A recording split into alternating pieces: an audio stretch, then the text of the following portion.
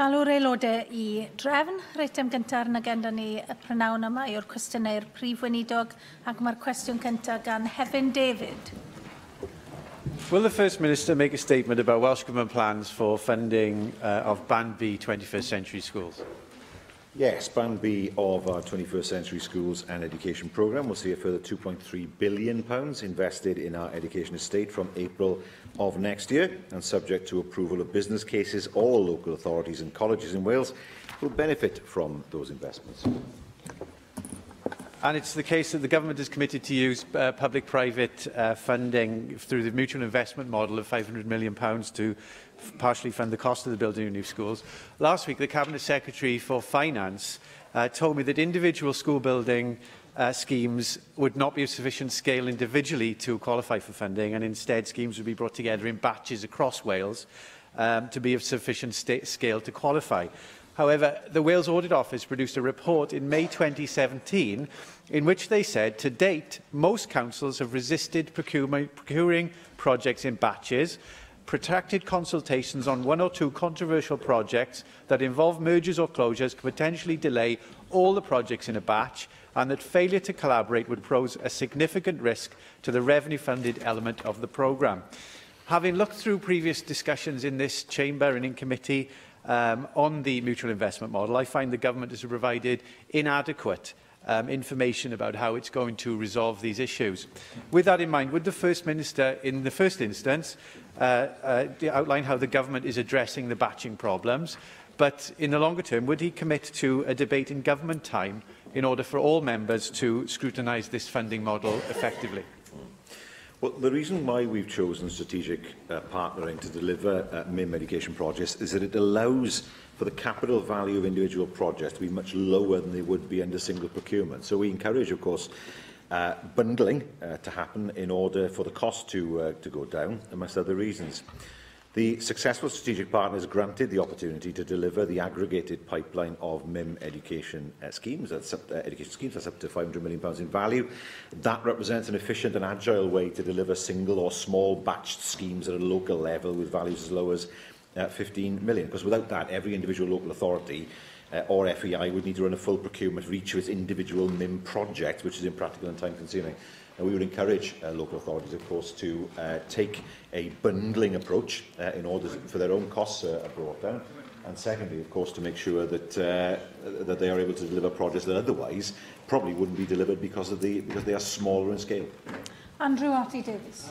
Presiding Officer, 21st Century Schools, First Minister, as we've heard you many times say, is about improving the school estate across Wales. In my own electoral region, the Vale of Glamorgan Council are proposing to shut a small rural school that has a good role to it, has a bright future ahead of it, Llancarvan School. I appreciate you can't talk about the specific case, but surely it is not right to use 21st century school money to shut a viable school that has a bright future, and indeed the argument the Vale Council have put forward doesn't even talk of closure, merely talks of relocation. That is not what 21st century schools is about, is it? Well, as he puts it, the objective of 21st century schools is not to close schools. The objective of 21st century schools is to provide the appropriate premises for children and young people to learn in. I know, of course, that in many parts of Wales that has meant that new schools have been built and that existing schools have been closed for any number of reasons. He's right to say, of course, I can't comment on a particular proposal that's before the Vale of Glamorgan Council, but we're proud of the fact that 21st Century Schools has delivered new buildings and refurbished buildings for so many children and young people across Wales. Sian Gwenllian. Cyfalaf ychwanegol sydd wedi glusnodi ar gyfer prosiectau ysgolion yr unfed ganrif ar hugain gan y sector cyfrwng Cymraeg sydd yn newyddion ardderchog wrth gwrs ac yn dangos awydd I gefnogi uchelgais miliwn siaradwyr Cymraeg y Llywodraeth yma. Ond does na ddim digon o arian I atab y galw a hynny o bell ffordd. Mae gwerth dros 100 miliwn o bunna geisiadau am arian wedi cael eu cyflwyno ar gyfer prosiectau gynyddu addysg cyfrwng Cymraeg ar draws Cymru. Fydd na fwy o fuddsoddiad ar gyfer ysgolion cyfrwng y Cymraeg neu addysg cyfrwng Cymraeg yn y tymor cynulliad hwn? Wel, ni wrth gwrs wedi buddsoddi yn fawr iawn mewn addysg, ac wrth gwrs ni wedi cadw y maint sy'n cael ei ar addysg yn uchel. Er enghraifft, os ydych ni ar beth ni gwario ar addysg, ni'n gallu gweld bod gwario wedi mynd lan dros y blynydde. 1.8% yn 2017-18. Hwna yw'r mwyaf o unrhyw un o'r 4 wlad yn y Deyrnas Unedig. Ond, mi'n wir i weid wrth gwrs bod na mwy o alw wedi groesawu am addysg yn Gymraeg. Wrth gwrs, mae rhaid i bob awdurdod lleol trwyddo'r cynlluniau sydd gyda nhw i sicrhau bod y galw'n cael ei ateb. A hefyd, wrth gwrs, ni moyn sicrhau bod yr athrawon mwyn bod yr ysgolion yn gallu ffynnu a thyfu yn y pen draw. So, ni'n mynd i fuddsoddi, wrth gwrs, mewn i addysg Gymraeg, ac wrth gwrs, ni'n gweithio gyda awdurdodau lleol mwyn sicrhau bod y cynlluniau sydd gyda nhw yn cynlluniau sydd yn gryf. Cwestiwn 2, Steffan Lewis. Will the First Minister make a statement on the implications for Wales of the withdrawal agreement between the UK and the EU?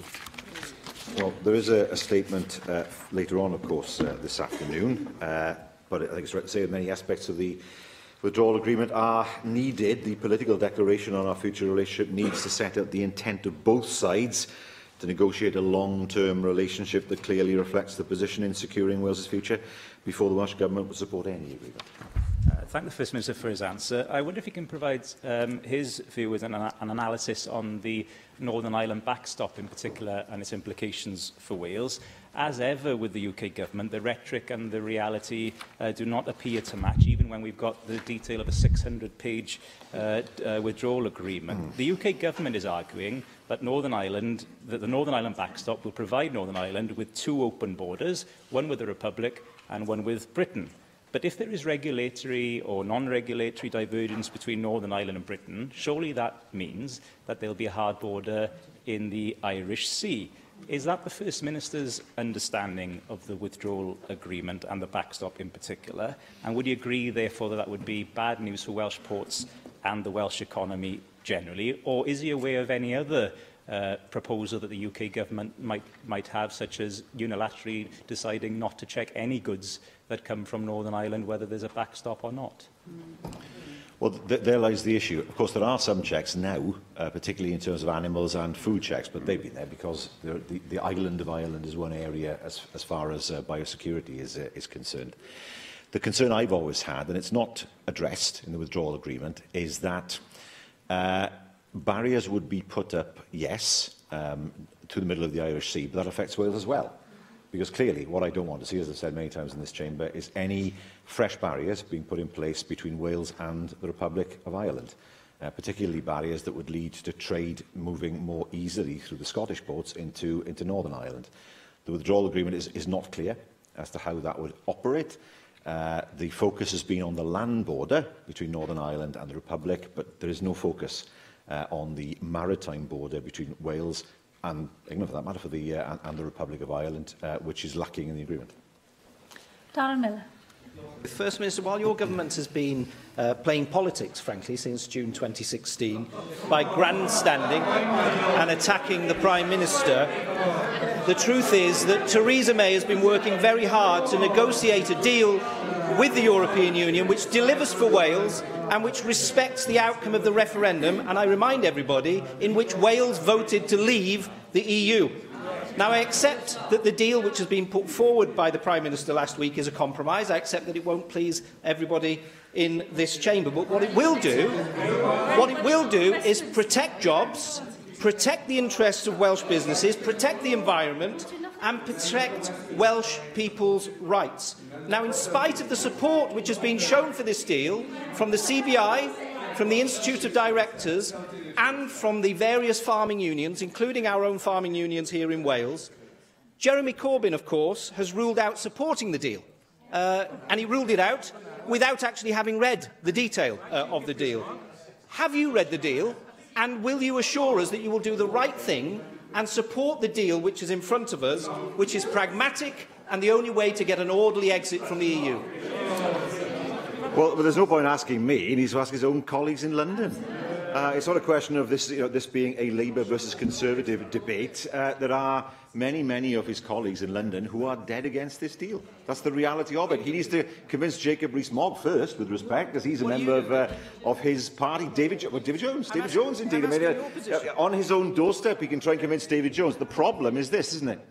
The withdrawal agreement does address some of the issues, but not in a way that is secure enough or permanent enough. There are some other issues that need to be resolved as well, particularly with regard to the backstop. The real problem is I can't see any way that this is going to get through the Commons. That's the problem.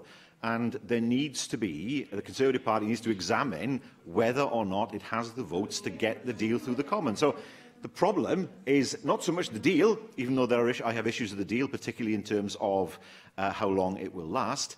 We don't know whether this deal will get through the Commons. And therein lies the problem within the Conservative Party and the massive splits that are within it. David Rees. First Minister, as well as the withdrawal agreement, as you rightly pointed out, there was also the political declaration on the future relationship that was published at the same time. Now, whilst we cannot change the withdrawal agreement, because it's unlikely to get any changes and amendments to the EU in that situation, this can actually still be changed at the Council not meeting until Sunday. Are you having discussions with the Prime Minister to ensure that the Welsh voice is actually going to be heard in any changes to this declaration? Because, as you've pointed out many times for our committee, the Welsh voice hasn't been listened to very often in London. It's time now they should be listened to in this future declaration and future interests. Well, I can inform the Chamber that I'll be meeting with the Prime Minister tomorrow to discuss that and other issues. Yna nawr gan arweinwyr y pleidiau ac ar ran arweinydd Plaid Cymru, Rhina Biorwerth. Llywydd, Brif Weinidog, mi fydd gwadwriaethau eraill yr Undeb Ewropeaidd yn penderfynu mewn uwch gynhadledd y penwythnos yma, os ydy yr cytundeb ddrafft ar adael yr Undeb Ewropeaidd yn gweithio iddyn nhw. Ydych chi'n credu fod o'n gweithio I Gymru? Achos y ffaith we wastad wedi bod o blaid sefyll tu fewn i'r farchnad sengl ac wrth gwrs tu fewn i'r Undeb Trolley. Mi ydyn ni wrth gwrs ymhell iawn o be gafodd ei gynnig yn y referendum 2 flynedd a hanner yn ôl. The agreement on offer is miles away actually from the promises made and voted on in June 2016. It probably doesn't please anybody at this point. I think we're agreed on that. Where we don't agree is how to protect Wales's interest in the event of the UK ceasing to be a member of the EU, however that happens. Now, the Supreme Court is busy considering whether a Scottish continuity bill is within the competence of the Scottish Parliament. If the Court agrees that it is, the Scots will have a powerful legislative shield against the Westminster power grab. Yet, while you have raised concerns about the nature of UK withdrawal, as being proposed at the moment, at the same time you're proposing this afternoon that we repeal the Welsh continuity bill, the only thing preventing the Tories from legislating in devolved areas without this Assembly's consent. Now, given that the Supreme Court will come to its decision on Scotland within a matter of weeks, why not delay withdrawing the Welsh continuity bill until we understand the lay of the land at the Supreme Court? Well, of course, any ruling by the Supreme Court will have an effect on Wales. Let's say, for example, that the Supreme Court were to say that the Scots have that power, then that would cover us as well. But if they say that there's no power to do it, the Scots have nothing, and we have an agreement. That's the issue here. We have an intergovernmental agreement that was reached by 2 parties. Part of that agreement was to withdraw the Continuity Act. If we don't do that, we will have breached the agreement. And that means, of course, that we have shown bad faith as far as the UK government is concerned, as far as we are concerned. It's also worth, of course, bearing in mind that that agreement was reached after many, many months of negotiation. And that agreement is something which cannot lightly be thrown away. Now, I know he takes the view that he doesn't like the agreement. I understand that. It's been made clear in the past in this chamber. But we have an agreement as a government to protect Wales, and we intend to make sure that agreement is honoured, at least on our side. Wales has too few levers as it is, and what happens in taking away the potential powers of the continuity bill for Wales is that you weaken those powers that we do have. And legal argument is that Wales had a stronger case in the Supreme Court than Scotland did. But moving on, just over a week ago, your party leader, Jeremy Corbyn, told the German newspaper Der Spiegel that Brexit cannot be stopped. Since then, we've been told that what he actually meant was that Labour on its own can't stop Brexit.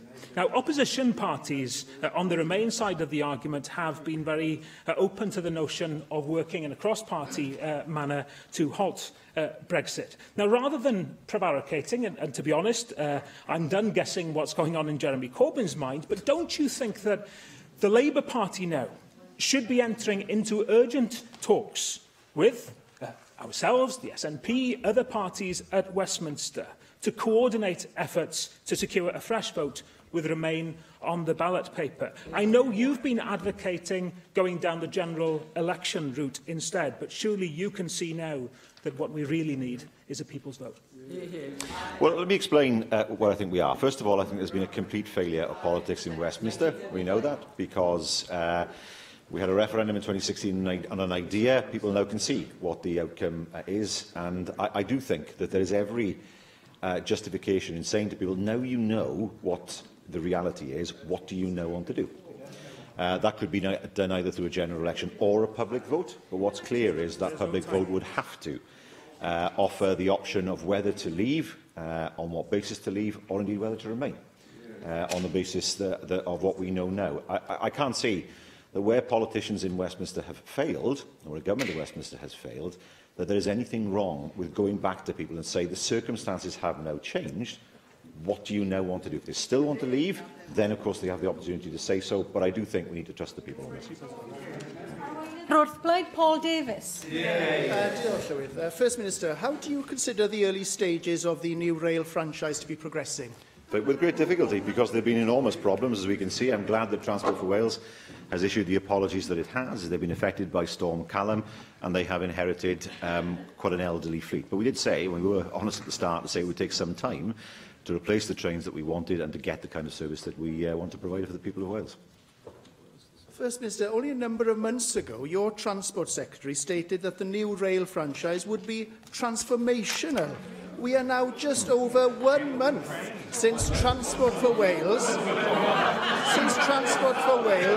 took over the Welsh rail franchise, and already I can't hear the Leader of the Opposition, and I don't think the First Minister can as well. So can you please be quiet and allow the Leader of the Opposition to be heard?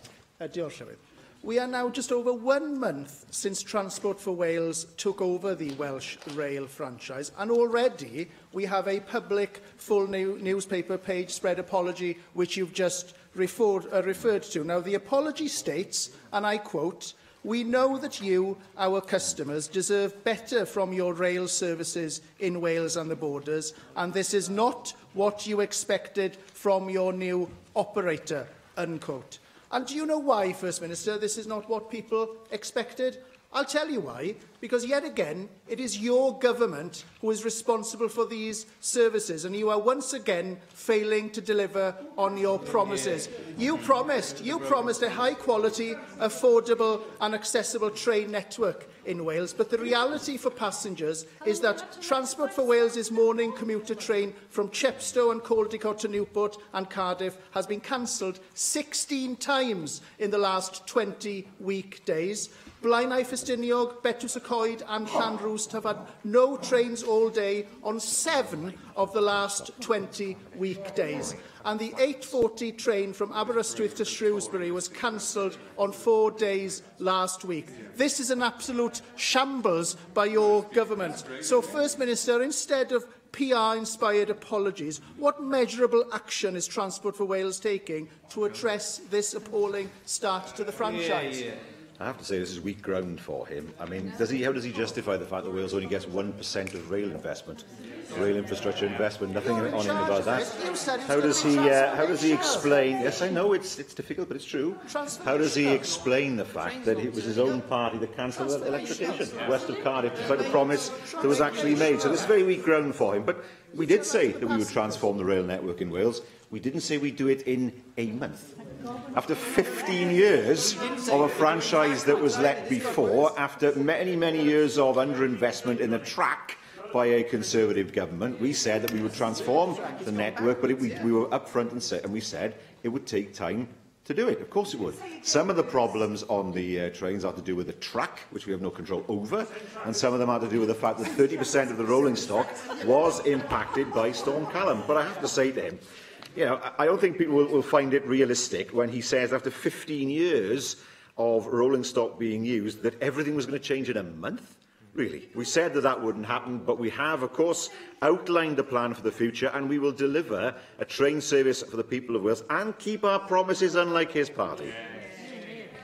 Since your government has taken over this franchise, services have got worse, and that's just in a month, First Minister. Now, the previous franchise agreement made no allowance for growth in passenger numbers and no provisions for extra train capacity. Since that franchise was first let in 2003, passenger numbers have increased by around 75%. This created chronic congestion, a lack of appropriate rolling stock and years of underinvestment in relation to rail services across Wales.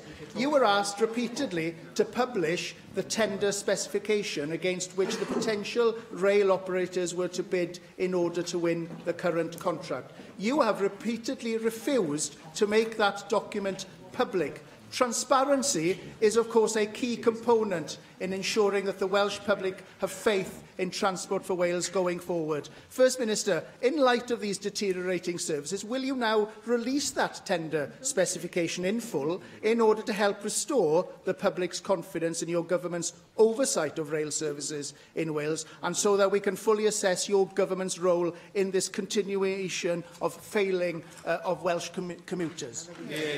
Well, the document will be published. Always said it would be. Soon to be redacted, of course. But I mean, really, 4 weeks into the franchise, he is critical. After 15 years of the franchise being run from Whitehall, after 8 years of a Conservative government, when no extra money was put into rail investment in Wales, no extra money was put into infrastructure, no extra money was put into rolling stock, no money was allocated for electrification. We've seen the shambles in England with some of the franchises there. Chris Grayling has been hauled over the coals for it. There's no vision in England. There's no money being set to one side, and despite the fact that we have called for rail infrastructure to be devolved with an appropriate Barnett consequential, which will be 6.2%, the Tories have refused. Because they're happy with the situation, it seems, where Wales gets 1% of rail infrastructure investment. That is absolutely wrong, given the fact that Scotland gets a far, far better deal. What we've offered the people of Wales is a vision for the future. We've said that by the end of next year, the pace of trains will go. There will be partial electrification, there will be new trains, they will all be air-conditioned, and people will be able to experience a service that is far, far superior than the service the Tories tolerated for so long from 2010 onwards. Arweinydd Grŵp UKIP, Gareth Bennett. Diolch, Llywydd. First Minister, there is an ever-increasing list of building projects in Cardiff dealing supposedly with student accommodation. In the last 3 years, there have been 23 separate developments opened, approved or put under construction in Cardiff. If you stand on the junction of City Road and Newport Road in Cardiff, you can see 8 separate developments, either under construction or newly opened. There are also now instances in both Newport and Cardiff of blocks of so-called student accommodation where the flats are being rented out commercially. The flats inside these blocks do not go to students because there isn't a big enough demand from students.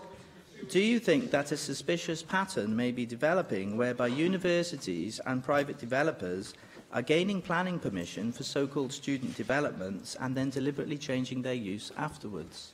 Well, of course, a change of use require an application to the local authority. If he has any evidence at all to back up what he's saying, I'd be glad to hear it.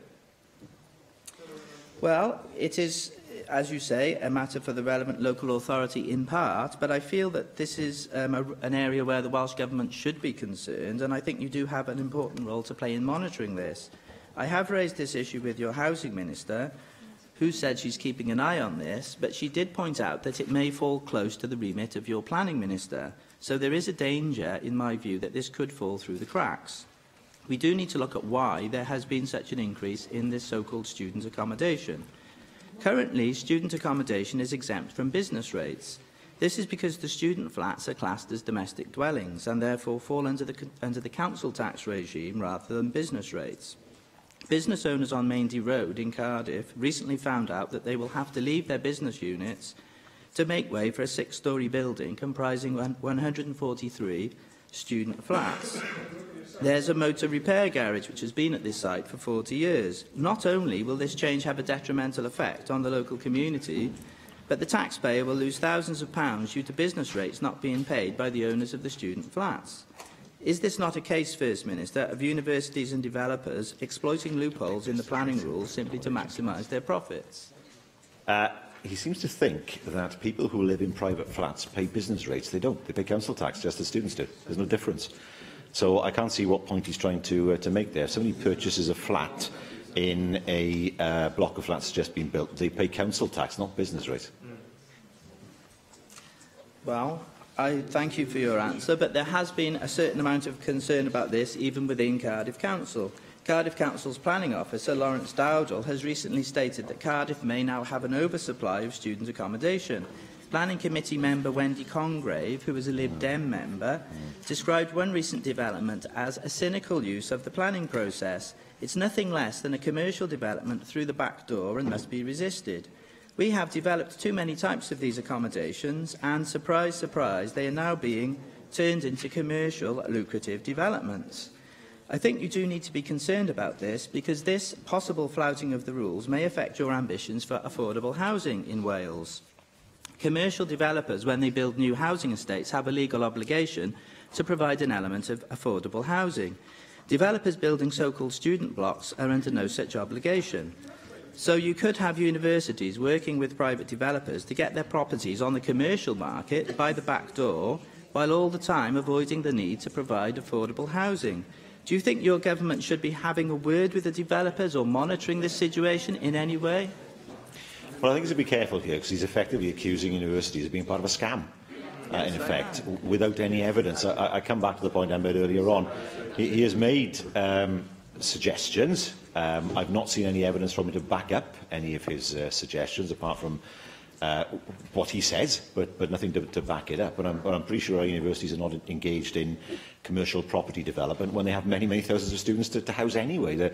We should celebrate the fact that Cardiff and other universities across Wales have been so successful in attracting students from around the world, because they add to the research and learning capacity of those universities and ultimately add to our economy. So universities are huge drivers of the economy because they attract so many students, and I've not seen any evidence that suggests that universities are deliberately trying to build student accommodation with a view to then changing the use of that accommodation to make money through commercial property. Cwestiwn 3, Sian Gwenllian.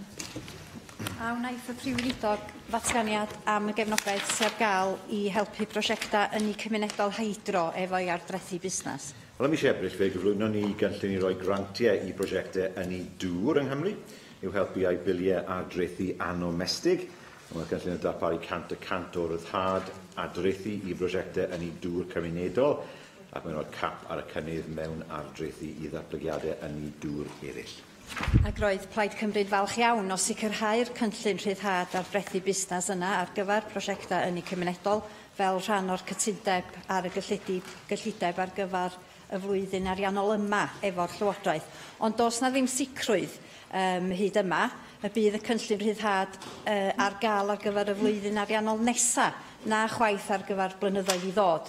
Mae'r prosiectau yma yn amlwg angen sicrwydd hir dymor mwyn iddyn nhw fedru cynllunio ar gyfer y dyfodol.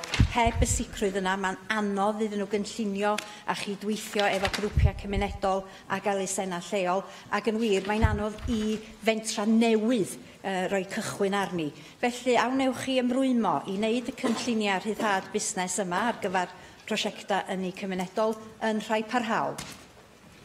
Mae'n anodd I wneud hynny, wrth gwrs, mae hwnna rhywbeth i'r Llywodraeth nesaf I ystyried, a mynd I wrth gwrs, ar yr un sydd yn dod o San Steffan, ond ni'n deall, wrth gwrs, faint o gymorth mae hwn wedi bod yn ei hydro, a bydd ni'n ystyried, wrth gwrs, y sefyllfa pan bydd ni'n gwybod mwy am y sefyllfa ariannol yn y flwyddyn ariannol nesaf ymlaen. Nick Ramsey. John Clowes. First Minister, I think it's fair to say that we could be using the business rate regime far more imaginatively to target support, whether that be for hydro energy projects, as Sian Gwenllian has alluded to, other renewable projects, or indeed our high streets. And we know full well the problems which have afflicted some high street businesses in areas such as Monmouth and my constituency in the wake of revaluation.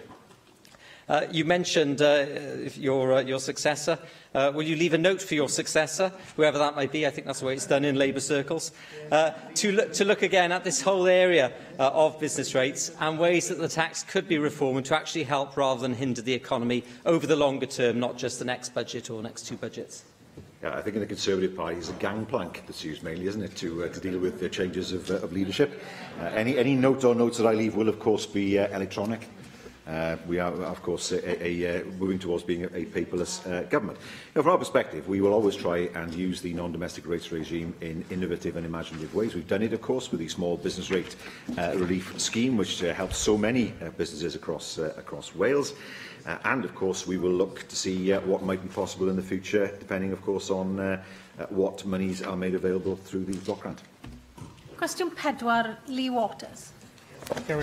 Will the First Minister provide an update on action the Welsh Government is taking to protect jobs at the Schaeffler plant in Llanelli? Yes, well, first of all, can I thank the member for the work that he has done on behalf of those workers. We have held discussions with Schaeffler, and an offer of a two-tier approach to support the company has been accepted. A meeting will be held in early December to develop a task force with members of the Schaeffler management team, and the consultation period is still in operation, of course, until early January. What the support is aimed at doing, of course, is to help those who work there at the moment and to see what beneficial uses for employment the site could be put to in the future. Thank you, First Minister. I warmly welcome that news, and I met with the Economy Secretary last week to urge the Government to engage with the plan, so I'm delighted that has now happened. When I met with the UK Managing Director of Schaeffler, they made it clear that their decision to begin the process of closure had nothing to do with the workforce, who they stressed had been excellent, but it's essential they now properly engage with the consultation process. And would the Welsh Government make clear to them that if they decide they no longer want to continue the plant, we will not put up with them cutting and running. This town has provided nearly 50 years of building the profits of this business, and they owe an obligation to us to work with us constructively to see if we can keep manufacturing in that plant. Yes, the construction so far has been positive. I would expect that to continue in the future. There's no reason why, no reason for them rather to change their minds. They've been working with us as a government, and the emphasis will be very, very strongly on finding a new use for the site, providing employment for all those who work there, and of course others in the future, and of course to provide support for those workers who will now possibly be looking elsewhere. But as we have always done when situations like this have arisen, we will be there to support the workers involved. Helen Mary-Jones. Diolch, Llywyd, and can I associate myself with what Lee Waters said about the commitment that workforce has shown over a period of very many years to that company and how much they've contributed to their success. I hope that the discussions that you're having will have a positive outcome, but I have to say there's a faint sense here of shutting the stable door after the horse has already gone, and it may be that it's too late to change Schaeffler's mind. I hope that I'll be proved wrong in that, and I'm pleased to see the efforts that are going in. But in terms of other manufacturing businesses that may feel that their future is greatly jeopardised by the possibility of Brexit, what more can your government do to engage with them proactively before they reach the point that Schaeffler has done and they've actually made the decision to leave? I mean, as has already been put to you again this afternoon, the most effective way, of course, to deal with these situations would be the people's vote and a decision for us to remain. But in the meantime, and in the absence of that, what more can you do to engage proactively with particularly international companies in the hope that we can prevent them from getting to the positions that Schaeffler has done? There are occasions when we get notice of potential closures and we're able to help those companies and have done in the past, Tata being, I suppose, the most obvious example. But there are occasions where we get no notice, and this was one such occasion. If we'd have known that there were issues there, we could have obviously looked to help the company, but they'd already taken the decision. As far as the way we operate and what we can do in the future, we have the EU Transition Fund, of course, £50 million, which is there to help businesses to transition, helping them with training so that they are competitive when Britain leaves the EU. And, of course, we continue to work on other ways, working with the business community, in which we can help them to overcome the incredible uncertainty that they're facing at the moment. Cwestiwn 5, David Rees. What action is the Welsh Government taking to support the manufacturing sector in Wales? Well, since 2011, the Welsh Government has supported over 16,200 jobs in manufacturing. Through the Economic Action Plan, we will support future-proofing business investment to help companies sustain, compete and grow. Thank you for that answer, First Minister. Clearly, the advanced materials and manufacturing sector discussed in the Economic Action Plan is one of the areas where we go in the future, very modern technologies. But we still have many manufacturing sectors which are still relying on older technologies which need updating. Tata being an example of one of those plants. Now, the Welsh Government committed to millions of pounds for investment into the power plant. Can you give us an update as to where that money is? And can you also look at other actions you may be able to take to help companies like Tata who want to improve productivity and efficiency, but are having difficulties perhaps in some ways getting that extra support? The investment in Tata is going well. Of course, Tata themselves have invested in Blast Furnace 5. We continue to talk to them about what kind of package would help and what would be lawful, of course, in state aid rules. In fact, I had a meeting some 10 days ago with a representative of Tata as we look to take things forward. Tata are definitely keen, of course, to stay in Wales, and particularly in Port Talbot and the other plants around Wales, and we will continue to work with Tata, as we always have done, to secure Welsh jobs. Mohammed Ashton. Thank you, Madam Presiding Officer. In June, the annual Barclays and SPTS Voice of Manufacturing event was held in Newport. One of the topics of discussion was skill shortages and the shift from vocational qualification to university degrees. First Minister, what is the Welsh Government doing to tackle the misperception that exists regarding the well-paid and rewarding roles that careers in engineering and manufacturing offers in Wales? Well, we are seeing the growth of apprenticeship schemes. I think in the 90s, the UK lost interest in apprenticeships and concentrated overly on academic courses. We now see, of course, not just bigger companies, but smaller companies offering apprenticeships. Jobs Growth Wales was an example of that, to give people the training they needed to get a job.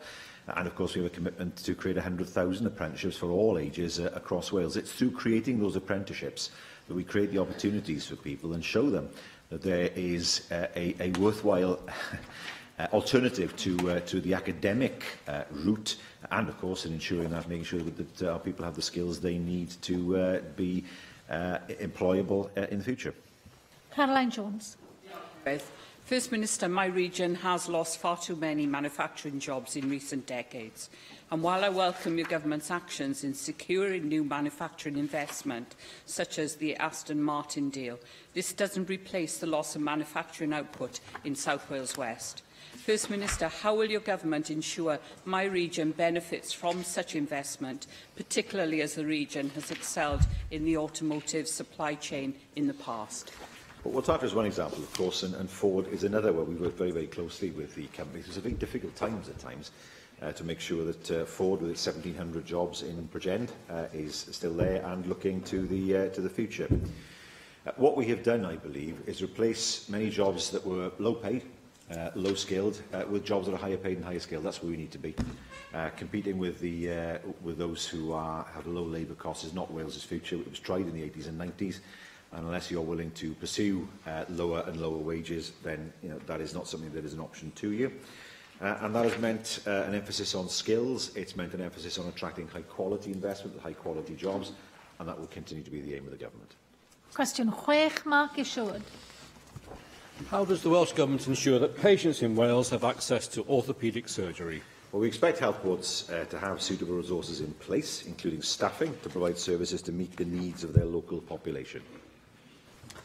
Well, on a number of occasions over the years of devolution, Welsh Government has produced pots of money to reduce waiting times where they become excessive. In 2017-18, the median waiting time for knee surgery in Betws Cadwaladr University Health Board was 339 days, up 95 days on the previous year. Over 61% of those currently waiting for trauma and orthopaedic operations are waiting over a year. How do you respond to my constituent, I'd say Mr LB, who's been on a waiting list since 8th of December 2016 for bilateral total knee replacements, where the Health Board wrote to me this month saying we estimate we won't be able to offer him a date for surgery now until May 2019, over 500 days, where Mr LB says he has nothing but the greatest support for his GP and his consultant, but he's a virtual cripple at 63 in constant excruciating pain. It's very difficult, of course, to pass comment on an individual. I have no doubt that where somebody is waiting for an operation now in pain, and they will be anxious to know when that operation will take place. They'll also be anxious to know, of course, what resources are being made available in order for the time waiting for an operation is expedited. What I can say is the number of whole-time trauma and orthopaedic surgery consultants at BCU increased from 23 in 2009 to 29.2 in 2017. That's reflected in an increase across the whole of Wales. At the end of August this year, there was an 11% reduction in the number of people waiting over 36 weeks for orthopaedic treatment in the BCU area, and that is reflected across the whole of Wales. So additional resources have been made available to appoint more consultants and surgeons, and we are seeing that, of course, reflected in the reduction in the number of people waiting. As far as Mr LB is concerned, I can give him the assurance that we will continue to look at how we can provide more resources, and I hope that he gets his operation soon. Helen Merrick-Jones. First Minister, we often hear in winter period of orthopaedic operations and other planned surgery being cancelled because of winter pressures. How confident are you that the arrangements that have been put in place by the local health boards and by the Cabinet Secretary for Health for this winter will avoid those levels of cancellations that we have seen in the past? Well, there's always a level of cancellation that takes place beforehand in order to create the spare capacity for the winter period, given the winter pressures that we've seen over the last few years. So I would argue that certainly last year and the year before, those pressures were dealt with, even though they were substantial and took up a lot of staff resources and time. And of course, health boards have to have in place their winter plans, which over the past few years have proven to be durable. I have no reason to suspect that that won't be the case this year. Question 7, Jane Hutt. How does the Welsh Government support White Ribbon Day in relation to eliminating violence against women? Yes, I've just realised I'm not wearing one, so I apologise for that.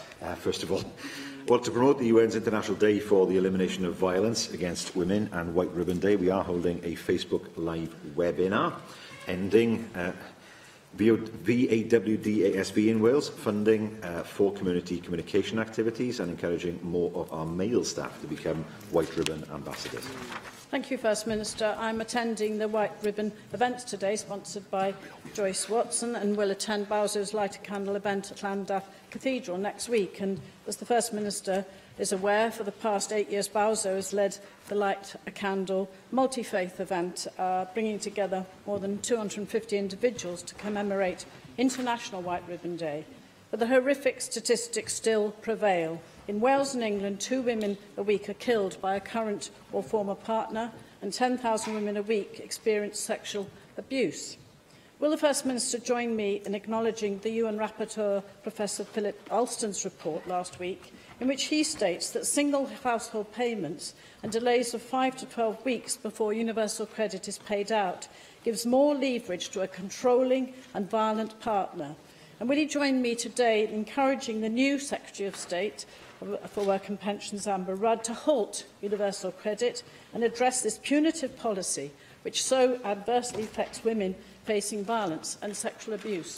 Yes, she will see that as if by magic I now have a white ribbon attached, but she raises, of course, a hugely important issue, and can I commend her as well for all the work that she's done in raising awareness and in combating violence against women over the years. We, of course, condemn all forms of abuse and violence. We work with specialist violence against women services in Wales to raise awareness, of course, on violence against women.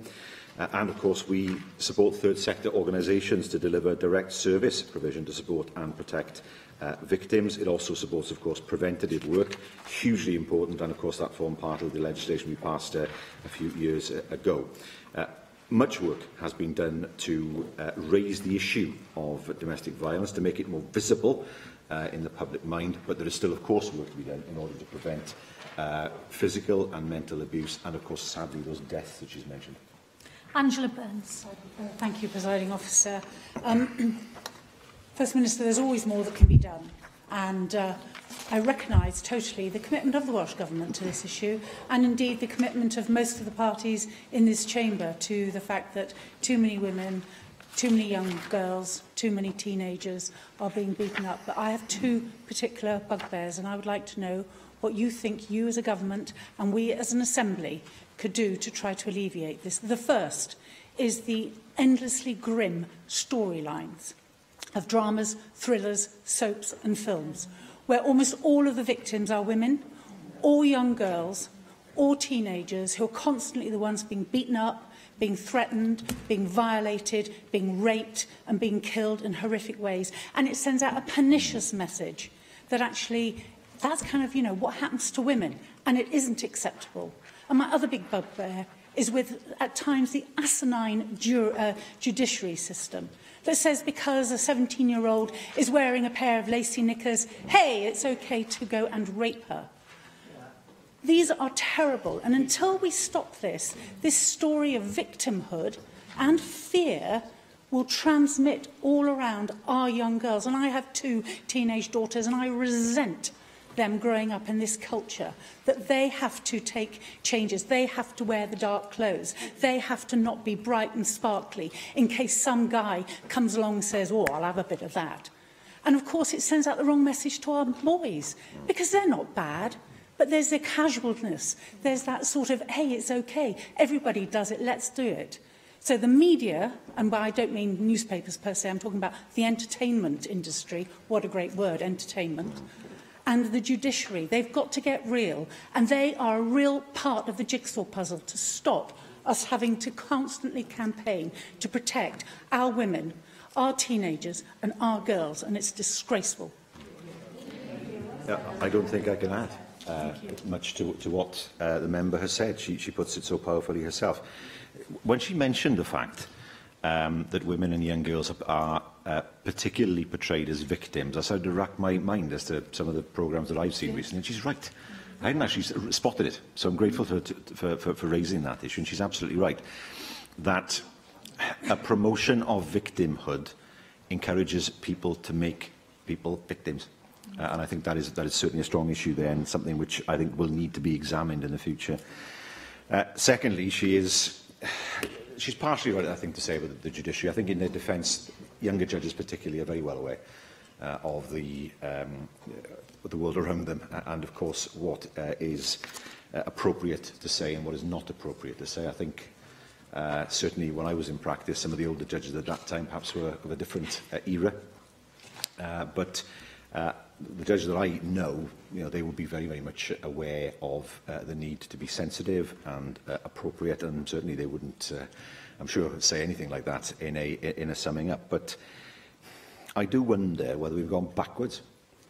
I do, because we all assumed until quite recently that the issue of gender equality and the issue of respect was something that was a never-ending journey towards a more positive outcome. I'm not sure it is. I don't believe that Wales is a safe place for women to come forward with allegations, I have to say. And that is something that we all recognise as political parties, and all recognise that steps have to be done with regard to that. So there's much work to be done. But that work, of course, is driven forward very strongly by the kind of representations that she has made and others in this chamber has made, and the representation that she has made, and of course my friend the Available Morgan and others in this chamber will always be strongly supported by me. Anwood. First Minister, there's no doubt in my mind that we've gone backwards on this agenda, and I fully support what's been said by Angela and by Jane Hutt. And I'd like to focus on what you can actually do about this. You could improve education on this front so that every child is absolutely clear what is and what isn't acceptable. You could do something about the welfare benefit system. The fact that this area isn't devolved is something that you could do something about if you were prepared to take responsibility for welfare benefits. The best way to support violence against women would be to ensure that demand for support services are met. Shrinking budgets has meant that this isn't always happening. In 2016-2017, the latest statistics available from Women's Aid showed that 249 survivors of domestic abuse could not be accommodated by refugees in Wales because there was no space available in the service that was contacted when help was needed. Now, that same report found that there had been an overall loss of up to 5% of funding for the violence against women, domestic abuse and sexual violence specialist sector in this country. Apart from launching yet another review, how do you intend to tackle this grim picture and become the feminist government that you aspire to be?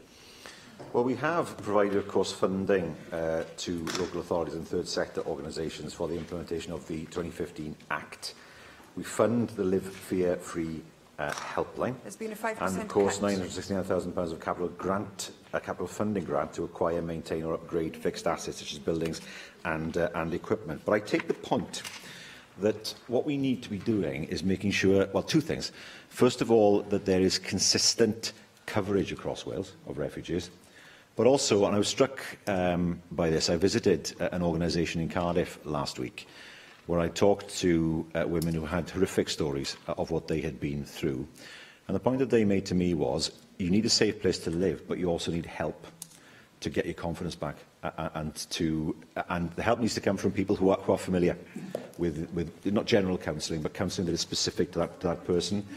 And so it's massively important that we take that on board in the future to provide that consistency as well, so that it's not simply a question of let's move someone to a safe place. That's important, but how can we help that individual who has gone through the most horrific experience to help them rebuild themselves and their lives? I saw an example of it in Cardiff, and that, I think, will be a challenge for the next government. How can we make sure that consistency is achieved? Watson. Llywyd.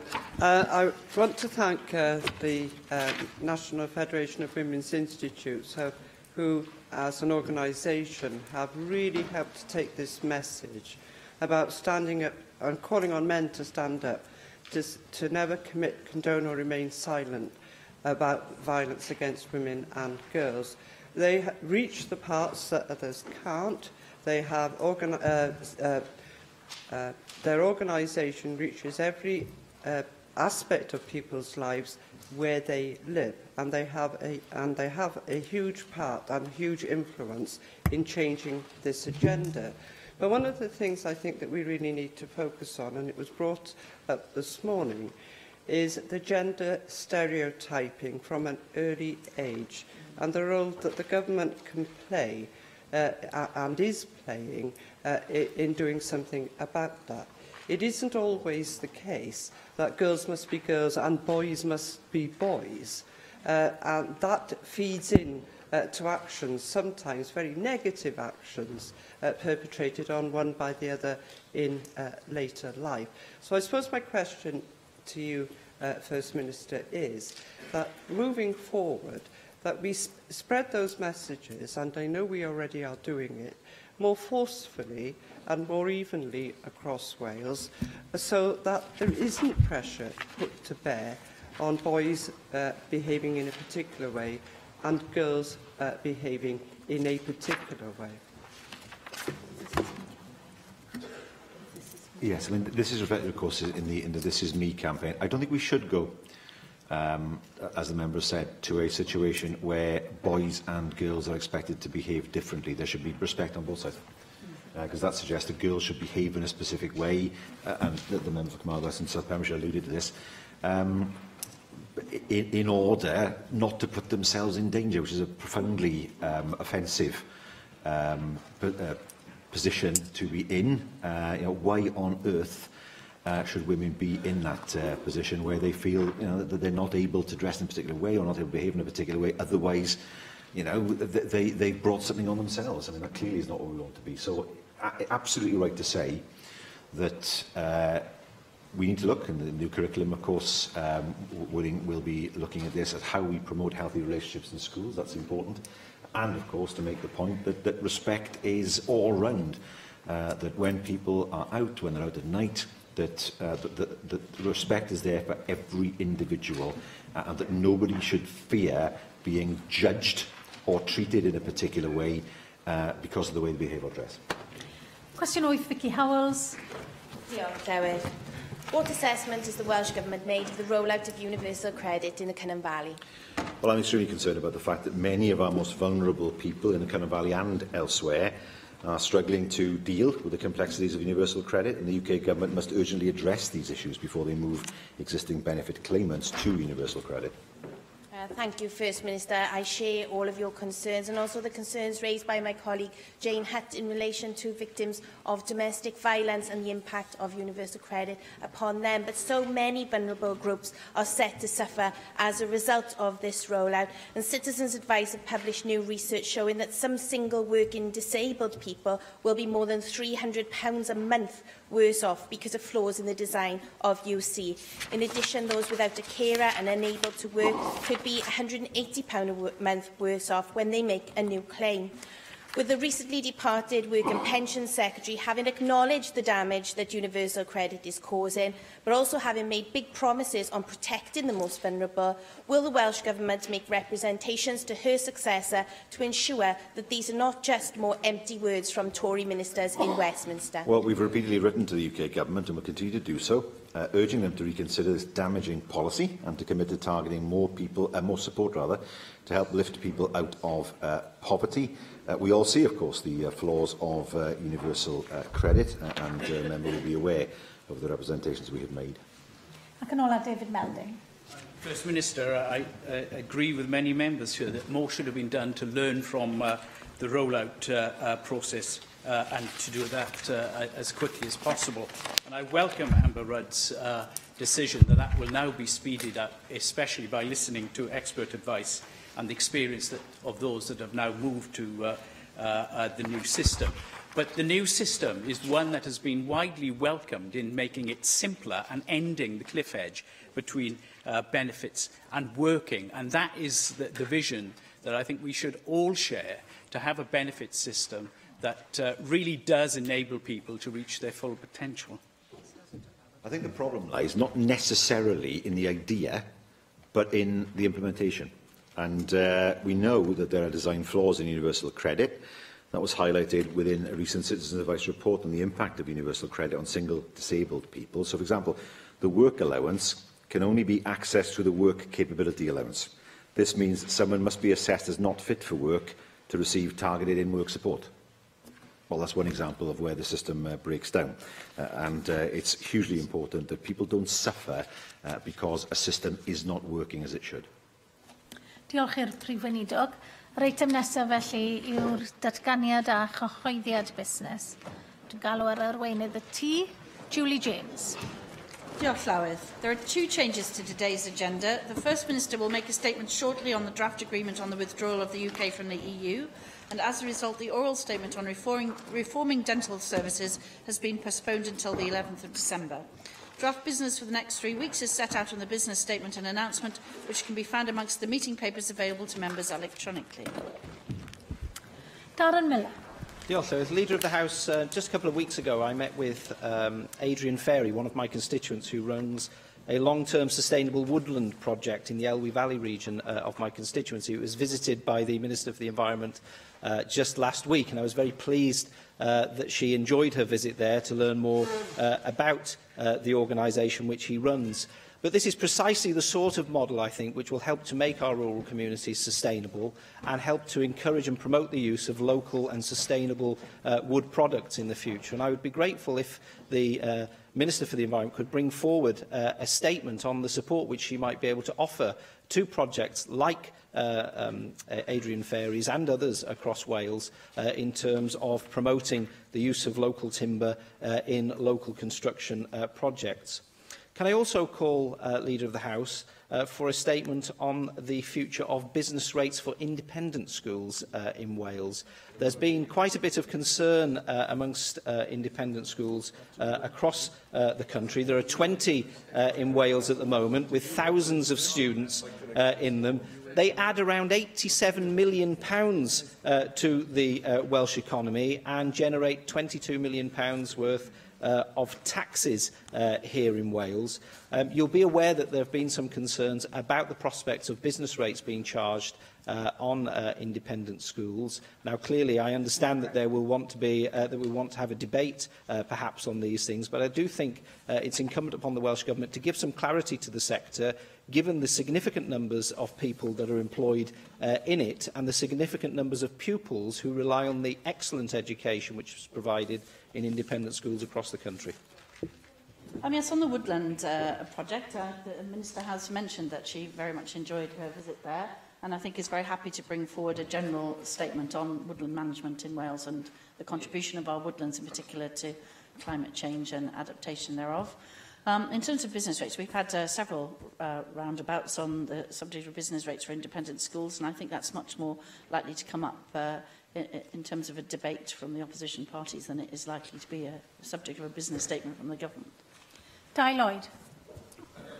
Leader of the House, can I ask for a government statement on screening services, particularly as I've had representations recently concerning bowel screening Wales. It operates as a bespoke screening service, as you know. Yes, sort of vaguely part of the NHS, but basically standalone as well. Bowel Screening Wales does excellent work. However, if someone who has had a previous bowel problem and a negative bowel screen as part of the bowel screening programme then develops a new bowel symptom, this cannot be dealt with by Bowel Screening Wales, as they only do standalone screening at predetermined intervals, despite the fact that it's a surveillance service. So the situation is at the moment, if people then develop a new bowel symptom, despite being under surveillance by Bowel Screening Wales, they're directed back to their GP, who then has the binary choice of urgent referral or routine referral that can take months. Surely, could there be a third way in such a situation of a fast-track referral if a new problem arises when a patient is already under Bowel Screening Wales surveillance? Thank you. Yes, the member raises a very important point, and Llywydd, I'm very pleased to say that on my 60th birthday I received a bowel screening kit from NHS Wales. It was amongst the less expected presents that I received on my 60th birthday, but it was possibly the most important one. And I think it's very important that people take part in that screening. It's a very important thing that we should all do. I'm not familiar with the issue that he raises. I suggest he writes to the Cabinet Secretary, and if that raises an issue of more significance than that, I will arrange for a statement. Otherwise, I'll be sure that the reply is available to all AMs. Julie Morgan. Thank you, Presiding Officer. I wanted to raise two issues with the Leader of the House. The first is the Which report, which came out last week, revealing the fact that 2/3 of banks have now closed. Over the last 30 years, 2/3 of banks have closed, and this has left communities without access to a local bank and leaving high streets empty. And in Cardiff North, we've lost banks from Robina, Whitchurch, Birchgrove, nearly every community. And in fact, one bank is still empty in the centre of a shopping centre, which was closed years ago. So I know we have debated in the past, in this chamber, the issue of banks and bank closures. But perhaps would it be possible for the government to have another look at this issue and just see if any more can be done to help some of these communities? And secondly, I wondered if it might be possible to have a debate on Lyme disease. One of my constituents from Cardiff North is campaigning on this issue, and in fact we held a meeting in the Peerhead today about Lyme disease, wanting to raise the profile of the disease, the fact that it is little known and that there are many different complications from it. And there have been debates in the Scottish Parliament, the House of Commons and the House of Lords, and will be in the European Parliament. But it does seem it is a little-known disease that causes a huge amount of misery for those people who are inflicted with it. Yes, two very important points indeed. In terms of the banks, it is something she's already acknowledged that we've discussed frequently in the Assembly, and it is very disappointing that despite affected communities and political representatives challenging the decisions across the chamber, actually, I think it's something we've all expressed concern about, the banks do continue to press ahead with their closure programme, and there's no doubt at all that many citizens, older citizens in particular, are not comfortable with online banking, and also small businesses in rural areas have a need for cash, and there's a big problem about how long they travel and where they might get the cash from. And there's also a problem with the ATMs starting to close down as well, actually, as people move to cashless systems. Ideally, we would like to see businesses and individuals across Wales have access to the banking facilities they want, and where possible, mitigate the loss of any branch and cash point facility in Wales closing. But unfortunately, we have some limited powers in this regard. However, we have been in discussion on the role of the Post Office in addressing banking needs. We recognise there are issues around that, and we've been working with them to discuss them around the capacity, privacy, disability access and so on at the Post Office, but that's very much an ongoing part of the discussion about whether they can substitute for some bank branch services. And the other thing is we're investigating the possibility of establishing a community banking model for Wales. We're in early dialogue with a range of stakeholders promoting the idea of a community mutual bank for Wales, and that would be able to offer support appropriate to the level of development around Wales, and I'll keep the member informed as the proposals for that develop. In terms of Lyme disease, In Wales, as well as everywhere else in the UK, cases of laboratory-confirmed Lyme disease have been increasing in recent years. This is partly as a result of better reporting, increased testing and increased awareness by public and healthcare professionals. The member will be pleased to know that we've recently communicated a comprehensive guidance on Lyme disease to healthcare professionals across Wales, and the NHS has developed appropriate public awareness materials. I'm very pleased to say that that's an ongoing programme of public awareness and medical awareness across the piece. Mohamed Ashkar. Officer, Leader of the House, may I ask for a statement from the Cabinet Secretary for Energy, Planning and Rural Affairs on WWF Cymru's claim that 1 in 15 wildlife species in Wales is at risk of disappearing altogether. They say global threats to wildlife and habitats identified in Living Planet Report 2018 are echoed in Wales. Species under threat includes hen harriers and water voles. We have seen a comeback in red kite numbers in Wales, thanks to better protection and dedicated conservation programs. So may we have a statement from the Cabinet Secretary on what action she will take to halt wildlife decline and to protect the habitats of threatened species in our beautiful country? Yes, this is very much a central plank of most of our land management systems, and indeed most of the support for in the Rural Development Fund around what we can do to increase biodiversity and wildlife habitats. And it's a very important function to understand how bioservices, biosystems can be monetised in that way, so that people can be encouraged to do it. We have fallen behind in the UK in terms, for example, of tree planting, and we have very low amounts of tree planting in Wales, and we are looking to see if there are systems in place that can increase the range of habitat and biodiversity available across Wales. It is something we're very concerned about. The Minister for Environment is shortly going to be consulting on a climate change adaptation plan, which will be including looking at the loss of biodiversity and habitat change. And I encourage all members to respond to the consultation on that plan as early as possible, making the points that Mohamed Ashkar has pointed out to us. Leanne Wood. Leader of the House, I've got 3 matters I'd like to raise with you this afternoon. You'll be aware of the interim report of the UN Special Rapporteur on Extreme Poverty. It was a very hard-hitting report, pointing out that cuts and austerity are a political choice, that Wales faces the highest relative poverty in the UK, and that 25% of jobs pay below the minimum wage. The report says, and I quote, "In the absence of devolved power over social security benefits, the Welsh Government's capacity to directly mitigate the reduction in benefits is limited. Benefit changes are one of the structural causes behind the increase in poverty, rough sleeping and homelessness in Wales. Universal credit may exacerbate the problem, particularly in the light of the Welsh Government's inability to introduce flexibilities in its administration, unlike its Scottish counterpart." This strongly says that you could help people if you were prepared to take over control and responsibility of the administration of benefits. So far, the Government has resisted that, despite the difficulties that we've heard about just this afternoon in this chamber. So can we have a debate in Government time on this UN report with specific focus on the devolution of the administration of welfare? I also wanted to flag up the homophobic attack on Gareth Thomas.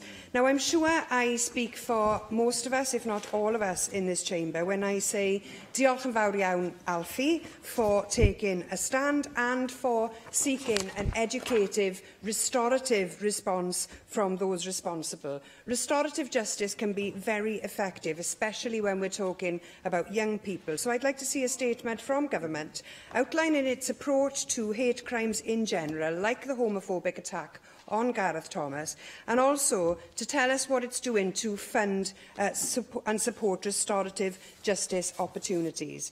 The final matter I'd like to see in Government time is an apology.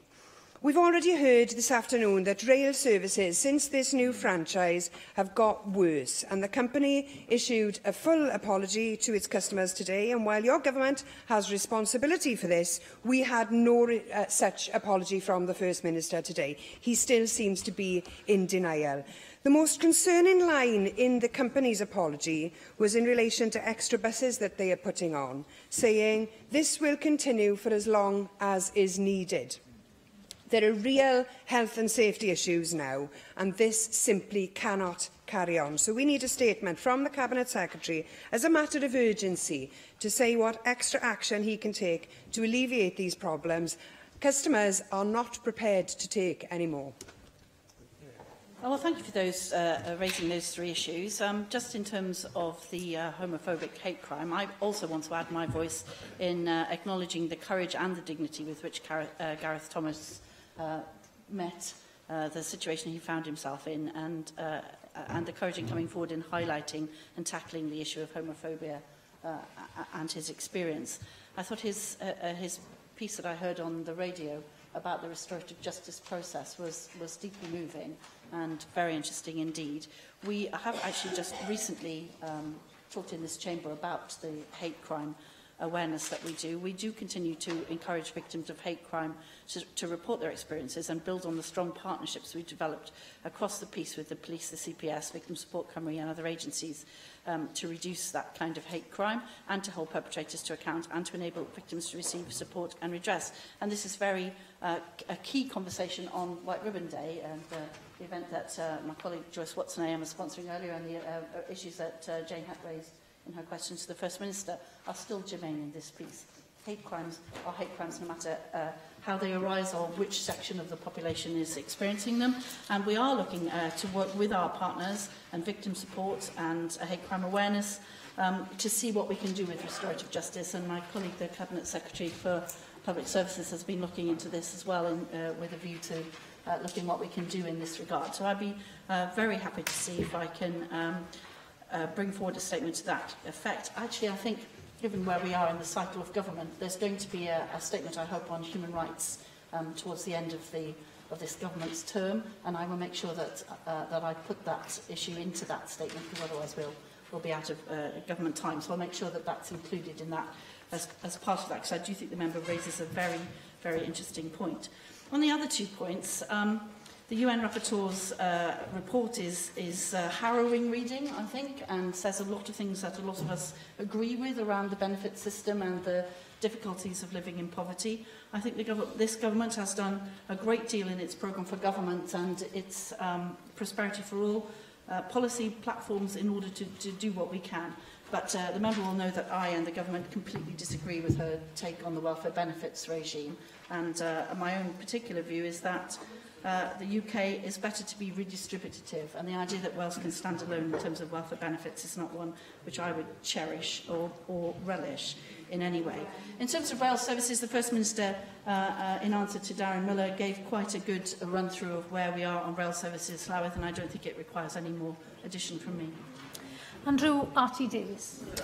Thank you, Presiding Officer. On that very last point, I was going to ask for a statement, but I'm quite surprised at how dismissive the Leader of the House has been on that. Many constituents over the last week certainly have contacted myself, and has been evidenced here today with the Leader of the Opposition's comments and the member from Plaid Cymru's comments, and hard evidence of trains just not turning up.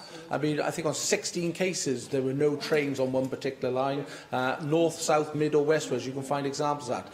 When the franchise was launched, ministers were all over the press, and rightly so, because it promises much, and if delivered correctly, will see an improvement.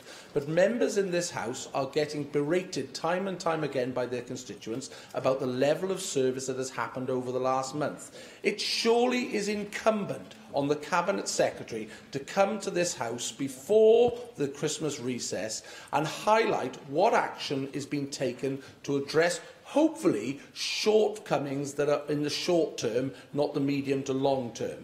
And I would hope that the Cabinet Secretary will welcome that opportunity to put on record what pressure he is putting on Transport for Wales and their contractors to up their game.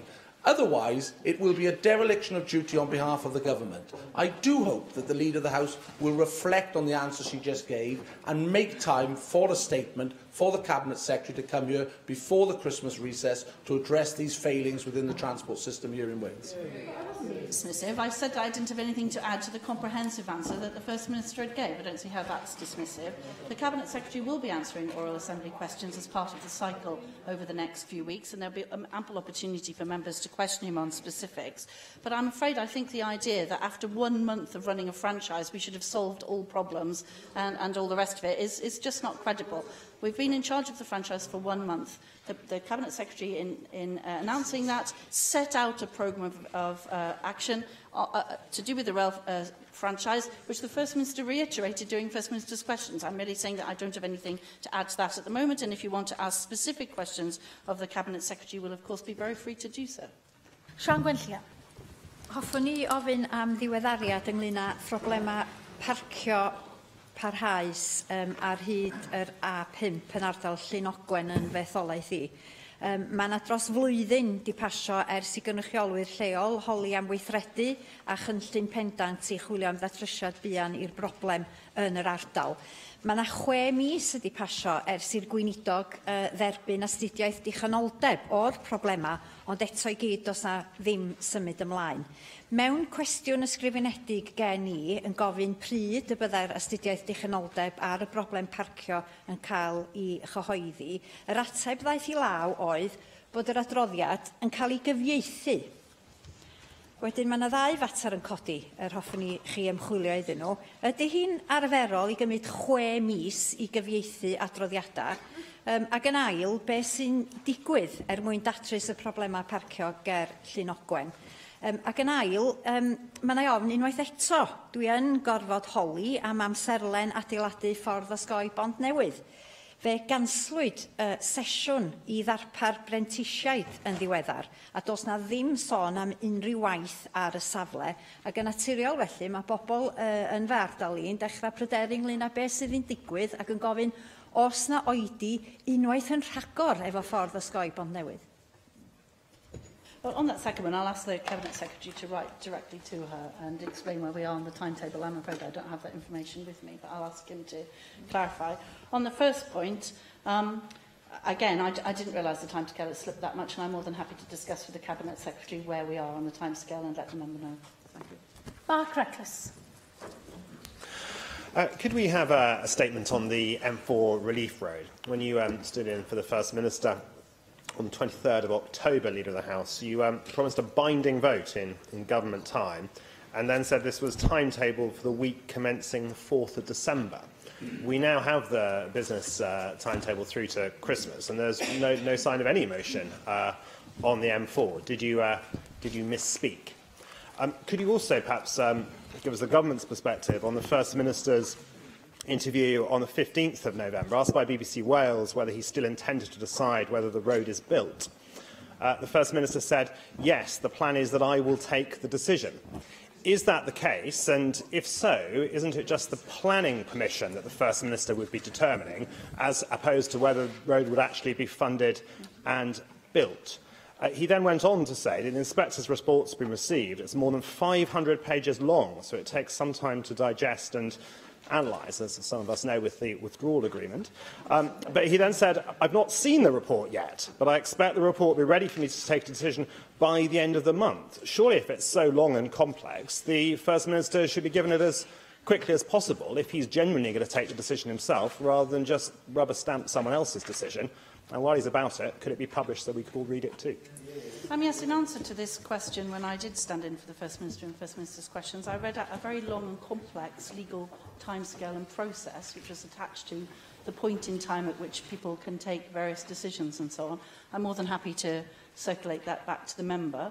I made it very clear that there was a process, a legal process in which we were awaiting the various legal advices and summaries of evidence and so on, that the First Minister still hopes to be able to make that decision and that the debate will then follow. I've also made it very clear in answer to Renat Yorith in a business statement very recently that we've left the space on the timetable for that to happen if it can, but that I was not in, I could not be guaranteeing that it would. We will do it if we can. If it's not possible within the timescale, then Llawydd, I will be very sure to make both Business Committee and this Chamber aware of where we are with it.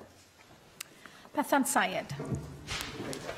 There was an event in the UK Parliament yesterday by the Cystic Fibrosis Trust to mark 3 years since they had been campaigning for the drug Orkambi to be put onto the NHS, and we had a cross-party meeting here last week with regards to this important issue as well.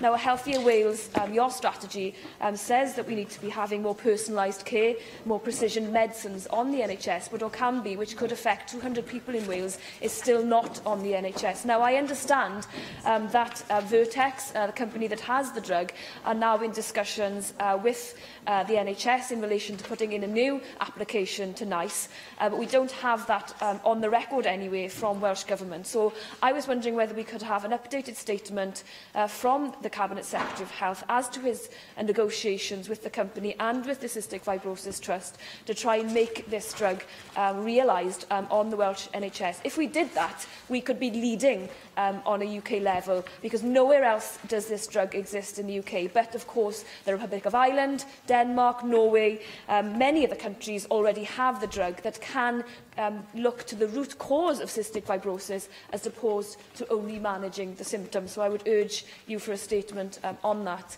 The second statement I wanted to ask for was, alongside other Assembly members here in this room, we were at St Joseph's Comprehensive School yesterday as part of Youth Parliament debate, and one of the young students came up to me afterwards and said that she had been waiting on a waiting list for school counselling for over a year, by which point she'd already sought private treatment because she couldn't wait for that list to be on that list for her to get any treatment. Now, I know Lynn Eagle and others have been looking hard at mental health for young people, but it was very concerning to me to hear that from a young person when we have the school counselling processes in place in Wales. So could we have an update on the situation here in Wales? Are there long waiting lists in schools across Wales?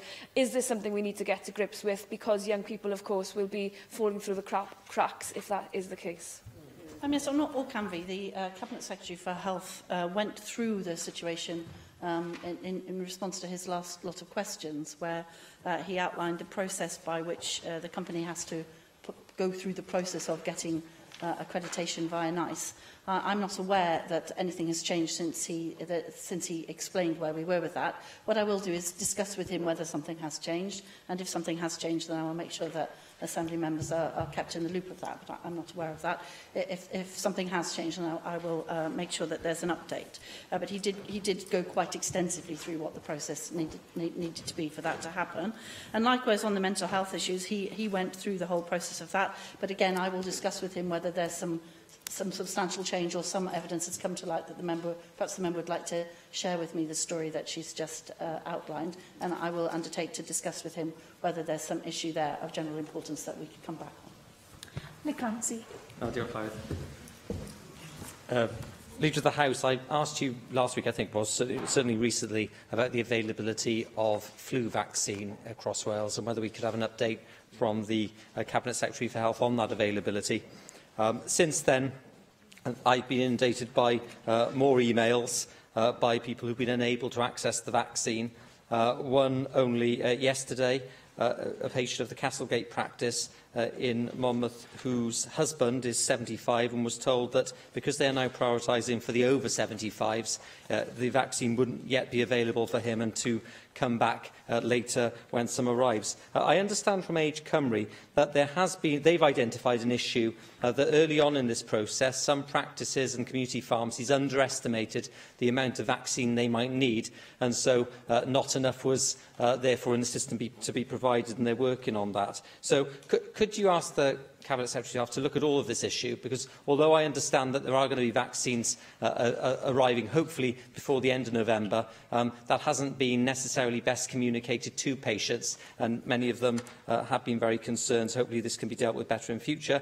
Secondly and finally, can I concur with the words of the Leader of the Opposition earlier, also the member for South Wales Central, sits behind me normally, with regard to the issue with Transport for Wales and some of those whatever you might want to call it, teething problems, getting things back on track. There clearly has been an issue, and it's important that, beyond the apology which they have given, and I respect the fact that they have been very quick off the mark to apologise to travellers, that something there does need to be looked at. My very own pregnant wife was affected by the problem recently, which you'll know from Facebook. I know many of you will be aware of that. Where trade, I think it was 3 successive trains, didn't have sufficient carriages, so she wasn't able to get on. I was the one who got the flack for that, or got the earache later in the day, so it was in my interest for it to be looked at. So if you could have discussions with the Cabinet Secretary about what can be done to try and alleviate some of these teething problems of the franchise, that would be very beneficial. Yes, my sympathy with your wife. I also follow her on Facebook, so I did know about that. And as I said, I haven't got much to add to anything else I said on the rail. On flu vaccine, the member raises a very pertinent point. I think it's worth, Llywydd, me just repeating what the Cabinet Secretary has told people. For winter 2018-19, a flu vaccine specifically designed for older people has been licensed in the UK. The advice from the UK's expert panel on immunisation, the Joint Committee on Vaccination and Immunisation, is that this adjuvanted vaccine is expected to be more clinically effective in people aged 65 years or over compared with the other flu vaccines that are available, and that it is the only flu vaccine that is likely to be effective in people aged 75 and older. There is not a shortage of flu vaccine for over 65. All orders submitted by GPs and pharmacists in Wales will be met, but delivery is phased due to demand. The manufacturer has confirmed that all orders will be delivered before the end of November. It's important that the flu vaccine offered to at-risk individuals provides the best available protection. With the high levels of flu we experienced last season, resulting in increased GP consultation rates and outbreaks at care homes and in hospitals, it's sensible to act on the experts' advice to do everything we can. So we're looking to people to choose the most effective flu vaccine for them, demographically. I appreciate what the member is highlighting is that delay in receiving flu vaccine may be worrying for older people, but flu does not tend to start to circulate until mid-December, so there's plenty of time yet for the flu vaccine to arrive and for people to be protected. The Chief Medical Officer has already written to health boards, GPs, pharmacies with advice about planning arrangements for offering the flu vaccination to older people this season in light of the availability. And we are aware that a very small number of practices, as I think Nick Ramsey was highlighting, didn't order the adjuvanted vaccine as recommended by the Chief Medical Officer, or did not order enough for their eligible patients. In those cases, or where deliveries of vaccine have not yet been received, we've asked health boards, practices and community pharmacies to work together to ensure that individuals can access the adjuvanted vaccine as soon as possible, prioritising those over 75 and those over 65 with medical conditions. We are working with Public Health Wales and the NHS to ensure that that vaccine supply situation does not impact on any uptake. So I think we are working very hard to do that. We're not yet at the point where all of the vaccines have been delivered, and I think that should be very reassuring to Nick Ramsey's constituents. Diolch i arweinydd. Yr ma'r eitem nesaf wedi gohirio tan yr 11 o Ragfyr, sef eitem 3, ac felly eitem 4 yw'r eitem nesaf, datganiad gan y Prif Weinidog ar y cytundeb drafft yr ymadawiad y Deyrnas Gyfunol o'r Undeb Ewropeaidd. Galw ar y Prif Weinidog felly, Carwyn Jones. Diolch, Llywydd. It's symptomatic of the handling of the UK government's Brexit negotiations that I'm providing an update to Assembly members amidst the worst political crisis I've seen. As I'll explain, it's a crisis that could have been avoided, a crisis rooted in a reluctance to be honest about the difficult trade-offs needed in the negotiations and an unwillingness to build a broad consensus, including with the devolved administrations, about the approach to the unprecedented challenges of leaving the European Union. And now, of course, we have the hardline Brexiteers in the Conservative Party who are actively working to bring about a no-deal outcome, seeking to deepen the political crisis still further with a leadership election. Today, Llywydd, I want to set out the Welsh Government's position on the agreement and outline the next steps that need to be taken, and taken urgently, by the UK Government. It's important, of course, to make the distinction between the withdrawal agreement and the future economic relationship that will need to be set out in the political declaration. Now, many aspects of the withdrawal agreement are desperately needed. Securing the transition period is absolutely essential to avoid the cliff edge in just 4 months' time. The protection of citizens' rights will secure the status of the EU citizens who have made their lives here, contributing to our economy and our public services, and also those of UK nationals who have chosen to live and work or retire elsewhere in Europe. It's shameful that the UK government has used the EU and UK citizens as a tactical pawn in what is a party political chess game. Now, we fully recognise the importance of securing the Good Friday Agreement in Northern Ireland to make sure that Brexit does not put at risk the peace and prosperity that agreement has brought to the island of Ireland. And as I have said ad nauseum in this chamber on a number of occasions, the border issues on the island of Ireland are at the very heart of Brexit, and they demonstrate the failings of the latest agreement and those of the Prime Minister. We understand why, given the dangerous nonchalance of some in the Conservative Party about the Good Friday Agreement, that the EU27 needs a robust guarantee that there will be no return to a hard border. Elements of the backstop are at best problematic, but they would never need to be implemented if the UK government embraced a solution which recognises the importance of the closest possible relationship between the UK as a whole and the EU short of membership. If the UK government had adopted the position we set out jointly with Plaid Cymru almost 2 years ago for a future economic relationship that included full and unfettered access to the single market and a customs union, there would be no need to ever invoke any backstop arrangements. But what we have instead from the UK government is a totally inadequate political declaration. The real failure of the current deal is the worrying lack of progress in and lack of clarity of the political declaration. What has the UK government been doing for the last 2 years? We have no idea what the UK's future relationship with our largest and most influential trading partner will look like. And the reason for this is the Prime Minister is continuing with her failed strategy of looking inwards, focusing on managing the internal turmoil of the Conservative Party and not focusing on the needs of the UK as a whole and the interests of Wales and the other nations. I mean, the political crisis is all of the UK government's own making. It needn't have been this way.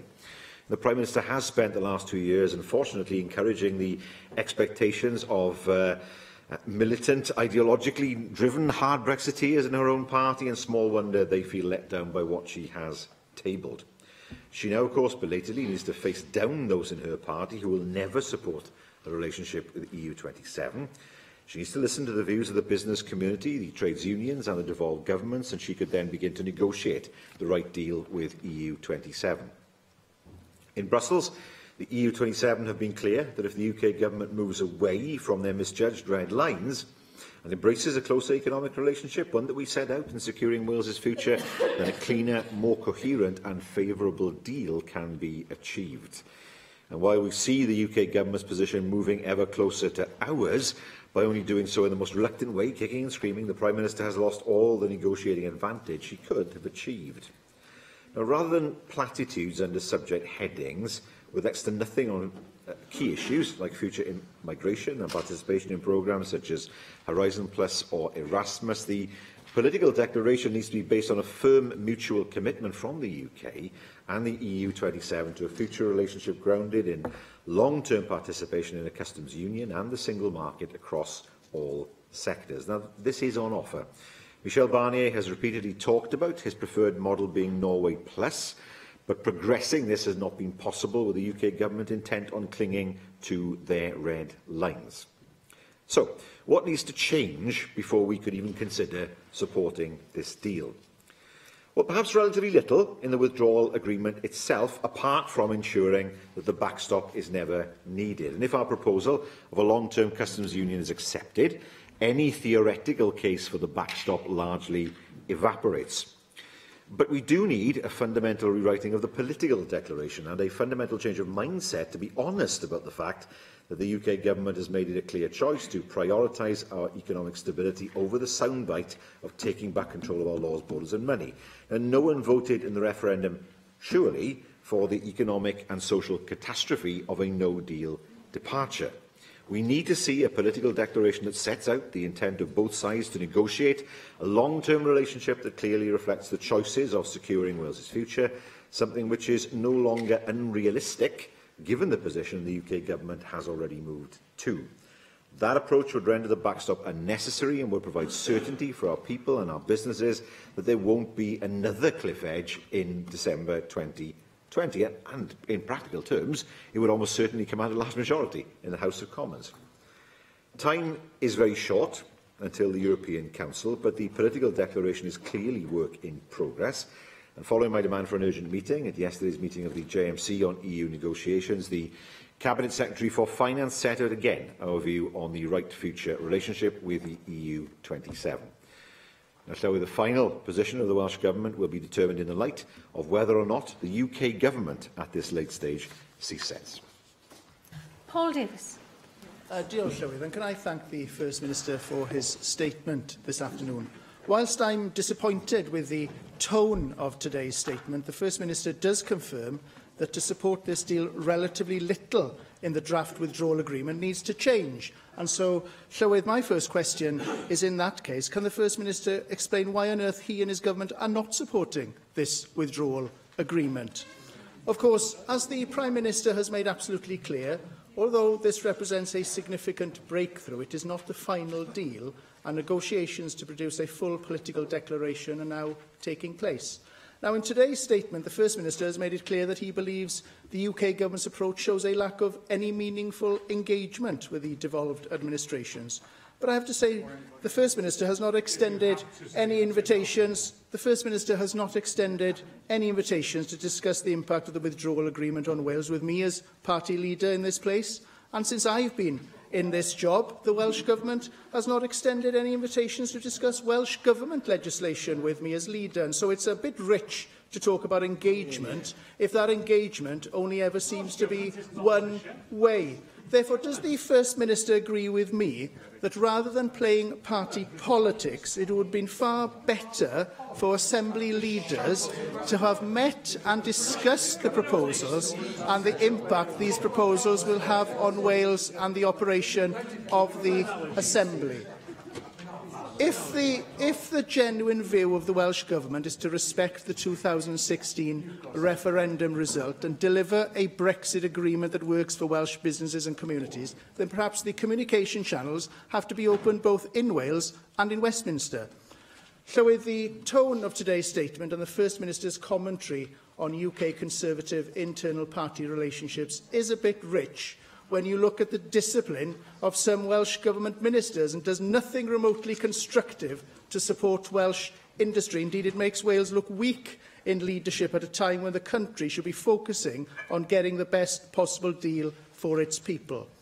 Now, the draft withdrawal agreement confirmed a time-limited implementation period that provides a bridge to the future relationship, allowing businesses to continue trading as now until the end of 2020. I hope that's something that the First Minister would welcome, and I'd be grateful for his comments on that implementation period.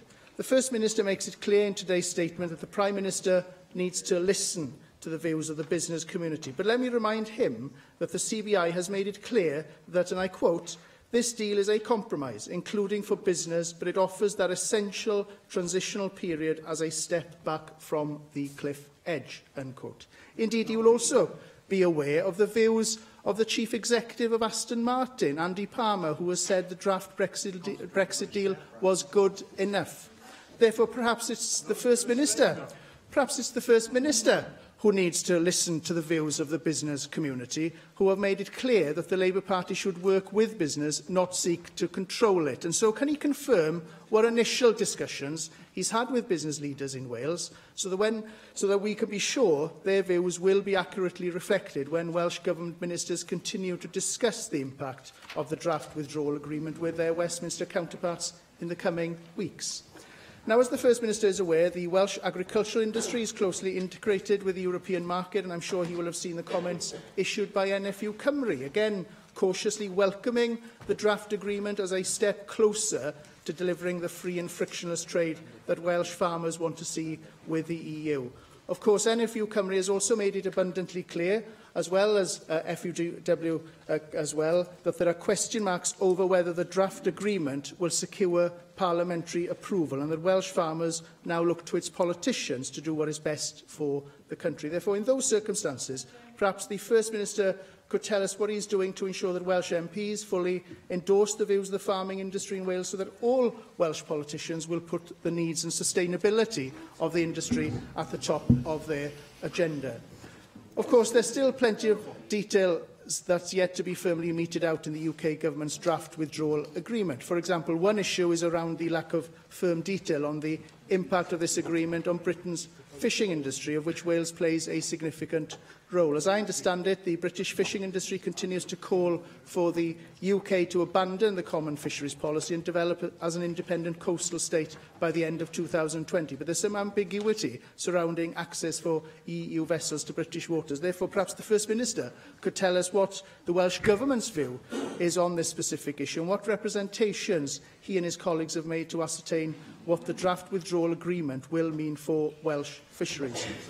Now, in the past few weeks, the First Minister has made it clear that the last thing the Welsh Government wants to see is a hard border between Ireland and Wales, and I very much agree with him.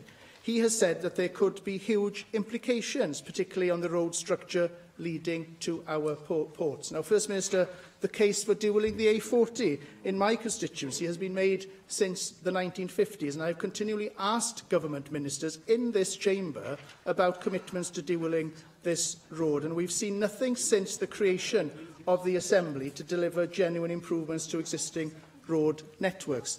The Assembly's External Affairs and Additional Legislation Committee report into the implications of Brexit for Welsh ports last year confirmed that Wales had previously not taken full advantage of the funding associated with the Trans-European network. Therefore, in light of the Welsh Government's new concerns for the road structures around Welsh ports, can you now tell us what plans you have to genuinely start tackling these long-standing issues? Now this brings me to the wider point about preparing for Britain's withdrawal from the European Union, where it appears as though there are plenty of issues that the Welsh Government could be addressing within its own competences, and yet there seems to be little evidence of real action being taken. Whilst it is easy to criticise the UK Government, government ministers in Wales could and should do more to start addressing some of the issues raised in Assembly Committee reports surrounding the implications of Brexit on Wales, rather than just commentating on UK Government policies and announcements. Therefore, Llywydd, in closing, can I thank the First Minister for his statement. We on this side of the chamber look forward to scrutinising the detail of this draft agreement and its impact on Wales in the coming weeks, and we look forward to working where we can with both the UK Government and the Welsh Government to prepare the best possible deal for the people of Wales. I thank the Leader of the Opposition for his comments. He asks what the issue is with regard to the withdrawal agreement. It's longevity, really. I mean, when it seems to me that the agreement kicks the can down the road. Where will we be in December 2020? Will we be in exactly the same situation again? We've already had 2 years, and here we find ourselves in a situation where the agreement is not permanent. Our position is quite simple, and that is we want to see full and effective access to the single market and to remain in the customs union. Anything that is short of that, clearly, is not something that we could agree to. He is right to say that businesses and others have cautiously welcomed the deal, but that, I believe, is because they think the alternative is no deal at all, which nobody wants. So I can imagine why people would want to support this deal for fear that there's nothing else on the table. But I believe it is possible to look again at certainly the political declaration and to be more certain about the way forward. That means making a commitment to the customs union and to the single market. I have to say, I think the Prime Minister's painted herself in a corner on this. She needn't have run the general election last year on the basis of putting before the British people the vision of a hardish Brexit, which they didn't accept. And she has found it difficult to get out of the corner that she has found herself in. But I have to say, he makes reference to my tone. My tone is as of nothing compared to those of his own colleagues in London. His own colleagues in London have openly called for the Prime Minister to resign. They have been openly abusive, really, actually, in terms of the way they've described her. The reality is that I have been, I think, gentle compared to the tone that's been adopted by Conservative politicians. And this is the problem, isn't it? Yes, there are those in my party who take a different view. There are some in my party in Westminster who are Brexiteers. There are not many of them, but they're there. The problem is that the divisions in the Conservative Party are so vast that it's very difficult to see how there can be any unity in that party around a vision for Brexit. And that we can, he says playing politics, the worry I have is, where does it end? there's no leadership because there can't be. We have a Prime Minister who has lost a lot of ministers, cabinet ministers who have resigned. We have a number in her party who don't support her own policy. In those circumstances, he says the leadership in the Welsh Government is weak. Well, you can only point at London and say, where is the leadership in London, given the circumstances that exist there? We've always been constant in what we've called for. We laid out our vision 2 years ago as to what we wanted. We do work with the UK Government. I will single out David Lidington as somebody who it's possible to work with and to discuss issues with. There is a relationship there. It's not consistent because other UK Government departments see things in a slightly different light. He mentions that there is a need for a bridge. That may be right, but a bridge to what? At the moment, we don't know where that bridge leads, and that is the problem. 2 years ago, there was talk of constructing a bridge, and now there is still talk of constructing a bridge, but we don't know what the final destination actually is. And listening to the views of the business community, their view is quite simply this: they want certainty. And whilst this might provide a temporary level of certainty, it doesn't provide the certainty that they need, particularly with regard to their ability to access skilled labour. As far as the agriculture industry is concerned, well, there are many issues there that need to be resolved. Market access is key. Without market access, sheep farming particularly can't survive in Wales. The UK market simply isn't big enough to support the UK's own sheep meat industry. So it's not simply a question of supporting farmers, it's ensuring they have access to their market as well. The same is true of fishing. It's one thing to have access, sufficient access, as you would see it, to your own coastal waters, but when you're utterly dependent on exporting the fish, you have to ensure that you've got a market for those fish as well. It would be no good for the UK to be able to land more fish, even if that were possible. I don't believe that's possible because of the low level of fish stocks. The reality is that most of those fish have no market. So that has to be looked at as well. He mentioned the issue of the hard border.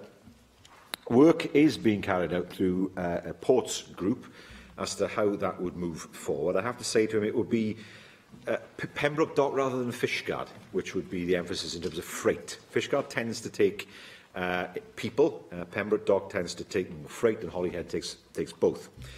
He says that nothing's been done to improve the road. Well, the Royston Wathen bypass is there. The Llanddowror bypass is there, of course, heading off towards Pembroke Dock in the other direction. So there have been road improvements there as well. But that's not the issue. The issue is not what happens on those roads. It's what happens at the ports. If we have a situation where the UK Government decides to take a heavy hand in terms of customs, that will lead to delays. And that will mean the need for accommodation at those ports rather than further on down the roads. We don't know what that will look like. We don't know what level of checks will be implemented. We assume there'll be no passport control because the CTA is being preserved. But will there be an element of customs checks? How will they be carried out? Will they be random? Will they be heavy? None of these questions have been answered. So it's very difficult to prepare our ports for a scenario that's not yet clear. But as I said, there is a ports working group that has been set up with the UK Government to look at this.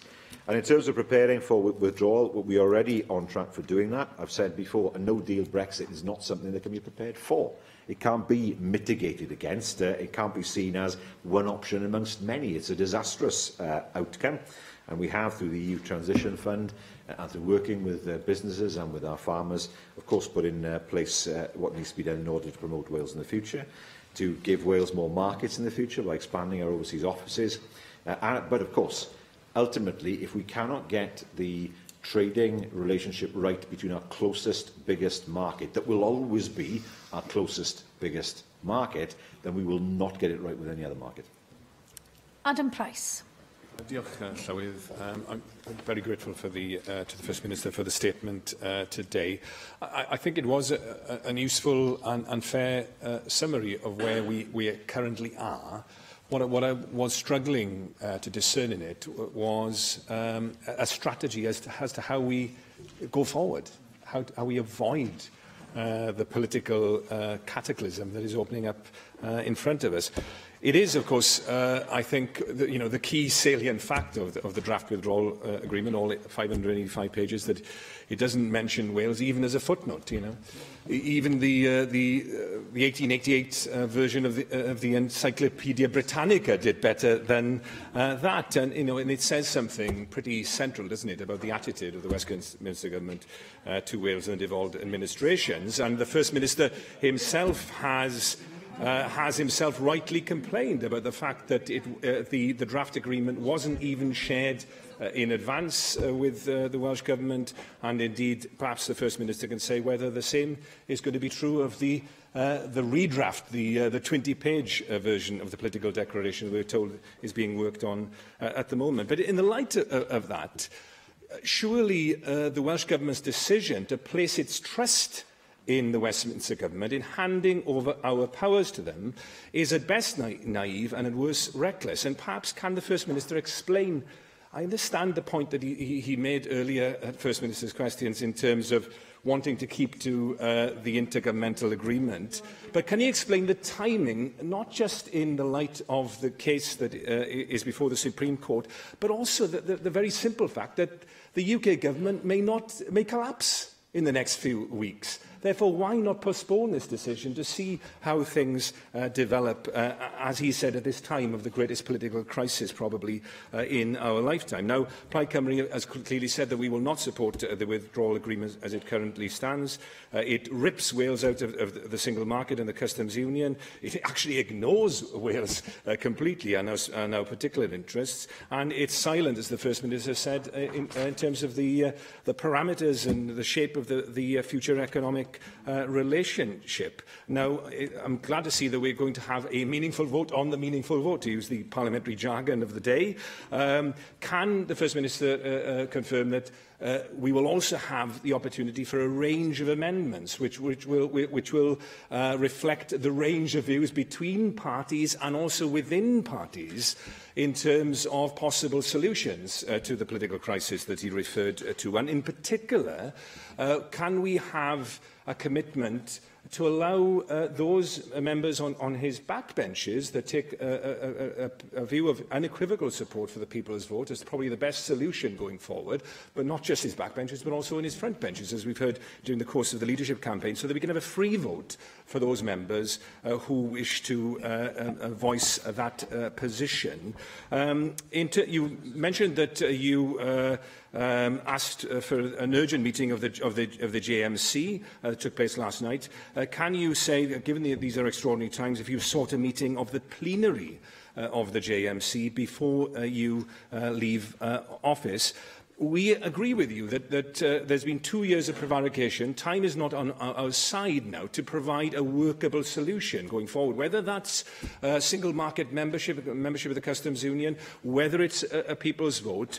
Do you agree that now is the time to extend Article 50 in order to allow us that time to provide that sensible way forward? Finally, I noticed earlier remarks that actually there's been a complete failure of Westminster politics. I couldn't agree more.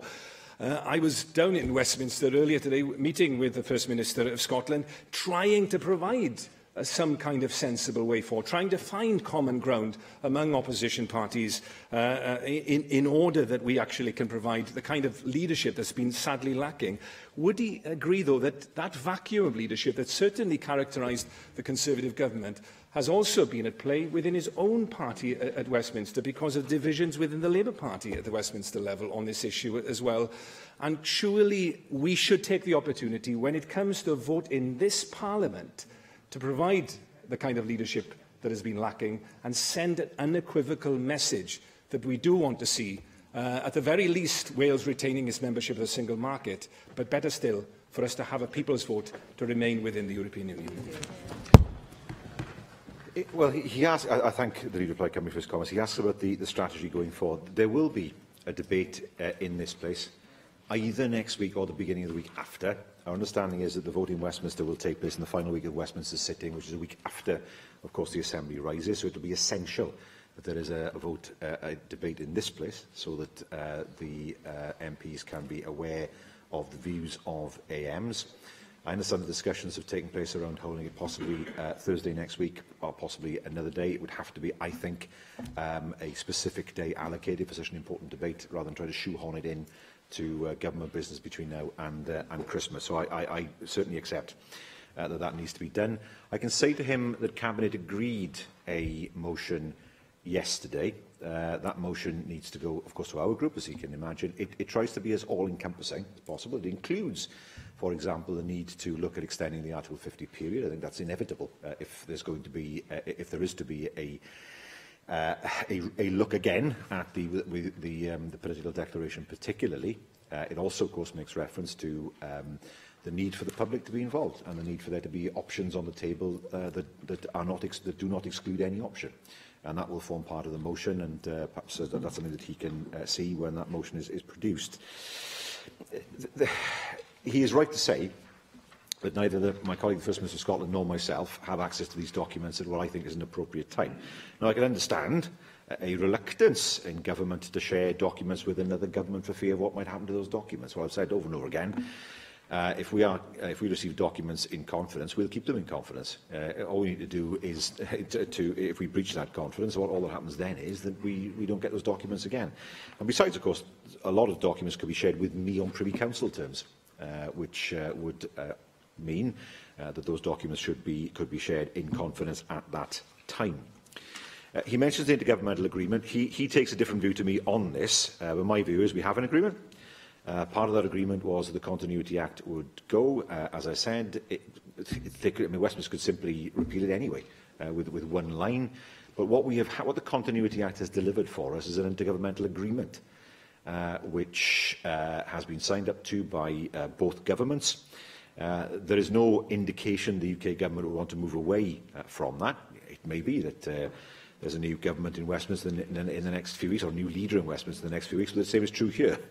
Although I doubt very much any of my successors will want to move away from that agreement. So I think, having sought and negotiated an agreement, it is essential that we keep good faith with that agreement and honour our obligations under it. He mentions JMCP. I am meeting the Prime Minister tomorrow. We have made representations regarding JMCP. The date that so far has come back is a date where I can guarantee I won't be there, because it's after my time as First Minister. So we are seeking to have a JMC plenary sooner than that. It is essential, and it will be hugely important. In terms of leadership in Westminster, we all see what's been happening in the last few days.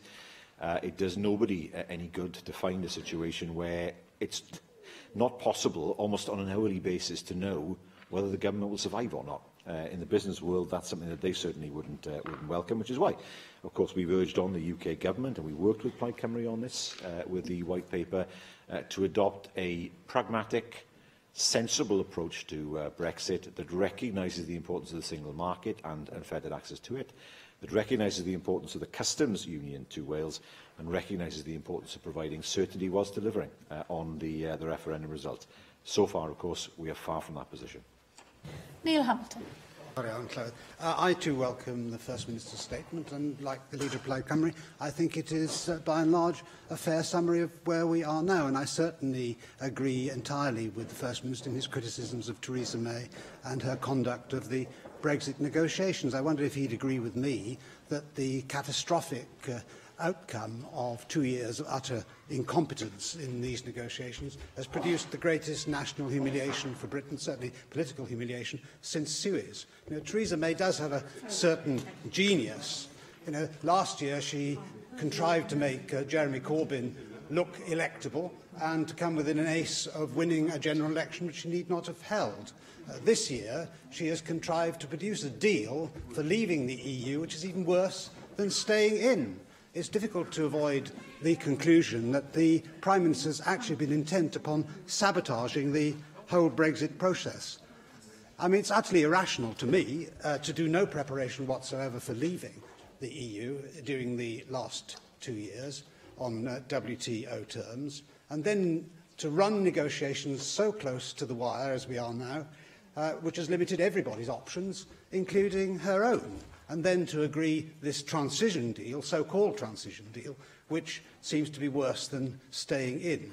unless there's a subtext here that we're actually in Hotel California, where you can book out but never actually leave. And I note that Monsieur Barnier this week has been talking about extending the transition deal even to beyond the projected date for the next general election into 2022-2023.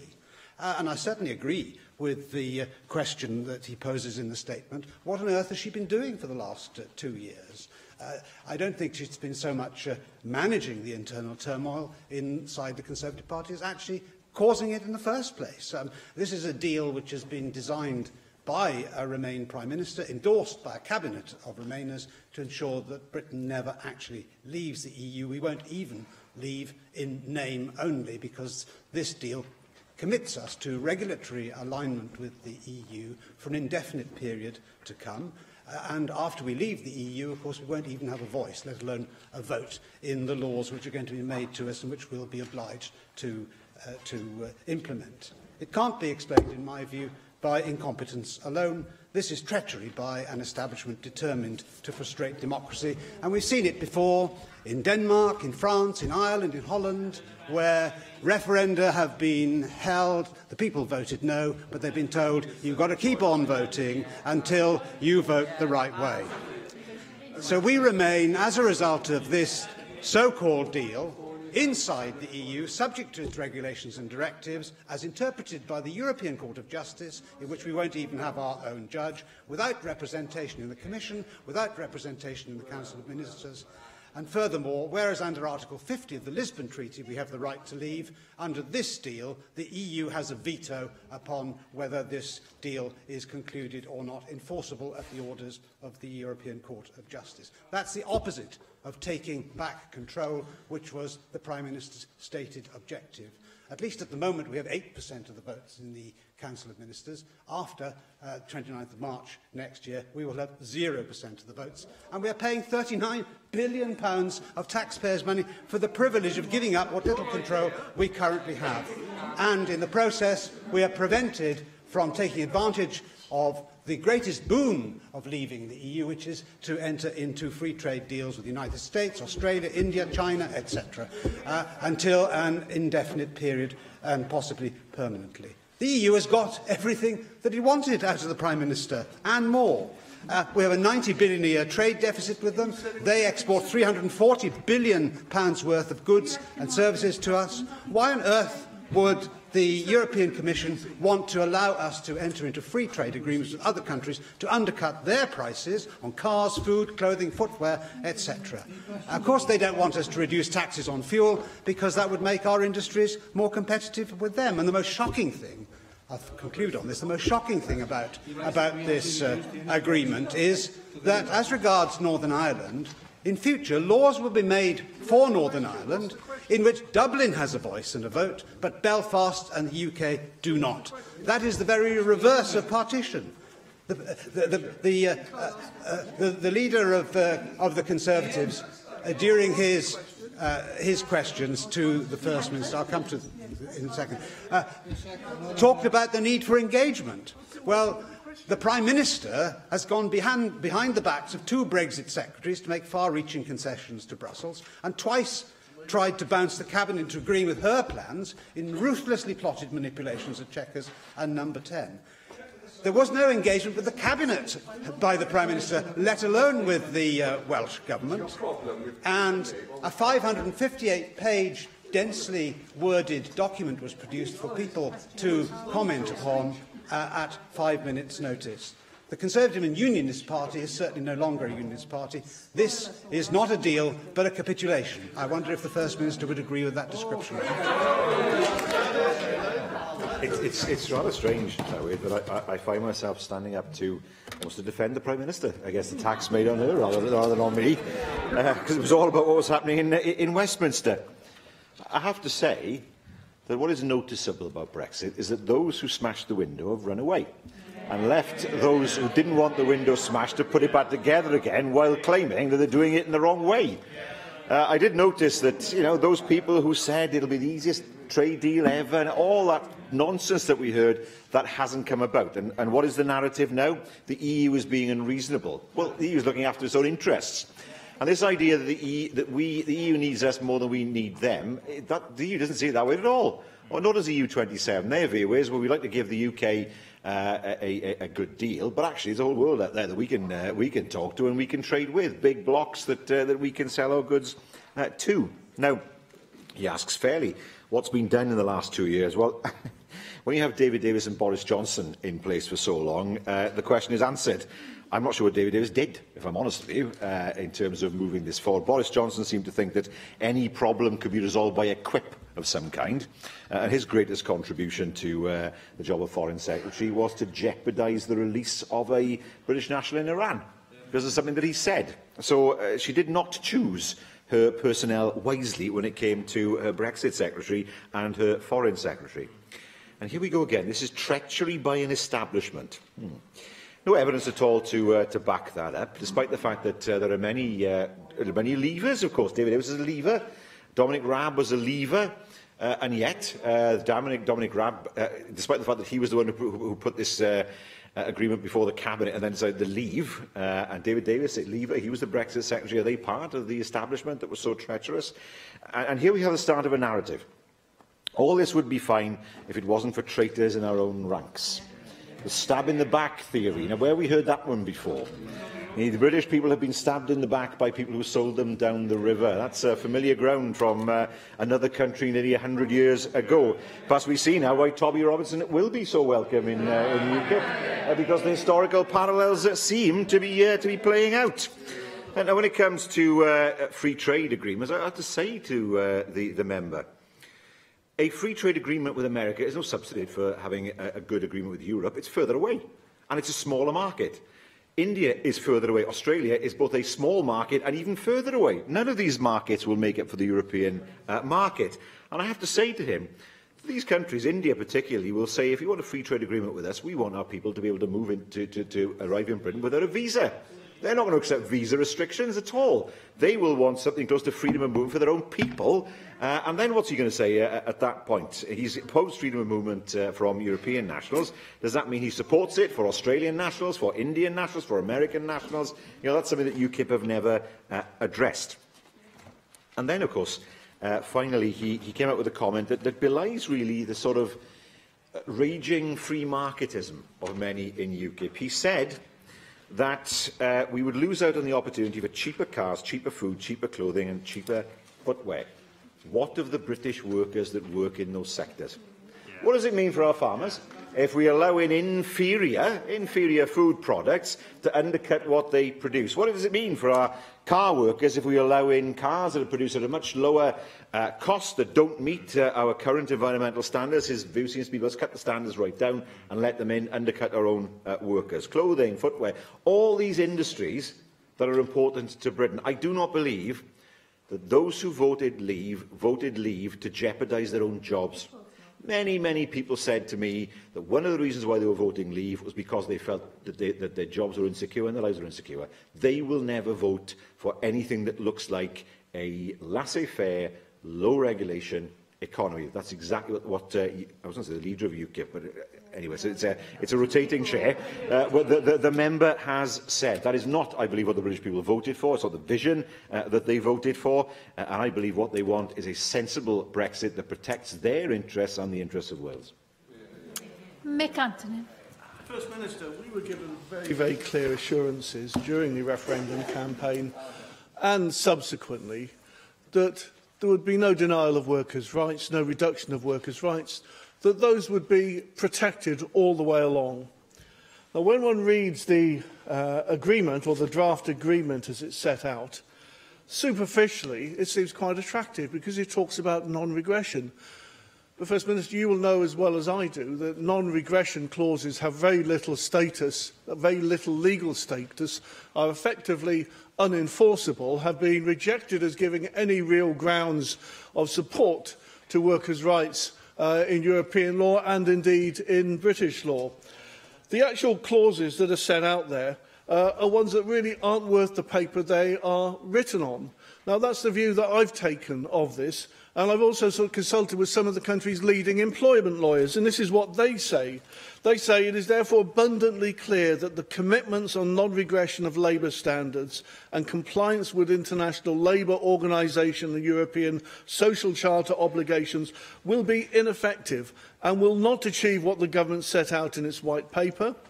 In particular, it will be almost certainly be impossible for trade unions and workers to rely directly on these commitments anyway. It is even more abundantly clear that these commitments do not even begin to meet Labour's fourth test of does it defend rights and protections and prevent a race to the bottom. Do you agree, First Minister, with that analysis? And in this Assembly, as well as the debate that takes place in Westminster, one of our fundamental commitments is that working people in Wales will not have their rights taken away from them, and that this draft agreement, as it stands, significantly undermines and removes protection from Welsh workers in terms of the rights that they've enjoyed up until now. Well, yes, I do. I mean, we know that there are many in the Conservative Party, and indeed we've heard it from UKIP today, who take the view that this is an opportunity to whittle away all those rights that have been hard-earned for so many years. They see it as a burden on business, whether it is a right to statutory leave, which 20 years ago didn't exist, and there were workers in Wales who had no right to leave at all, whether it is statutory maternity pay, whether it is maternity leave or adoption leave. All these things are seen as unnecessary burdens by some on the economy, which they would like to do away with. But he will know, as I will know, that there are many, many people who did, even though they voted leave, didn't vote for that vision. They wanted greater security, not some kind of buccaneering attitude that left them behind. And so, yes, I am greatly concerned about where we will go in terms of social rights, in terms of workers' rights. But one thing that the Welsh Government will resist absolutely is any attempt to dilute those hard-won rights that workers in Wales and the rest of Britain have had for some years. Jane Hutt. Diolch, Llywydd, and I'd like to thank the First Minister for his statement and also for your swift actions, First Minister, last week in writing to the Prime Minister jointly with Nicola Sturgeon calling for a JMC as a matter of urgency. As far as the draft withdrawal agreement is concerned, I'm dismayed by the apparent disregard and low level of importance given in the political declaration with regard to future relationships with the EU. We've been focusing on this as a committee, taking evidence from the Welsh and UK Government as well as partners in private, public and third sectors. Do you share this dismay? Will you be relaying these concerns on the political declaration to the Prime Minister when you meet with her tomorrow? As the Cabinet Secretary for Finance said yesterday after the GMC, which was called in order to respond to your letter, the focus should now be on Wales. Will you be asking her, as Mark Drakeford has, to claw a bit of time to think about the future of her country, a country that has 4 different governments, each with their own responsibilities? And First Minister, at a fair funding Brexit roundtable meeting last week, where the socio-economic context of the impact of Brexit was discussed, the questions were asked about the impact of the draft withdrawal agreement in addressing the poverty and inequality caused by this Tory UK government in its relentless pursuit of austerity. And the question was also asked in terms of the draft withdrawal agreement about the protection of equalities and human rights. And I support Mick Anthony in this point and thank you for your response to his questions. But finally, in terms of securing Wales's future objectives, what will it mean for the Welsh Government, this draft agreement, already investing in our poorest citizens and communities as we experience a disregard in terms of consultation on future prospects for funding in terms of the Shared Prosperity Fund following the loss of our structural funds? Well, I can thank my friend the member for the Vale Morgan for her comments. We were promised we wouldn't lose out a single penny of funding, and that's a promise we intend to hold the UK Government to. I think one of the lost opportunities here was that the Prime Minister very much took the view before the general election that she was the one who would take this forward and did not see the need to engage the devolved administrations at that point. Now, I think it's pretty fair to say that if the Conservative Party had won with a handsome majority of 90 to 100 seats, then I dare say we wouldn't be in this position where they have to talk to us as they do today. But that's not, of course, what the outcome was.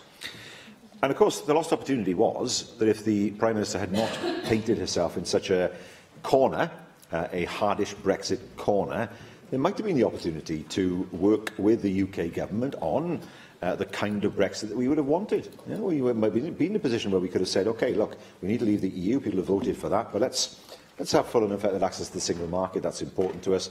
There is no better alternative to the customs union, so let's stay in the customs union. Now, if that had been the attitude of the UK government at the start, that would have been close to our position. We could have been in a position where we could have been supportive.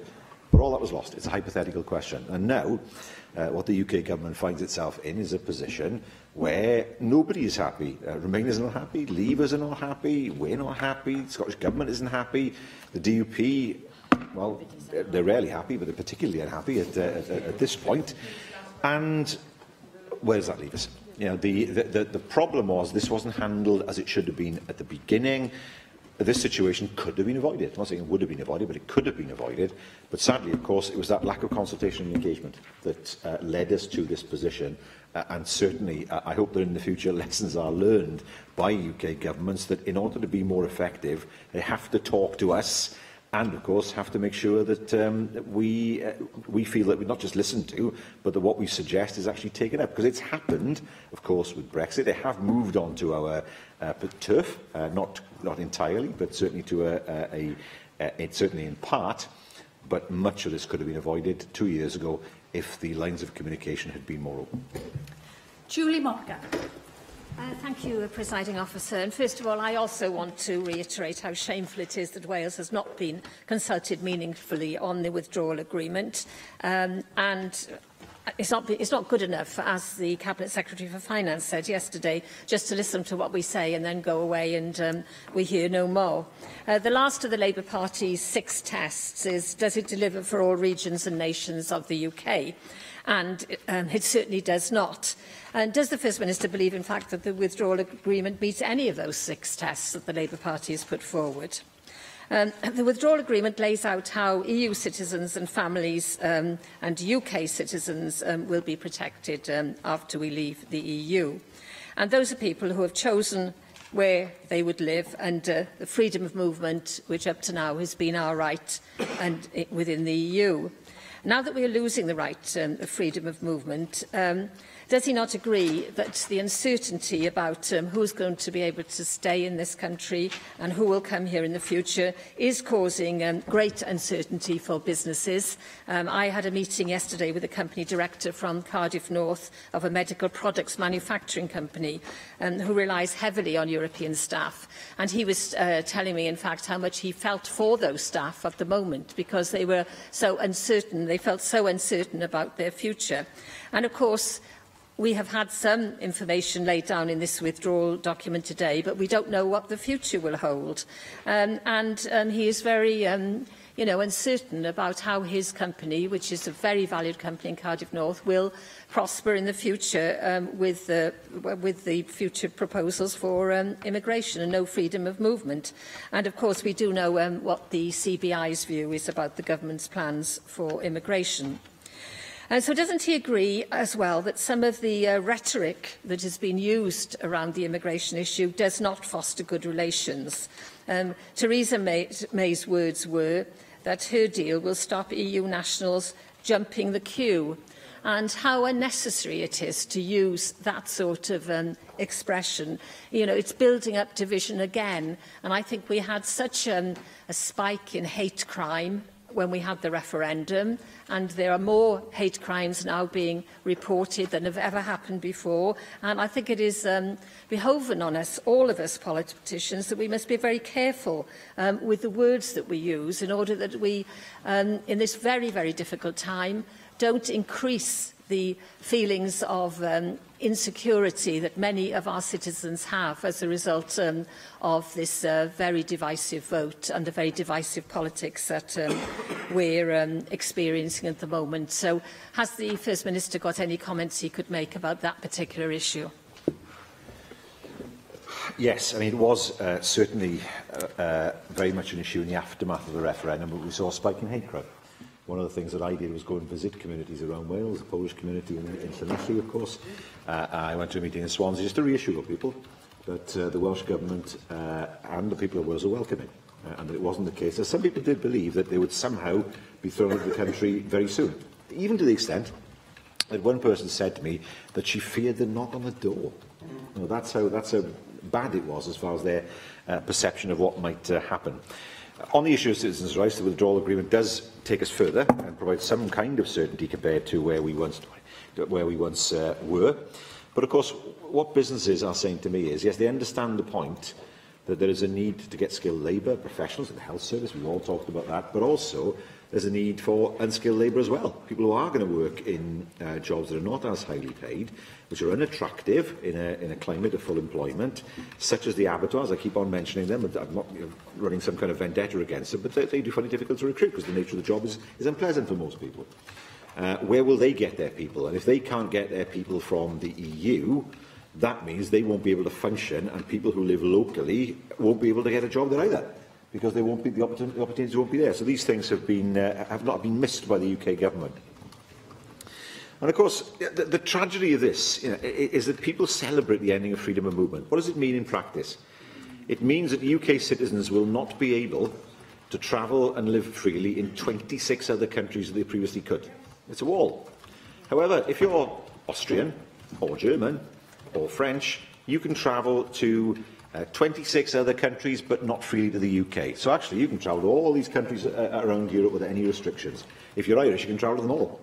UK and every other country in the European Union. So what in fact has happened is that restrictions of freedom of movement have actually applied more strictly to our own people than to anyone else in Europe, because it's our own people who now won't be able to live and travel and work as they used to, whereas every other citizen in Europe will be able to do it, except they won't be able to come to the UK in the same way. So actually, it's been a self-defeating action to limit the places where UK citizens can actually go and live long-term and work long-term. And those strictures will not apply to other countries in Europe. So it shows that what we've done here is not actually create a situation where immigration is in some way better controlled to the UK. It's meant that UK citizens will now have controls put on them when they have to travel to other countries in Europe. Diolch i'r Prif Weinidog. Yr eitem nesaf felly yw'r datganiad gan ysgrifennydd y Cabinet dros addysg a'r symudedd myfyrwyr rhyngwladol. Galw ar yr ysgrifennydd Cabinet i wneud i datganiad. Kirsty Williams. Thank you very much, Presiding Officer. Only 2% of Welsh students at universities currently spend time abroad studying, volunteering or undertaking work experience as part of their studies.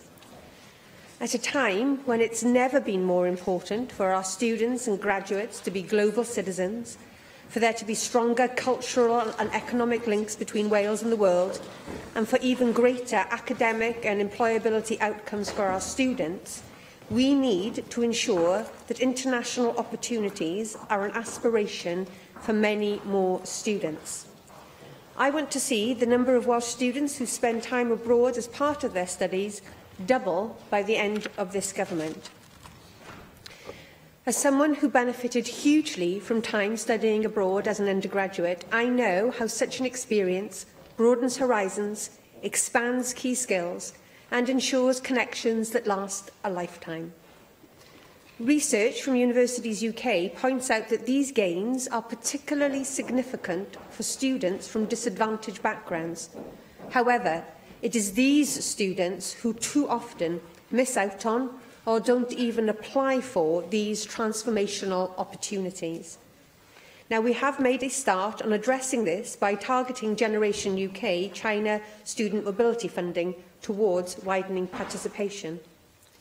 Today, I'm announcing a new international student mobility pilot, which will make a significant contribution to our ambitions to increase opportunities and raise aspirations. We have been developing the pilot in discussion with British Council Wales as part of our response to the Diamond Review's recommendation on support for students who choose to study overseas. It will focus on Welsh domiciled students at Welsh higher education institutions, and it will run for 3 years from 2018-2019. The pilot will offer a mix of opportunities for Welsh students at Welsh HE institutions, including study, volunteering and internship, ranging from 2 to 3 weeks to 8 weeks. Our scoping study showed that it is these sort of opportunities that will lead to the strongest take-up. This will help to encourage participation from a wider group of students, and hopefully including those with, for example, caring responsibilities or in employment, and will avoid duplication of any schemes already available. I believe strongly that government should invest in these opportunities, but there is also a responsibility for universities to step up. On that note, I'm pleased that many Welsh universities have signed up to the Universities UK's Go International campaign to double the percentage of undergraduates who have an international placement as part of their university programme. We are investing £1.3 million in this pilot over the next 3 years, and further details on those mobility opportunities will be published shortly. Of course, there are already good examples of work taking place within the sector with the support of government, and I'd like to take the opportunity to mention these today also. We were recently able to support the Global Wales project with European Transition Fund investment worth £3.5 million. This funding will not only support the promotion of Wales as a study destination, but will also support outward mobility opportunities for Welsh students in Global Wales's priority markets, such as Vietnam and the United States. These opportunities, as part of our wider international education programme, are important for social mobility, employability skills and soft power links for Wales. The SERIN network goes from strength to strength, and I was delighted earlier this year to secure a new partnership between Yale University and SERIN. This new partnership resulted in 16 SERIN students having the opportunity to participate in the Yale Young Global Scholars Summer Programme. Let me tell you, members, this was a life-changing experience for all that took part. This exciting partnership will continue and expand in 2019. These relationships with leading global universities have also offered us the opportunity to lever engagement in our wider education reforms, and I hope to make further announcements on this very soon. As I mentioned earlier, our new investment provides additional and new opportunities. It will not duplicate existing schemes. We are clear in our view that the United Kingdom should continue to participate in Erasmus after Brexit. Wales benefits hugely from our participation in Erasmus+, allowing people to study and undertake work experience and volunteering in another EU country. In fact, the total funding awarded to Welsh projects amounts to some 6% of the UK total Erasmus+ funding awarded since 2014, and that is above our population share. The call for the 2019 projects has just been announced by the British Council, and I would encourage Welsh institutions to submit applications. In conclusion, Deputy Presiding Officer, I'm determined that many more of our students, from all backgrounds, benefit from the transformational experience of spending time studying, volunteering, or undertaking work experience abroad.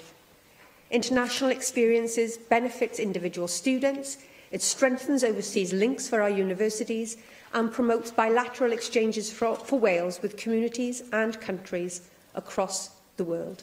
Thank you. Thank you. Janet Pearson. Thank you, Deputy Presiding Officer, and I welcome the statement from the Cabinet Secretary. As someone relatively new to this portfolio, I was actually shocked myself to learn that only 2% of Welsh students currently spend time abroad studying and volunteering or carrying out work experience. It is heartening to hear your statement that you do intend to double that figure by the end of this government. But a particular concern to me is how the opportunities do present themselves for those from disadvantaged backgrounds, our care leavers, disabled students, and I ask how the new international student mobility pilot that focuses on Welsh higher education, how will you be hoping this will extend, if at all, to further education sector? Because, you know, to me it's important that children from both sectors are able to experience the opportunities that present. So if not, why is this not the case? It is crucial that our underrepresented groups do have the same opportunities to go on international courses away. And I just simply cannot see why that would not be the case. So if the Cabinet Secretary could you know, sort of enlighten us further. Well, can I thank Janet for that question? Could I make absolutely clear that the reason why we are going for relatively short periods for the pilot is to allow for students that do perhaps have other responsibilities that could not afford the time to take a year abroad, which is perhaps traditionally what many students would see as a period of international study. These short placements for 2 to 3 weeks, up to 8 weeks, will allow for, we believe, following research that has been undertaken on behalf of Welsh Government by OB3 Research and Wizard, this gives us the optimum chance for the highest level of take-up. These particular grants are available for those studying in Welsh HEIs, as recommended by Diamond, but that's not to say that there aren't significant opportunities for international study in the FE sector. Of course, in many areas, FE colleges are delivering A-level programmes to our SERIN students and are participating in the SERIN programme. You've just heard me say about our new links with Yale University, and we are hoping to build upon those. And FE colleges have been particularly successful in drawing down Erasmus Plus funding. Both our school sector and our FE colleges have excelled themselves, as I've said. We have had a greater than population share of the resources under Erasmus Plus that has looked to fund a range of very exciting projects in FE that have allowed FE students studying academic and vocational colleges to have periods of study abroad. The challenge we have now, Janet, and perhaps you can help us with this, is convincing your colleagues in the government in Westminster to allow us to continue to participate fully in the Erasmus Plus programme. And at the moment, it is far from clear, after 2020, that we will be able to do that. The Westminster Government is currently undertaking a value for money study. We have been more than happy to support that review with all the data from Wales, which I believe makes a very strong case for continued participation in the scheme. The universities of Wales and the colleges of Wales are very clear of their desire to continue to participate fully in Erasmus+, as is the Students' Union of Wales. It seems, though, that at this moment those voices have not been listened to. And I would once again reiterate the experience of Switzerland, who left the Erasmus Plus programme, decided they could do something better on their own. It ended up costing them more money for less opportunities. And we should learn from that and not think that some UK loan scheme would be a satisfactory replacement for ongoing continuation participation in Erasmus+, which, as I said, is what this government wants, what the students of Wales want, and what the universities and colleges of Wales want. Bethan Sayer. Thank you, and apologies for my late arrival. Thank you for advance notice of this statement. Following Brexit, it needs to be ensured that international students continue to be welcomed to Wales and are aware that they are valued. And it also needs to be ensured that students from Wales are encouraged to be outward looking and to seek opportunities to study abroad. Plaid Cymru believes that students from Wales should be able to study in the world's best universities and have the opportunity to live and to work abroad. Our 2016 manifesto pledged to provide first-time student financial support for Welsh domicile students enrolling as undergraduates in universities outside the UK, as well as expanding our support for Erasmus+, as has been mentioned already today, to get more young people to see the world and to have enrichment from those experiences. It is therefore welcoming to hear the Cabinet Secretary is launching an international student mobility pilot as part of the Welsh Government's response to the Diamonds Review's recommendations on support for students to study overseas. Now, you mentioned there is £1.3 million in the pilot and that further details are to follow. And I'd just like to ask when those details would follow, considering that we would need to scrutinise how that investment is being put in place by the Welsh Government, and whether that money would be enough or whether it could be used in different ways, or whether other parties may have ideas as to where that money could be utilised. Will the Cabinet Secretary give not just this chamber, but the international student community assurances that they will not only be welcomed in Wales, but also valued? Because I understand that this scheme is about taking Welsh students out into other countries, but it does work both ways. If we attract international students to Wales, it will broaden the experiences of students here in this nation of ours, and it will allow for us to meet people we would never otherwise have met, and in my case, my husband. And so I am very thankful that we had that opportunity here in Wales. And what representations has the Welsh Government made to the UK Government in securing continued Welsh involvement in international student exchange programme post-Brexit?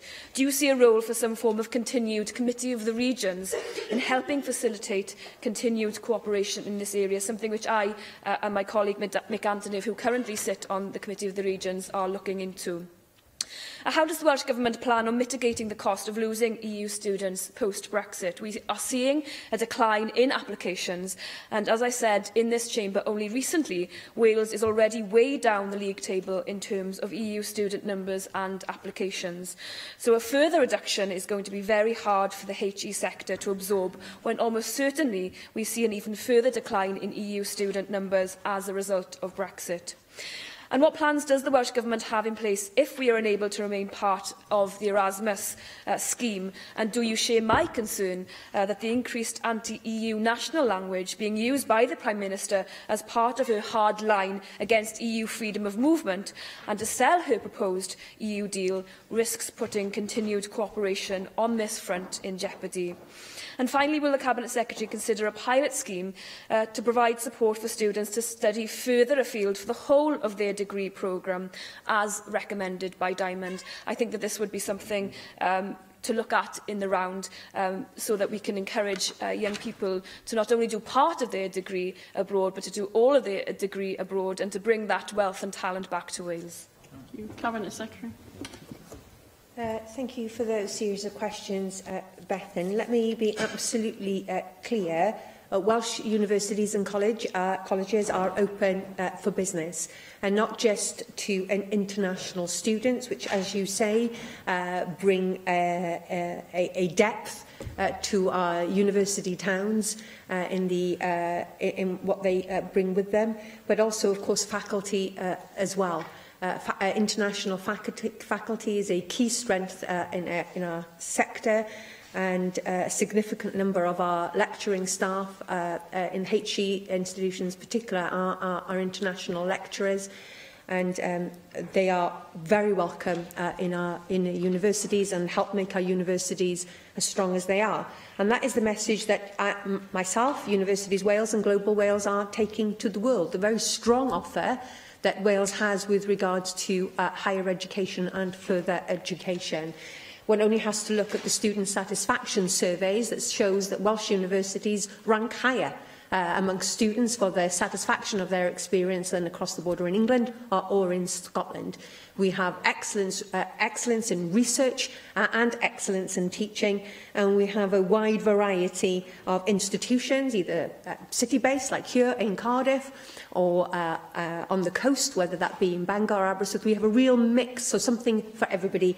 And I'm sure you'd agree with me that what international students and faculty can be assured of if they come to study or work in Wales is a very warm welcome from our communities, who value their contribution very much indeed. With regards to the ongoing challenge of recruiting international students, of course, this is not helped by the determination of the UK Government to include students as part of the immigration figures. Nobody sees international students as immigrants, only Theresa May and the Home Office. Poll after poll after poll show that the public do not view international students in this way, and international students, they come here, they study here, they learn their skills here, and the vast majority of them then take those skills back to their home countries. So this idea that somehow they should be included in these figures is highly damaging to the HE sector, not just here in Wales, but across the United Kingdom. I have had meetings with Sam Gyimah and my Scottish counterparts with this regard to talk about international student recruitment, as well as ongoing opportunities for British students to study abroad, particularly as part of the Erasmus Plus programme. I am due to meet with them again shortly. I've invited them all here to Cardiff. I'm very glad that they have taken the opportunity to agree to that invitation. Well, once again, we will sit as a group of education ministers to try and form a common understanding of the challenges that face us all, and to try and put those messages across to the UK government. With regards to European student recruitment into Wales, it should not be unexpected that we have seen a drop in those students as our student support package has changed. It was an inevitable consequence of a very generous offer that EU students were able to avail themselves of under the previous regime, that financial incentive has now been removed as we move through our diamond packages. Actually, the year before, we outperformed the other UK nations in terms of international and EU student recruitment, so it should not be unexpected. But that does mean we have to redouble our efforts alongside our partners in HEIs and FE colleges to spread the message of the strong offer that we have here in Wales, which is why I recently was with Global Wales at New York, alongside the Vice-Chancellor of Swansea University, hosting a Study in Wales event, and most recently in Vietnam, where we were able to negotiate with the British Council a significant tranche of new Chevening scholarships, Wales universities having the most of them, to attract Vietnamese students to our country, and we will continue to support our university colleagues in their recruitment activities where we can add value to them. This is initially a pilot for short periods of study abroad. As I said, this is a result of research that has been done by Wizard on behalf of the Welsh Government, because we feel that this is where there is the largest demand.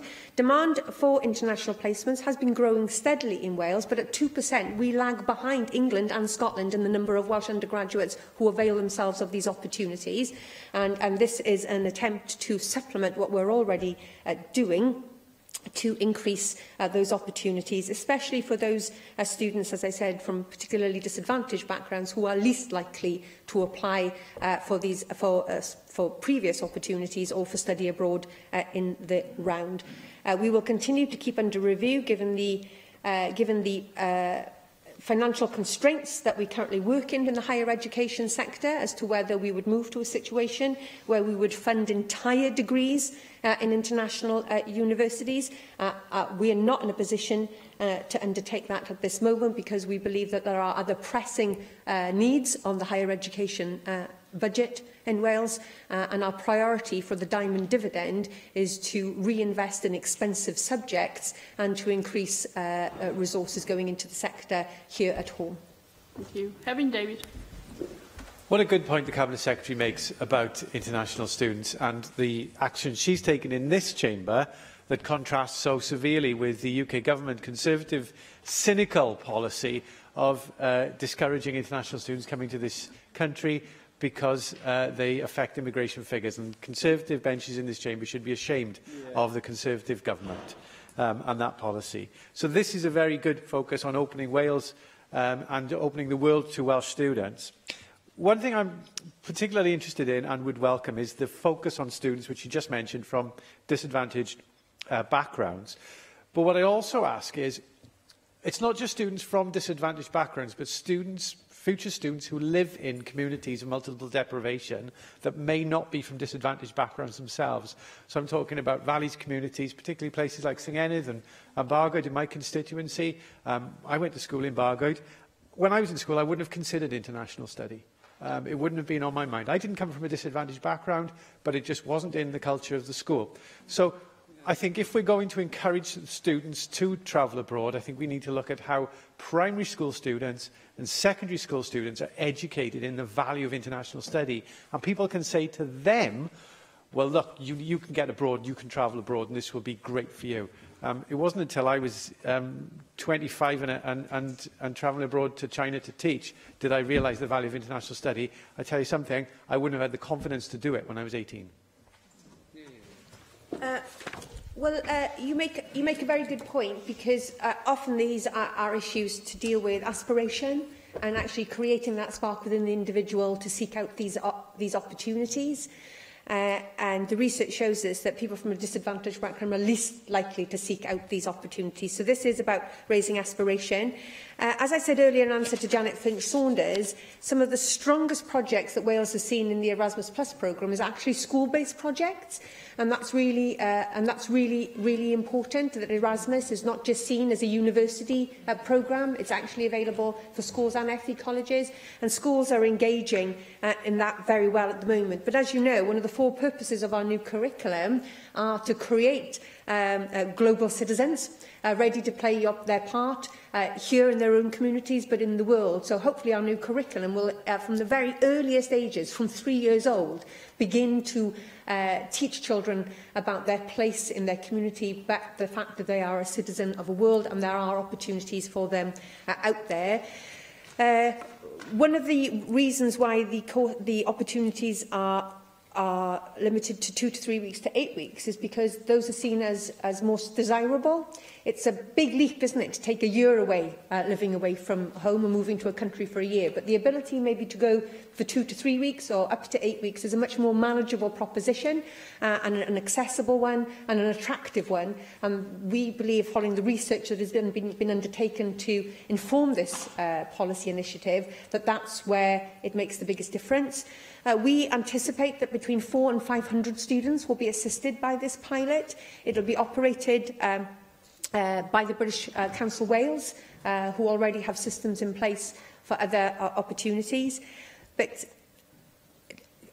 if you had met the very sparky 16 and 17-year-olds from schools across Wales who went to the Yale Global Scholars Programme, you would have been in awe at their confidence, their aspiration and their ability to compete on a global stage with other young people and to hold their own, and the confidence that that has given them to come back to Wales and to set their aspirations even higher for what they can achieve has been remarkable.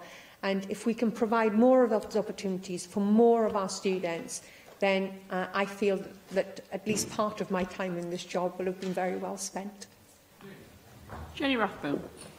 Thank you, Deputy Presiding Officer. Thank you for your statement, and I think this is a very important issue because there's a real danger that as we have this threat of leaving the EU, that we will become an inward-looking country when we are part of a global economy. We can't get away from that. This idea that that we somehow can hack it on our own is pretty frightening. Anyway, I want to pay tribute to Cardiff University in particular, who have been focusing a lot of effort into ensuring that as far as possible we encourage all young people who are studying there as undergraduates to build in some sort of international experience, and that's absolutely as it should be, because they've already done the research that shows that by studying abroad it improves their employability, their confidence and their broader education. So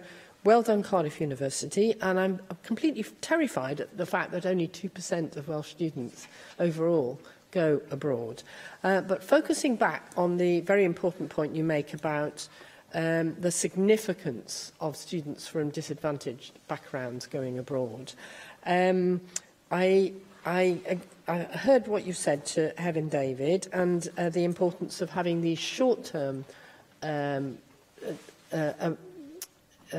international experiences, but that I doubt if they're going to be in Vietnam or the United States, given how long the distance involved. Are they? I mean, and I think surely we need to be focusing on our biggest markets, which are in Europe. We're not going to be able to move our country to some other part of the world. I just wanted to ask what you're doing to ensure that disadvantaged students are taking up these opportunities of this new £1.3 million, because otherwise we know it will be taken up by the less disadvantaged students, who will always have families who will probably be able to make arrangements for them on their own. Could you just explain why you have not considered extending this opportunity to FE students who are studying, just as importantly, the technical skills that are also going to make them employable and make an important contribution to our economy? Those are my two questions. Thank you very much, Jenny. I'm very happy to join you in congratulating Cardiff University for the significant work that they have done in this particular field. We have been very careful in trying to design this scheme to complement what our universities are already doing, and it is certainly not to absolve them of any responsibility that they need and are taking in this regard. As I said in my opening statement, perhaps this work is more important now than it ever has been as we approach Brexit. Wales has never been an insular country. Our outlook has always been global and international. Only last week, in her Welsh language speaking assessment, my daughter talked of the Welsh people that were there at the signing of the Declaration of Independence for the United States of America. We have sent our people out into the world who have created and done amazing things. And at this time, more than ever, we need to increase Wales's soft power. We may not have responsibility for foreign affairs in this chamber, but that does not absolve us of our responsibility to get Wales out into the world. And what better way, what better asset do we have to sell our nation than our young people? They are our best assets, and that's why I'm determined that more of them should have the opportunity. Of course, we want students to continue to have opportunities in Europe. That's why we're fighting so hard for the Erasmus Plus project. But I can assure you, Jenny, it's only 6 hours and you can be in Boston, and with the new flight from Cardiff to Doha, you can be at Vietnam in less than 12. So the idea that an 8-week programme isn't long enough for you to go to some of these places, I would argue, is not the case. We will be looking for the British Council, who will be administering the scheme, to help us collect data to make sure that a wide range of students are taking up these opportunities. And as I said throughout this, one of my guiding principles in this job is equality of opportunity and closing the attainment gap. And that attainment gap isn't just about qualifications, it's about an opportunity attainment gap as well. And I hope this programme helps us to achieve that. Thank you very much, Cabinet Secretary. Yr item nes yw datganiad gan Weinidog Cymraeg a dysgu gydol oes, yr adolygiad o gyllid addysg bellach. Galwaf ar y Weinidog, Eluned Morgan. Diolch yn fawr dy'r prylywydd. Nawr, mae Llywodraeth Cymru yn ceisio creu economi sy'n gweithio i bawb. Nawr yn fwy nag erioed o'r blaen, mae angen i ni sicrhau yn bod ni'n gwneud popeth o fewn yn gallu i godi safonau byw a hyrwyddo twf a chynhyrchiant, a hefyd i fynd i'r afel a gwahaniaethau rhanbarthol economaidd a chymdeithasol sydd wedi bod yn bodoli ers gymaint o amser.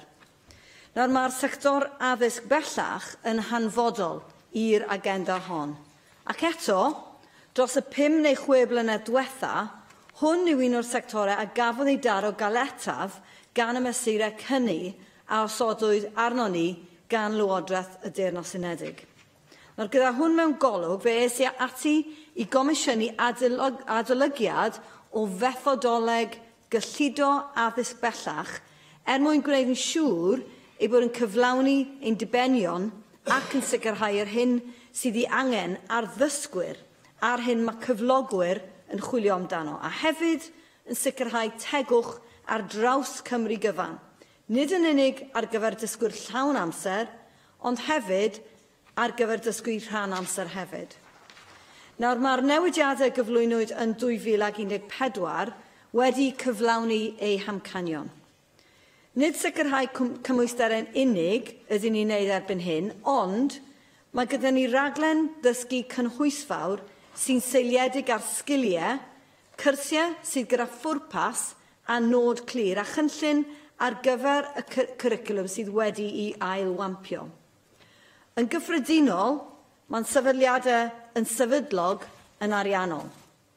Ond, yn 2017, fe argymhellodd adroddiad gan Swyddfa Archwilio Cymru y dylen ni adolygu'r fethodoleg gyllido i adlewyrchu'r newidiadau o ran demograffeg ag anghenion lleol.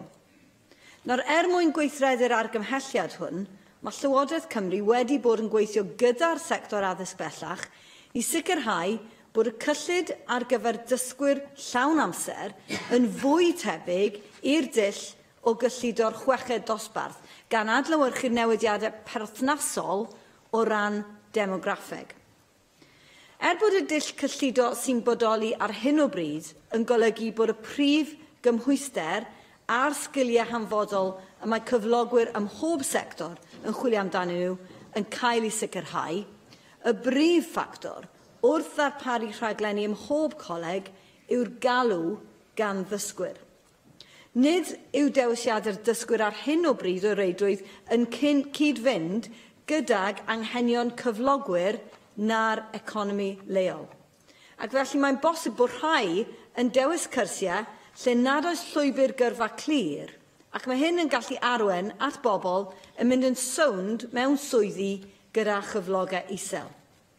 Nawr, mwyn newid y sefyllfa hon, ac i symud tuag at y sefyllfa lle bod anghenion yn economi a'r hyfforddiant a ddarperir yn cyd-fynd, mae swyddogion wedi bod yn gweithio i sicrhau bod y cyrsiau mae'r colegau yn cynnig yn cyd-fynd ag argymhellion partneriaethau sgiliau rhanbarthol. Nod y partneriaethau hyn yw sicrhau bod anghenion cyflogwyr yn cael ei ystyried yn ei argymhellion. Caiff y rhain ei ddefnyddio wedyn i ddylanwadu ar brosesau cynllunio a ddarperir gan pob coleg. Os bydd colegau yn cyflwyno cynlluniau sydd ddim yn adlewyrchu argymhellion y partneriaethau, ni fyddant yn cael eu cymeradwyo. Ar ben hyn, bydd fy swyddogion i yn sicrhau bod pob darpariaeth yn cyd-fynd â'r cynlluniau hynny ac yn gwneud addasiad i'r cyllid lle bod hynny'n briodol. Dwi'n bwriadu penodi cynghorydd annibynnol i adolygu sut y gallwn ni adeiladu ar y trefniau presennol ynghylch y partneriaethau a'i gallu nhw i gael effaith ar ddarpariaeth sgiliau yn eu rhanbarthau nhw sy'n cyfateb ag anghenion cyflogwyr. Now, the FE sector is a responsive sector, and I fully expect them to embrace this improved methodology, to work collaboratively and regionally, and to ensure that each and every one of our FE learners is given the best possible start in the world of higher education or employment. We need to be constantly striving for improved learner outcomes, and I'm keen to see an increase in the trend of successful completion, and will explore options in consultation with the FE sector to incentivise colleges to ensure they meet annual targets for learning outcomes, ensuring improved standards year on year. And where a college does not meet that target, I'll withhold funding in the following year. And I'm pleased to say that in the past decade, the outcomes achieved by colleges have improved by 20 percentage points. But we must be constantly striving to improve the standards. Now, alongside the changes to full-time provision, I'm also proposing to change the way part-time provision is funded, planned and delivered. The introduction of funding frameworks in 2014-15, I'm afraid, coincided with the 37% decrease in the funding available for part-time learning, with a further 50% the following year. So since 2015-16, the volume of part-time provision has varied depending on the numbers of full-time learners, and the offer is inconsistent across Wales. Now, part-time funding is prioritised for basic skills, including digital and ESOL provision, as well as giving all learners the opportunity to attain GCSE, English, Welsh and mathematics. Now, delivering to those with the lowest level of skill has long been a core part of each college's mission. And in future, part-time provision will be prioritised to the proportion of the population who only hold a Level 2 qualification. And that will ensure that all learners with a qualification level below Level 3 will have equal access to the amount of part-time funding that's available wherever they live in the country. As with full-time, I expect colleges' part-time provision to be influenced by the RSP recommendations. And this review has also refined the sparsity uplift to reflect the increased costs of delivering in rural areas, although additional work will be undertaken in 2019 to refine the sparsity uplift to ensure we identify and fund the optimum curriculum entitlement in rural areas. I'm also changing the way we fund the post-16 Welsh baccalaureates. Now, currently, A-level and equivalent programmes are funded at the same value whether the Welsh Bac is being delivered or not. This is because where the Welsh Bac is not being delivered, providers are expected to deliver as a minimum 3 essential Skills Wales qualifications. However, data has shown us that this is not necessarily happening as expected, with learners missing out on important skills development. Therefore, from 2019, the Welsh Bac will be funded as a separate qualification and funded as equivalent to an A-level. I'll also be looking at how we can implement this change within vocational programmes from 2020. Other elements of the FE funding methodology will continue to be considered during the next academic year for implementation in 2020-21. For example, the Coleg Cymraeg Cenedlaethol was tasked with developing an action plan for Welsh medium education in FE in partnership with Welsh Government officials. I've this week received the final action plan, and I'm considering the advice which will be the basis for future support for the sector. So to align this with new developments, a review of the Welsh medium uplift will take place next year, bringing a more cohesive direction to Welsh medium and bilingual education and training. And research will also be carried out on the deprivation uplift and will review the additional funding for learning support for those with additional learning needs, with a revised allocation to this budget being announced. In line with the announcement of these changes to the FE methodology, I intend to write to each of the FEIs to set out my expectation for engaging with this new methodology and to broaden its inclusivity, in particular in relation to people with disabilities and their access to FE provision and apprenticeships. I'd like to recognise the commitment that the FE sector has given to this review, and I believe that the new arrangements will better suit both learners and employers. Finally, I'd like to take this opportunity to confirm that the Welsh Government will be providing funding to enable further educational lecturers to be awarded a pay deal in 2018-19 and 2019-20, which is commensurate to that received by school teachers. I'm pleased to say that funding will also be provided to extend the pay deal to other FE staff, which highlights the recognition that FE makes an important contribution to the economy of Wales. I'm so sorry to have taken so much of your time, but I think it was important to set out exactly what the changes will be in future. Thank you. Thank you. Mohammed Asghar. Presiding Officer, I thank the Minister for her statement today. Further education is crucial for the future development of the skill base of the Welsh workforce and for the future development of the Welsh economy as a whole. According to the colleague Cymru, the economic impact of FE colleges in Wales to local businesses community is £4 billion a year. However, the FE sector has been chronically underfunded for many years by Welsh Government. Make no mistake, this has been a deliberate policy decision and responsibility lies with the Welsh Government also. So, can I ask the Minister, given the importance of the further education sector, if she regrets the lack of support it has received from the Welsh Government? I welcome plans to improve the methodology, what she's been saying a few times in her statement, the Minister referred to, Does she agree that any changes should not be introduced in such a way so that destabilize the sector or otherwise impact negatively on learners' outcomes and meeting business needs? Colleges have been successful in attracting income from outside its core Welsh Government budget, but this is no substitute for core Welsh Government funding. Will the Minister join me in congratulating colleges on funding innovative ways of attracting commercial income, and what is she doing to support their efforts? Central to the funding question is the benefits it delivers for training and skills. So, can the Minister say how the review fits with the employability strategy and its focus on helping people return to work? The Minister referred to part-time learning. The number of part-time learners at further education institutions has fallen by nearly a quarter. Could the Minister expand on her plans to reverse the serious decline in the number of part-time learners in the FE institutions?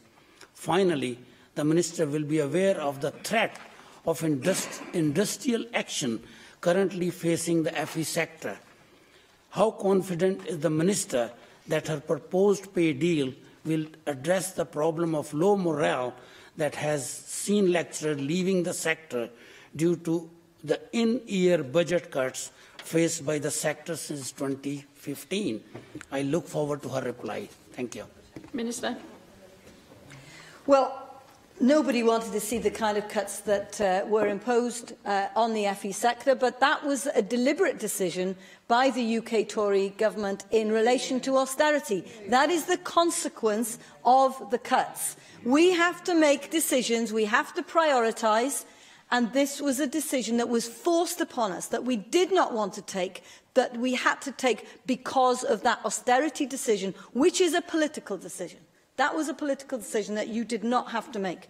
But let me tell you about the sector itself. Compared to England, our FE sector is the model of stability. And I think that the coherence and the financial stability of those FE colleges is something that the Welsh Government has been working very diligently on over the past few years. So I am confident that those colleges are in a much, much better place than any of the FE colleges are in England. In relation to colleges being able to derive additional income, I'm very open to that. In fact, I would encourage them to do a lot more of that. But in order to do that, I think they need to become a little bit more flexible to respond to the needs of learners who may not be able to fit into the hours that colleges currently provide. So I'm hoping that they will be more responsive. One of the things we've done to try and encourage that is to put £10 million on the table to say that you can access this pot if you can provide learning to people which coincide with the kind of priorities that the local skills we've identified are needed, and that we've asked them to provide that. And they've been really responsive, and that's good. But I think that's the first step. But I would certainly like them to become a little bit more flexible. So more than anything, you know, I would like the public sector to really take a much better role in terms of engaging with the private sector, so that they can be delivering these courses rather than the private sector.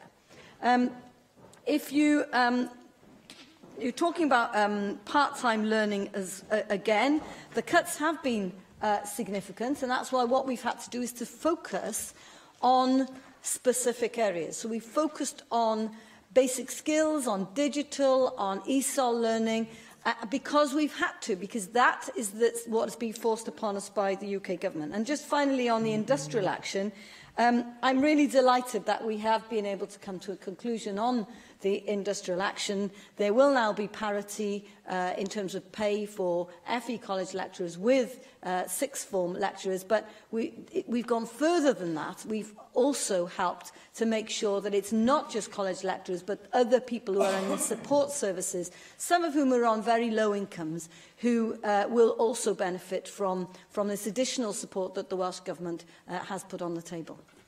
Bethan Sayed. Thank you for the advanced notice. It's timely, given that we have a debate on further education this time tomorrow also. We've always recognised in Plaid Cymru that to have a successful, highly skilled and productive economy, that we need the facilities and the institutions that are world-class, competitive, with a clear mission and a plan to deliver. And further education is something that needs to be available to everyone throughout their careers, and not just at school. So it's one of the reasons, as part of the most recent budget agreement that Plaid Cymru pushed for, where we could to secure extra money for FE, although we recognise that it's not enough and we understand the challenges which remain. We do welcome the announcement of funding to allow a pay deal for college lecturers, which is commensurate to those achieved by teachers, and we have been calling for this for some time. And it's also good to hear that funding will be available to extend that to FE staff as well, as we know we have to achieve parity of esteem between vocational and academic qualifications and a fairer pay structure. But I would just like to probe the Minister further. We still know there's going to be the potential for strike action in December, and do you think that this pay deal will go far enough in relation to the wider workload issues that are facing the sector? So far as the other elements in the statement go, I am puzzled on some of the other announcements. The current funding and allocation framework was put in place in 2013. Today we have this announcement covering the next few years, but there's no information as to how long colleges can plan ahead based on this announcement. How long a period do we envisage the announcement today will actually last for? The purpose of the proposed Tertiary Education and Research Commission for Wales is to provide oversight, strategic direction and leadership for the post-compulsory education and training sector. So why are you bringing forward piecemeal reform of funding for the sector now, rather than waiting for the Commission to be in place to strategically review the needs of the sector? We know, based on the Hazelcorn Review and other statements made by the Education Secretary, that the whole of the post-16 landscape is being proposed for a major legislative overhaul. Will this mean that these announcements today, in reality, will be up in the air as soon as or if that process begins? Can you give us some more detail on when the wider legislative agenda is being planned for? According to the statement, and I quote, "College plans that do not reflect the RSP recommendations will not be approved," end quote. You also say that you intend to appoint an independent advisor and to review how we enhance the current arrangements with RSPs and their ability to have an impact on skills provision. Is the Minister confident that RSPs are equipped to make the right recommendations to colleges to ensure that employers' needs are met in those plans? Some in the sector have told me that they have no real power, no real accountability and no real direction from Welsh Government. It's my understanding that only one of the 3 RSPs currently have staff. RSPs need to be hardwired into the wider post-16 landscape in the way that they currently are not. Will an independent advisor be able to provide a better way forward? Although, again, I think it's something that could and should be done as part of a wider strategic change in the sector. How will, for example, the John Greystone review be worked into this announcement? They've already reviewed the RSPs. How will you be taking this into regard? There seems to be further reviews into aspects of the uplifts to the formula, but I want to understand why you feel that's necessary. Have we had enough reviews in this area, or have they had enough time yet to bed in? I'd like to understand why you've made that decision. And my final question is, you've explained in the statement that part-time provision has seen drastic cuts over the last few years, and we would obviously agree with that. Not agree with the fact that it's been done, but agree with the statement. You say that part-time provision will be prioritised to the proportion of the population who only hold a level 2 qualification. Have you carried out an impact assessment on how this will affect different groups of learners at different levels, and have you discussed this with the sector?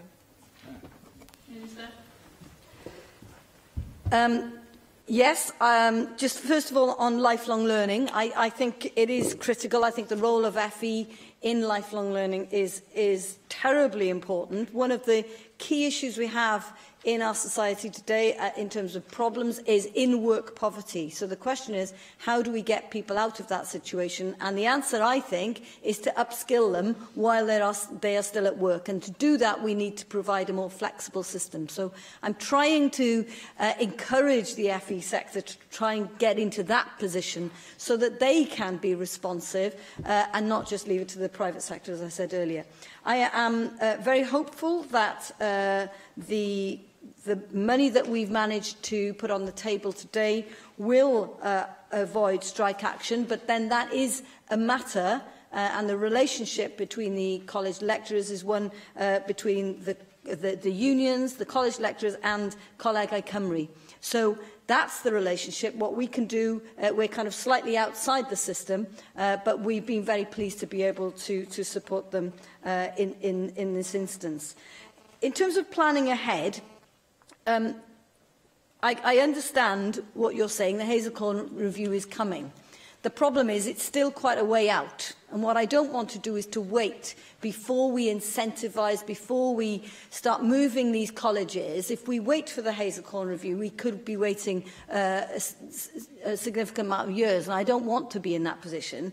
So some of this is about getting us to the situation where we're on a par with sixth forms, where we're looking at the methodology, for example, in relation to how they're paid relating to demographic changes. That's what's done in sixth forms. So we're gradually getting into the same kind of position. And of course, we needed to respond, I think, to the National Audit Office report. So that was another incentive for us to get moving on this particular issue. On the RSPs, we have, of course, had the review by Dr. John Greystone. That was specifically targeted at governance. It was specifically looking at governance. The RSPs have responded, are responding to that. Terms of references are now clear for the public. There was an issue about public accountability. Minutes of the meetings are now being put on websites and things. So the transparency of the process is much better. I hope that in appointing a new somebody to overlook the RSPs, we'll get a better degree of consistency between the RSPs. I think they're doing a good job, and I'd like to encourage them to keep going, but I'd like to have somebody who has an understanding of both the RSP, the employment situation, and the further education sector to really make sure that we are in the right place on this, because it's critical, I think, that we get this right. And then on your last point, which was about, I can't remember what it was about. The part-time provision. Yeah, part-time provision, absolutely. You know, we are concerned about this. That's why we've had to prioritise. We have done some analysis to have a look at how this would impact. Of course, we've been speaking to the colleges about this. We've had to prioritise. We're really making sure that there's a consistency. When we've decided where to prioritise, though, we've decided that we want to upskill and focus on those with the lowest levels of qualification in relation to part-time. David Rees. Can I thank the Cabinet and the Minister for her statement, and can I also basically applaud the Welsh Government's decision to actually fund the pay awards, both for lecturers and for support staff, because so often support staff are not thought of in these discussions, and they are the crucial pin which actually allows the whole process to work. So I'm very much pleased with that. A couple of quick questions for you, Minister. I agree with Bethan in the sense that the part-time provision is crucial. We need to look at how we address this issue. Now, your statement says you're going to prioritise those who only hold level 2 or below, but we can't ignore the level 3s, because they are the ways in which we can upskill our workforce and provide people opportunities to move on, and as you highlighted in your answer, to actually gain better themselves out of the in-work poverty situations. So can you give us reassurances that you will also be supportive of programmes above level 2 if there's evidence to demonstrate that that need is there by the RSPs as well? And in the RSPs, will you also confirm that they will look at not just regional needs, but national needs? Because very often what is good in a part of Wales might not be appropriate for another part of Wales, but we don't want to stop the social mobility of the students to travel. And, for example, something in South East Wales if it's only delivered in South East Wales, we shouldn't deny people in South West Wales or West Wales the opportunities to actually gain skills which might allow them to move into those type of professions. You also indicated that you will be doing the financial or checking the financial funding. Basically, you won't pay if the plans are not delivered. How often will you assess those plans to ensure that they are being delivered? And are you also going to assess the financial management of the colleges to ensure they are delivering on the outcomes that they should be delivering on? We've seen our FE colleges grow, some of them quite large, and some of them have spin-off private businesses as a consequence of putting extra funds in. So what we want to make sure is that they are delivering on the objectives set by Welsh Government for the funding from Welsh Government. Could you also tell me, in your statement you highlighted you've done something, say the capacity uplift has been looked at, but then you talk about other elements will be looked at the next academic year. Well, what elements will be looked at in the next academic year? Will they be all the remaining elements, or will there be a proportion of those elements, and some looked at the year after that? And I suppose the most important thing is, how are you going to ensure that the hit that the FE took, and we all recognise the hit the FE took, is not irreversible, that we are going to deliver, because there are many people out there who need access to those access courses, to return to work courses, to get them back into the opportunity of working.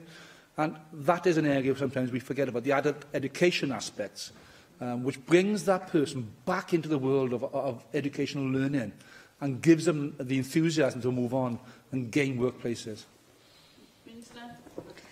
Thank you. I'm also delighted that we've managed to find the money in terms of support staff. Some of these people are on extremely low pay, so I think it's really important that we've managed to find that money and to support them. And as you say, they are essential staff in terms of making the colleges work. So I'm delighted that that has happened. In terms of upskilling, I think everybody recognises that this is the sector that's taken a huge hit.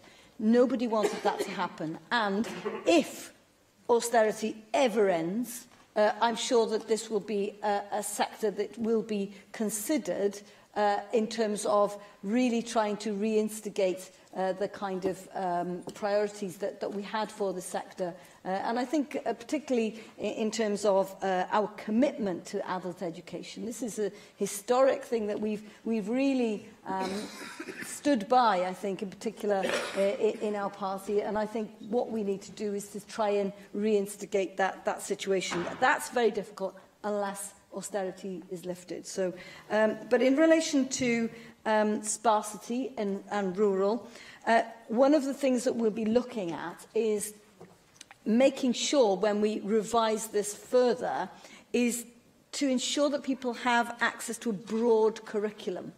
So how far away do you live from a plumbing course? It costs a lot more to put on a plumbing course in a rural area simply because you can't perhaps get the numbers that you would get in an urban area. And yet, people in rural areas need plumbers. So we are looking at ensuring there's a kind of baseline of courses that are necessary, and it may be that we'll be saying, well, we will subsidise those so that there is a broad curriculum, and that's one of the things we want to examine further.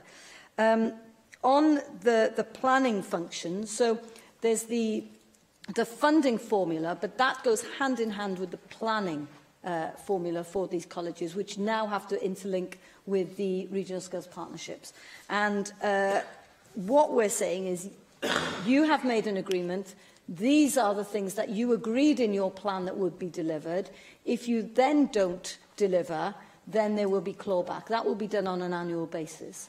And I think you're absolutely right. You know, FE has had a hit in the past, and when possible, I'm sure that we will find the money to be able to reinstate the money that sadly has had to be cut. Thank you very much, Minister. Item 7 on our agenda this afternoon is the statement by the Minister for Housing and Regeneration, investing in early intervention and cross-government approaches to tackle youth homelessness. And I call on the Minister for Housing and Regeneration, Rebecca Evans. Thank you, Deputy Presiding Officer. As a government, we have demonstrated our commitment to tackling and preventing all forms of homelessness through new policy initiatives and significant investment. This includes an additional £10 million of funding in the next financial year, as previously announced by the First Minister, to specifically address youth homelessness. Today I am setting out how that funding will be allocated to support a suite of cross-government measures, offering a mix of evolution and space for innovation, providing opportunities for new approaches to housing solutions and support, as well as opportunities to build on existing services and tools to better recognise and respond to young people at risk of homelessness. To strengthen our evidence base and to inform our funding and future policy decisions, the Wales Centre for Public Policy was commissioned to deliver a report into the causes and prevention of youth homelessness. One overarching message from the report was the need for cross-government action, something I fully recognise, and why earlier this year I established a cross-portfolio and cross-sector ministerial task and finish group to advise me on both youth homelessness and Housing First. I am grateful for the work of that group which, alongside discussions with ministerial colleagues and my engagement with the End Youth Homelessness Cymru campaign, and my discussions with young people with experiences of homelessness and the risk of homelessness, has informed the allocation of the funding that I am announcing today. The WCPP report sets out a complex set of interrelated factors which can culminate in causing a young person to become homeless. The report then sets out a 5-part typology of prevention: structural prevention, systems prevention, early intervention, eviction prevention, and housing stability. A further report from WCPP then uses this typology to map current provision in Wales, providing a strong basis for informing the allocation of funding I am announcing today, as well as future policy development. The report makes it clear that if we are to eradicate youth homelessness, we need to tackle its root causes by identifying those who are at risk earlier and putting in place measures to reduce risk factors. It highlights strong evidence to support coordinated multi-agency approaches, including the Geelong project, which centres around a collaborative model between schools and youth services, using a screening tool to identify those at risk and then providing a flexible and responsive practice framework. Many of the Geelong principles are already visible within the education system and youth service in Wales, where we have a track record of successfully taking forward this kind of early intervention approach. Our youth engagement and progression framework has allowed earlier identification of those at risk of not being in employment, education or training, the brokerage of appropriate support, and the monitoring and tracking of progress. The actual numbers of young people who are not in employment, education or training are the lowest they've ever been, reducing every year since the framework was introduced. The First Minister visited the Hanger Youth and Community Centre in Aberbargoed yesterday to see how it works in practice. We know the same warning signs of young people potentially becoming NEET are also good indicators that a young person may be at risk of family breakdown or youth homelessness. There is, therefore, a clear rationale for building on this approach and working with partners to explore the considerable potential to strengthen the framework for a wider purpose. I am therefore pleased to announce that £3.7 million of funding will be allocated to the Youth Support Grant to further evolve and strengthen the existing systems and services with a focus on youth homelessness prevention, drawing on the principles of the Geelong model and adapting them for the Welsh context. The funding will also provide for training and resources to support school-based counsellors, education welfare officers, youth workers and other frontline staff to ensure that they are equipped with wider knowledge of homelessness and the links to other risk factors in order to better prevent young people falling into homelessness. It is imperative that the Geelong principles are embedded throughout existing services to ensure the seamless identification of young people at risk of homelessness and the services available to them. The £3.7 million of funding will therefore be available to fund a youth homelessness coordinator within each local authority to drive forward this collaborative agenda. The WCPP report recognises that an essential component in tackling youth homelessness is housing stability, which requires the provision of a variety of support and suitable accommodation options for young people. The Supporting People programme currently funds a range of projects to help young people access and sustain accommodation, and the Affordable Housing Review is considering some of the wider structural questions. However, the WCPP report tells me that there is a clear need to promote and encourage new and innovative options to both house and support young people. I am therefore pleased to announce £4.8 million of funding to establish a brand new innovation fund to develop suitable housing and support options for young people. These might, for example, include Housing First for young people, or projects specifically for young people leaving custody or leaving care. It is vital that we understand the current landscape of housing options available to ensure that this investment is driven by the needs of young people. As such, I am in the process of commissioning a short piece of work to assess current housing options for vulnerable young people, with a view to better understanding the gaps and seeking to build on and develop the options available. Another aspect highlighted in the WCPP report is what they describe as systems prevention. We know that children leaving the care system are at increased risk of becoming homeless. Many care leavers report being unsure how to manage household budgets or problems, feeling lonely, and, like many young people, they need support to transition to independent living. In recognition of this, the Welsh Government supported the development of the Care Leaver Accommodation and Support Framework through Barnardo's Cymru, specifically for young people leaving care in Wales. My department has been working closely with the Social Services Department to identify barriers to effective implementation of the pathway and other measures that might be needed to support care leavers.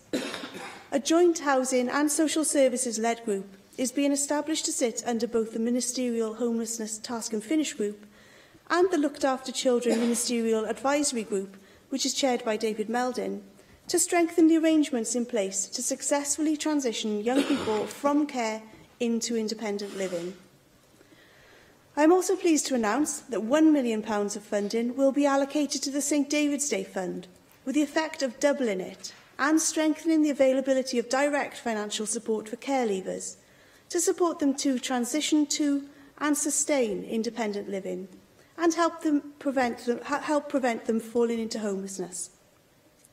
This funding seeks to provide some of the practical financial support to care leavers that others might expect from mum or dad, enabling their successful move towards adulthood and independence. Successful system prevention also involves a wider awareness amongst all professionals working with all young people about the risks of homelessness and the services and the interventions available to support young people. As such, I am allocating £250,000 for new targeted communications and engagement work, and this will take two forms, one specifically for young people and the other for professionals who work with young people to raise awareness, understanding and the take-up of services available. We will work closely with the End Youth Homelessness Cymru campaign, whose expertise will be invaluable to test and advise on the approach. The WCPP report highlighted the complexity of navigating the information available to young people. Therefore, in addition to targeted communications, I am also allocating £250,000 for tenancy support work, including work with Shelter Cymru and its existing helpline, to ensure young people have access to wide access to information, advice and support services. Deputy Presiding Officer, there is already a plethora of work going on and underpinning this agenda across government, including work on adverse childhood experiences, the whole school approach to mental health, and a wider focus on emotional and wellbeing support for young people. It is important that we continue to complement, align and strengthen existing pieces of work through joint working, and this funding is deliberately a mixture of innovation and evolution in order to do just that. The funding allocations I have announced today take a collaborative and preventative approach to this complex issue and demonstrate our cross-government commitment to tackling youth homelessness. Thank you. David Melding.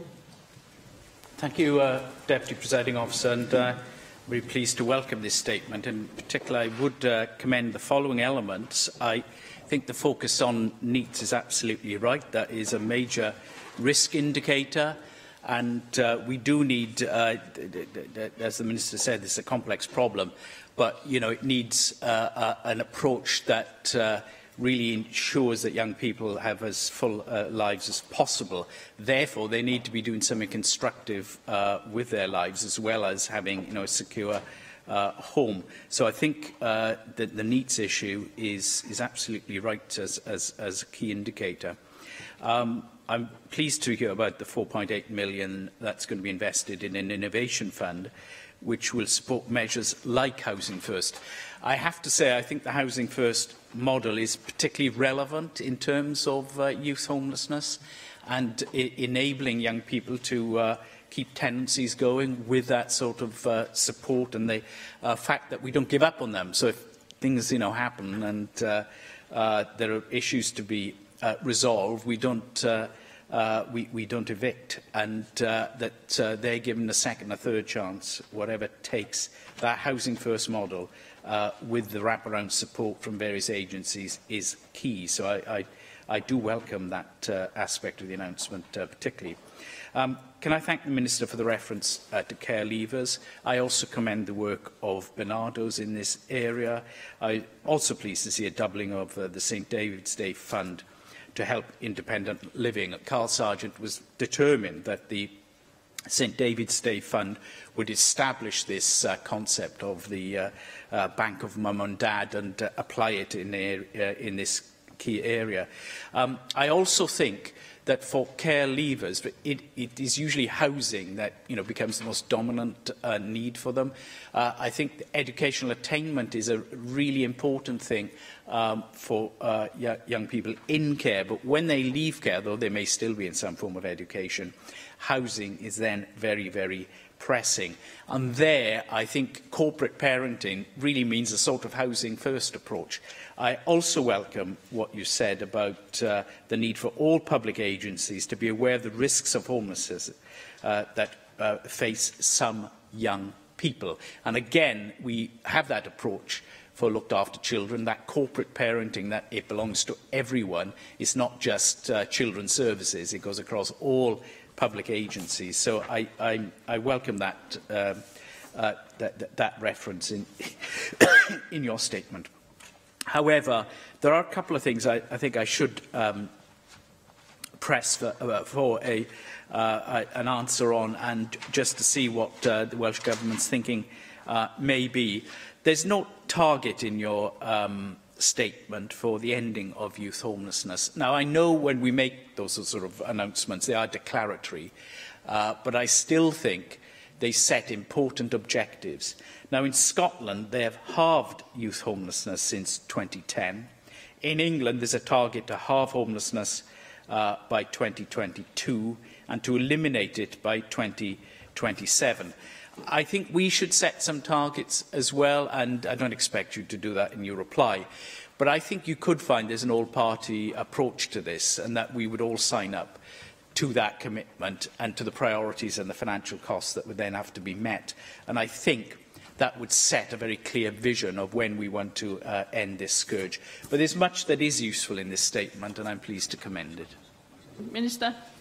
Thank you very much, David Meldon, for his contribution and for his welcoming of the announcements today. And I really would like to begin by thanking David for the work that he does, and he has done for many years as a real champion for children and young people in care and leaving care. And commend him and again thank him for the work that he does on the Ministerial Advisory Group as well. I'll address immediately the issue raised regarding targets. And when the First Minister announced the additional £10 million last year, he said it would be his intention to eradicate youth homelessness in Wales in 10 years. So that would be by 2027. And I am under no illusion as to how difficult a task that is going to be. In the first instance, it's very hard to grasp a figure of how many young people are homeless, because many of them don't necessarily identify themselves as being homeless. For example, if they feel unable to stay within the family home and are sleeping on a friend's sofa, for example, they don't identify as homeless, but we would certainly consider them to be so. Equally, young people can become homeless as a result of the family losing their home as well. So we understand the estimate of young homeless people is around 7,000. And that figure is a figure given to us by the End Youth Homelessness Cymru campaign. I think that really does give us an idea of the magnitude of the job ahead of us. David Meldon referred to the St David's Day Fund. I'm really pleased that we're able to add additional funding to this, because we have seen the impact that it's already been making. Since its launch just last year, it's helped over 1,900 care-experienced children and young people to receive funding to support their transition into adulthood. And case studies show that the funding has been really used very flexibly and creatively by local authorities to meet the needs of those young people in the same way that birth parents might support their children. So, for example, the fund has been used to pay for driving lessons to enable care leavers to access employment and education, bridging payments to enable continuity of tenancy and residence, or due to an unexpected shortfall in benefits, for example, enrolment on courses, materials for study, laptops for further and higher education studies, and also clothing and uniforms for work as well. So all the kinds of costs that young people can incur in their move on to adult life. So it's a really exciting fund, and I'm glad to see the difference that it's already making.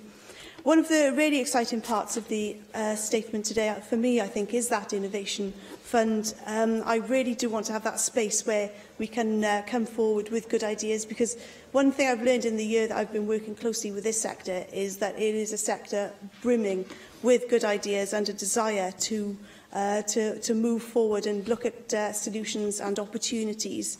So I'm really looking forward to the kind of schemes that will come forward.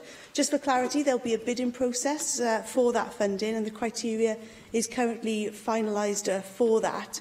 The funding sits within the Homelessness Prevention Grant, and there'll be a panel within Welsh Government to assist us in determining which will be the successful programmes. But absolutely, Housing First could be one of those kinds of programmes. I was really pleased to have the opportunity to visit the Rock Trust in Scotland, which was the first ever Housing First project in the UK. It started in 2017, so it's still early days there, but they are very enthusiastic about what's being achieved there. And I liked it when David Meldon used the phrase, whatever it takes, because that actually is the Rock Trust's approach to Housing First. It is about whatever it takes. And I've also been very clear with local authorities that our housing legislation must be seen within the spirit of it as well. So rather than just discharging the duties to the letter of the law, and an example would be a young person risks homelessness. There's an immediate intervention by the local authority to try and prevent that homelessness, but for one reason or another it doesn't work out. Well, actually, they've discharged their duties, but actually the spirit of the law would mean that they keep going back to ensure that that young person doesn't become homeless. So we've been very clear with local authorities on that. And again, the point that David Meldon raises about wide-ranging understanding of the risks of youth homelessness and how to identify it is important, and again something which has been identified as suitable for further funding in my statement today. Thank you. Bethan Syed.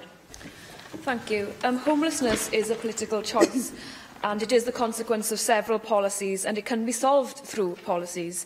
Indeed, the numbers of people rough sleeping were a lot smaller a decade ago thanks to policies that aimed to support people being in place, and a social safety net that was, in fact, better than it is today. I appreciate the statement that you've given us. We've waited over a year for this information, and I don't want to undermine the work of the Wales Centre for Public Policy, but they do tell us things that we already did know. For example, tackling the root causes, reducing the risk factors, cross-government working. These are things that should have been put in place before now, and are not really something that we already knew. So I want to frame my response in relation to that. Now, you attended a crisis conference, and I know that you spoke at that conference. I wanted to know whether you would be in support of the recommendations specifically made for your government, as some of which I'll read out to you today. So, place a duty on all relevant public bodies to prevent homelessness and to cooperate with local housing authorities in relieving homelessness.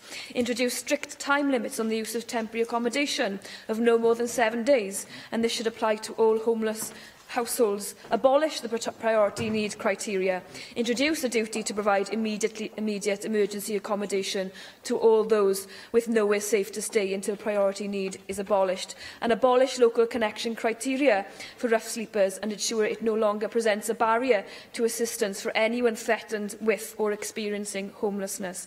These are many suggestions that have been put in place by the sector, and I believe should be responded to. Now, I know that you have said that you want to put finance in towards housing first, but I potentially, my portfolio has changed, but I don't know whether you have announced the results of the pilots, or is this new money an intention to scale up the Housing First initiative, given that you've analysed that it is a good thing? When you say that there will be £3.7 million funding available to fund youth homelessness coordinators within each local authority to drive forward this collaborative agenda, what discussions have you already had with local government in this regard? I'm getting countless emails from local governments saying that they're stretched to the limit. Have they had any intervention as to where or how they would use this money to best effect? And I'm a bit confused as to what the targeted communications and engagement work will be with £1 million put towards that. How will you be engaging with young people? How are we going to be able to track the developments of progress in this regard? And what work will you then be doing with, you only mention one organisation here today. How will you be working with the wider sector to ensure that everybody in this field will be able to partake in it? You say that it's hard potentially to reach the target in 10 years' time, but we've been waiting a long time for a target to end youth homelessness, and we need to be able to have intermediate targets to understand how you will be able to reach that goal, how you will be involving the sector, and how ultimately you will be involving young people who are actually homeless. Because time and again they feel disenfranchised, they feel as if they're not being listened to, they feel isolated, and how can we ensure that they are key to the delivery in this regard? Thank you very much for those questions. It is a shame that it does fail to recognise the huge amount of work which has already been going on, which has been supported by government over a long period, not least through the Supporting People grant, which I know both our parties have a particular interest in. So one example would be the Swansea Young Single Homelessness Project. That is an organisation where young people are valued for the contributions they make, and they have fixed site services run called Drws Agored, provide an emergency service for 9 homeless young people. So that's very much at the sharp end of preventing those young people from becoming turning into rough sleeping. And they also offer floating support services to vulnerable young people up to the age of 25 who require some support to maintain their tenancy. That's just one example. I've been to see Llamau, also to see the fantastic work that they're doing, also funded by Welsh Government. So I think it is unfair to suggest that all of a sudden we've woken up to the challenge of youth homelessness. Actually, work has been going on in the area of youth homelessness for many years, and we've seen youth engagement and progression framework every single year, reducing the number of children and young people who are not in employment, education or training. So I think it does do a disservice to the people working day in, day out in this sector to try and ensure that, that young people don't become homeless. And the investment which Welsh Government has been making in this agenda for a long period.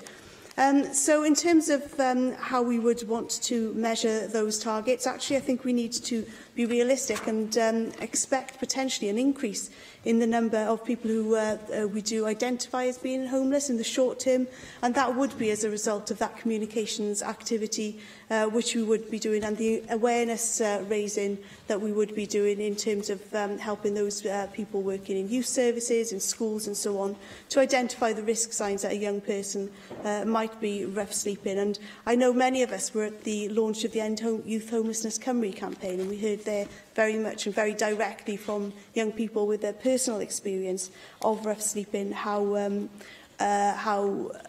they felt that the signs that they could be rough sleepers weren't even noticed by those people working most closely with them. On the issue of priority need, I've already committed to commissioning a review of priority need. I understand very much the issues there relating to priority need. However, I would say that young people are very much already considered to be in priority need. So young people aged 16 or 17 by definition are considered at priority need, and those between 18 and 20 who are at particular risk of sexual or financial exploitation are also considered to be priority need, as are those people up to the age of 20 who have spent time in care. Now, I'm very interested in what our review of priority need will show us, but those young people are currently considered priority need, and also the issue of local connection will be considered as part of that wider review of priority need, as I've already told the Chamber previously. In terms of input from the wider sector, the Ministerial Advisory Group, or the Ministerial Task and Finish Group, I should say, has representation very, very widely across the sector, from all organisations, from the youth justice sector to local authorities to the End Youth Homelessness Cymru campaign and police and so forth. So it is widely represented in the sector and does very much respond to that point that tackling youth homelessness does have to be a cross-sectoral responsibility. In terms of Housing First, those pilots are ongoing. We have now identified additional funding, which I announced recently, for some trailblazer projects, which are taking that Housing First model to the next level by ensuring that they are working very closely with mental health services, with domestic violence services and with substance misuse services as well, to try and ensure more of an integrated approach to meet those needs of people. And just to finish on this particular point, the Housing First network has produced a Housing First standards document, which we have agreed now in Welsh Government. So for a service to consider itself as Housing First, it must meet all of those standards, because one of my concerns was that there are some excellent projects out there calling themselves Housing First, not adhering to the Welsh Government's Housing First principles, and that was a concern. So whilst rapid rehousing models are very much in need, Housing First isn't for everyone, but we do need to stay true to those principles of Housing First if we intend to call those projects Housing First. Jenny Rathbone. Thank you. I very much welcome the attention you're giving to this important subject and the joined-up approach that you're giving to it. Unfortunately, I absolutely agree that NEETs are a real indicator of potential youth homelessness. And one of the things we need to do in conjunction with the Cabinet Secretary for Education is ensure that all our schools are paying attention to the well-being of all their young people, rather than in some of our schools, I'm afraid, they're all too keen to get rid of people who require extra support, and that is really something we need to stop happening. So at one level, I'm quite surprised that you're having to invest so much money in training and resources to support school-based counsellors and education welfare officers, because I would have thought that they would already be pretty familiar with the complexities of this problem, but on the other hand, reflecting on the inability of some schools to support appropriately young people who are having difficulties. Maybe that is what's required. Yesterday I visited the Grassroots project in Cardiff, which is in Charles Street in the city centre. And this is a youth project that's been going for nearly 40 years. And there was clear evidence of the excellence of their work. Joined-up approach, just opposite the youth housing office, and literally down the road from the Job Centre Plus, where people had to go and claim their benefits. But in addition to that, I met several young people who'd clearly been involved with Grassroots for several years. And this has obviously become an organisation that they've come to trust. And in many cases, it's an excellent success story. The quality of their work is really outstanding. I was very pleased to meet a young man who has only recently been diagnosed with autism, aged 25. So we obviously weren't doing the right thing when he was in school. And he's at the moment struggling. He's between jobs. But I was very pleased to hear that Autism Initiatives is helping him get some independent housing. At the moment, he's living with his mother, but obviously he doesn't want to go on doing that. So it's great that another organisation who specialises in autism is available locally to help him with that aspect. Another was a young parent who was living in truly appalling private sector housing. I know that it's not in my constituency. I know the Assembly member is aware of it. And she obviously was making a really good fist of being a parent of a child who looked very contented and thriving. So good luck to her after many years of being supported by Grassroots. And thirdly, I met a vulnerable young woman who simply is not ready for going into independent housing. If we gave her a tenancy, it would break down almost immediately. And therefore, I'd like to ask you, Minister, what we're doing to focus on the supported housing that many young people who fall homeless actually need to enable them to subsequently be able to successfully support a tenancy. Because it seems to me that we need foyer accommodation, such as provided by St Basil's in Birmingham, where they've got 29 different hostels to support young people, including some with families, to ensure that we put them on the right path before they are going into their own homes, which then fall down. It's exactly the same housing first principles as we apply to people with addictions, people with mental health problems of all ages. So I know that Llamai do some work, and they have some hostel accommodation, but I just wondered how much focus has been on ensuring that it is available across Wales, because obviously the work done by Grassroots, their street-based outreach work, identifies at least 1/3 of these young people are coming from elsewhere outside Cardiff, because nobody wants to be the only trans person in the village, and people who are just getting judgmental attitudes rather than empathy are bound to come to our cities. So I think if we could just focus on the sort of supported housing that is needed to ensure that the most vulnerable of our young people are successfully enabled to get back into living a successful life. Minister. Thank you very much for those comments, and I'm particularly interested in the Grassroots project in Cardiff, so I'll be sure to try and have a visit there to find out more about what's happening, and again look to the example that you've given of St Basil's in Birmingham, because I think it's important that we do look to best practice wherever we can find it. You mentioned the young man with autism who was being supported into independent living, and I'm pleased to see that that individual now has the support that he needs. And I've been keen within this portfolio to reflect on previously responsibilities I've had, and one of the things that we have introduced is some new guidance on housing, specifically related to how best to offer support to people with autism. And that is as a result of the work that we've been doing more widely through the ASD Strategic Action Plan. Again, a piece of work which we work on right across government. You also referred to a young person just not being ready to move on to independent living, and that's very much does reflect the kind of discussions that we've had within the Ministerial Task and Finish group, where we heard of young people who thought they were ready, but they weren't. And again, that's the kind of example I gave to David Meldon, where an individual needs that second chance, a third chance, however many chances it takes to get support in order to be able to move on to independence and adulthood.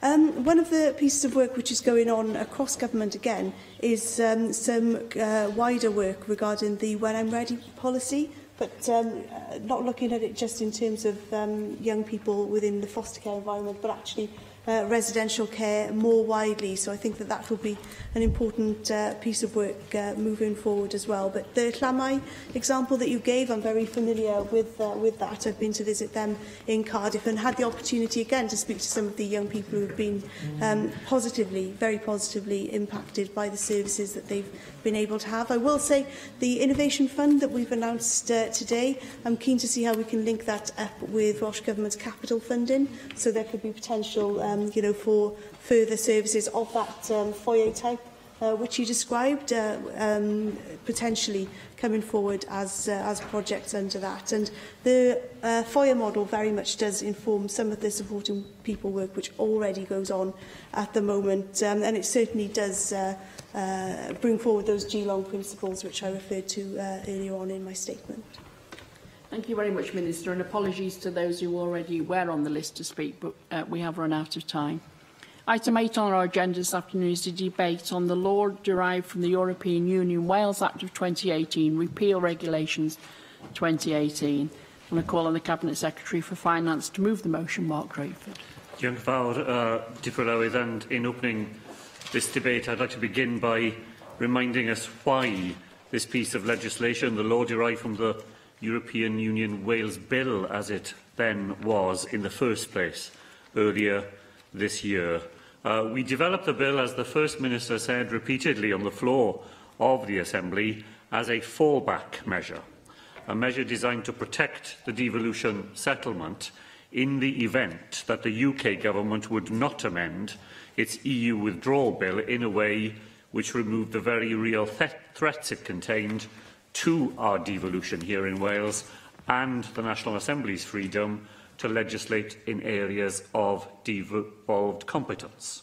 I don't think there's any doubt that had the EU withdrawal bill been enacted as originally drafted, it would have seen a real clawing back and centralisation of powers to Westminster. That is why we embarked upon a long and detailed process of negotiation involving the Welsh, Scottish and UK governments, in which we secured a new agreement which provides strong protection for vital Welsh interests. The agreement we reached has ensured that not a single devolved responsibility has left this Assembly. Areas already devolved remain devolved, and the necessary safeguards are in place to ensure that this continues to be the case. Devolution is entrenched in the intergovernmental agreement, not diluted by it and not undermined by it, as the EU withdrawal bill, as originally enacted, certainly would have done. And all of that was demonstrated last week, Llywydd, when the UK Government published its first quarterly report about the operation of the EU Withdrawal Act, as it now is, and common frameworks. That report that has been made available to the Assembly pointed to the significant joint progress on common frameworks and the continued collaboration to ensure the statute book is ready for exit day. As a result of that significant joint progress, there are no proposals to freeze the current EU rulebook beyond our membership of the European Union. We are achieving everything we set out to achieve by agreement, as we always argued we could. This progress has been welcomed, not only by ourselves, but by the Scottish Government as well. And as my colleague Alan Davis has said, the agreement established a parity between administrations, which is in the best interests of Wales and of Wales in the United Kingdom. Now, Llywydd, that approach is also being reflected in the development of statutory instruments under the EU Withdrawal Act, which modify EU-derived law so that it is operable at the point of our exit from the European Union. And that is action which becomes all the more urgent as the prospect of a no-deal Brexit has strengthened over the time since the intergovernmental agreement was drawn up. Where these statutory instruments contain provisions about devolved matters, the UK Government is seeking the consent of Welsh ministers, in line with its commitments under that IGA, before they are laid in Parliament, and we are notifying Assembly members when we are laid. The reality is, Llywydd, that we have obtained every drop of leverage to be extracted from the LDEU Act, and now is the time to ask this Assembly to do what we as a Welsh Government committed to doing in the intergovernmental agreement to repeal the Act. And this is now urgent. As the Constitutional and Legal Affairs Committee has noted, the programme of corrective SIs is already under considerable time pressure. Repealing the Act will remove one hurdle which impedes the progress of UK secondary legislation, which in turn has a knock-on effect on our own programme. If we do not do so, the risk of an unmanageable legislative logjam here in the new year will increase, and that is not in the interests of Welsh businesses or of Welsh citizens. And in any event, Llywydd, the challenge we are facing now, how to persuade the UK Government to adopt an approach to the withdrawal deal which is capable of commanding a broad political consensus rather than one which threatens to bring us to the very edge of the most dangerous cliff, is not one which the LDEU Act can help us to address. The Act has done its job, Llywydd. It is time to move on. That is why, in line with the enhanced procedure set out in the LDEU Act, the draft regulations to repeal the Act were laid for 60 days, providing an opportunity for representations to be made. That 60-day period has expired, and members will have seen from my written statement that only one representation was received during that time. I thank the Constitutional and Legislative Affairs Committee for its ongoing engagement with the legislation and its consideration of the draft regulations. There was nothing in what the committee said which stands in the way of repeal. It is in Welsh interests that we now do so, and I ask members to support the motion approving the regulations which will enable the Act to be repealed today. Darren Miller. Diolch, Llywydd, and can I thank the Government for bringing forward this motion today to repeal the law derived from the European Union Wales Act. As the Government and all members of this chamber will be acutely aware, we opposed this Act when it was put before the National Assembly as an emergency bill using emergency procedures, a significant piece of legislation which we had just 14 days to scrutinise. We said at that time that it was an unnecessary bill because we were confident that an agreement could be reached between the Welsh and UK governments which respected the devolution settlement and which accommodated the concerns, the quite rightful concerns that some people had in this chamber and that the Welsh Government quite rightly had with the originally drafted EU withdrawal bill as it was at that time.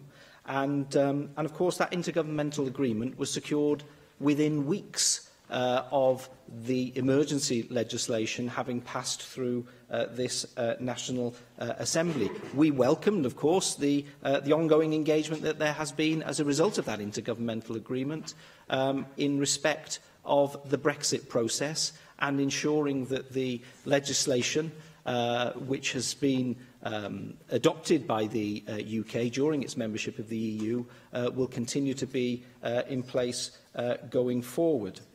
Now, I have to say that I think that it is disappointing that there's been quite a significant delay actually in fulfilling the commitment that the Welsh Government made to the UK Government as part of that intergovernmental agreement. You said that you would repeal this bill, and I think everybody was expecting that it would happen much more quickly than the many months which it has taken before you tabled this motion today. But I think you're quite right, Cabinet Secretary, to say that this bill offers no leverage in the future to the Welsh Government or the National Assembly for Wales in terms of squeezing anything more out of the UK Government in terms of respect for the constitutional settlement. We've seen many LCMs, some of which are going through the committee stages which were discussed at Business Committee this morning, the Fisheries Bill, the International Healthcare Arrangements Bill, and I'm sure that there will be many others where there is an issue which needs to be considered by this Assembly. Quite rightly, an LCM will be brought forward. We always felt that the LCM process was the backstop, if you like, for securing the powers of this Assembly and making sure that there was proper respect for devolution. And I think that not only the intergovernmental agreement has made sure that that is the case, but of course the very practice of the UK Government Ministers since that agreement has come into play has demonstrated very much that there is a great deal of respect from the UK Government in terms of the settlement. So I do hope that other parties will be as responsible as the Welsh Government has been in respecting the decision that was made to agree with the UK Government a clear protocol for ensuring that there was a proper workable solution to protecting those rights and taking forward those laws which had already been adopted in terms of UK legislation, and to make sure that the Welsh voice is heard as part of that process. I was very pleased to hear you refer to the progress which has been made in terms of the UK-wide frameworks. And perhaps in responding to today's debate, you can just elaborate a little bit further on those. I know that as far as colleagues in the UK Government are concerned, they've been very pleased with the engagement that there has been from the Welsh Government and indeed the Scottish Government in the development of those frameworks, and the Northern Ireland team, if I can call them that, because obviously there isn't an executive at present. And I do think that it's incumbent upon all of us to work together to make sure that those frameworks are in the best interests of the whole of the United Kingdom, as well as making sure that Wales is afforded a significant voice at the table when those frameworks are developed. So we will be supporting this motion today. Steffan Lewis.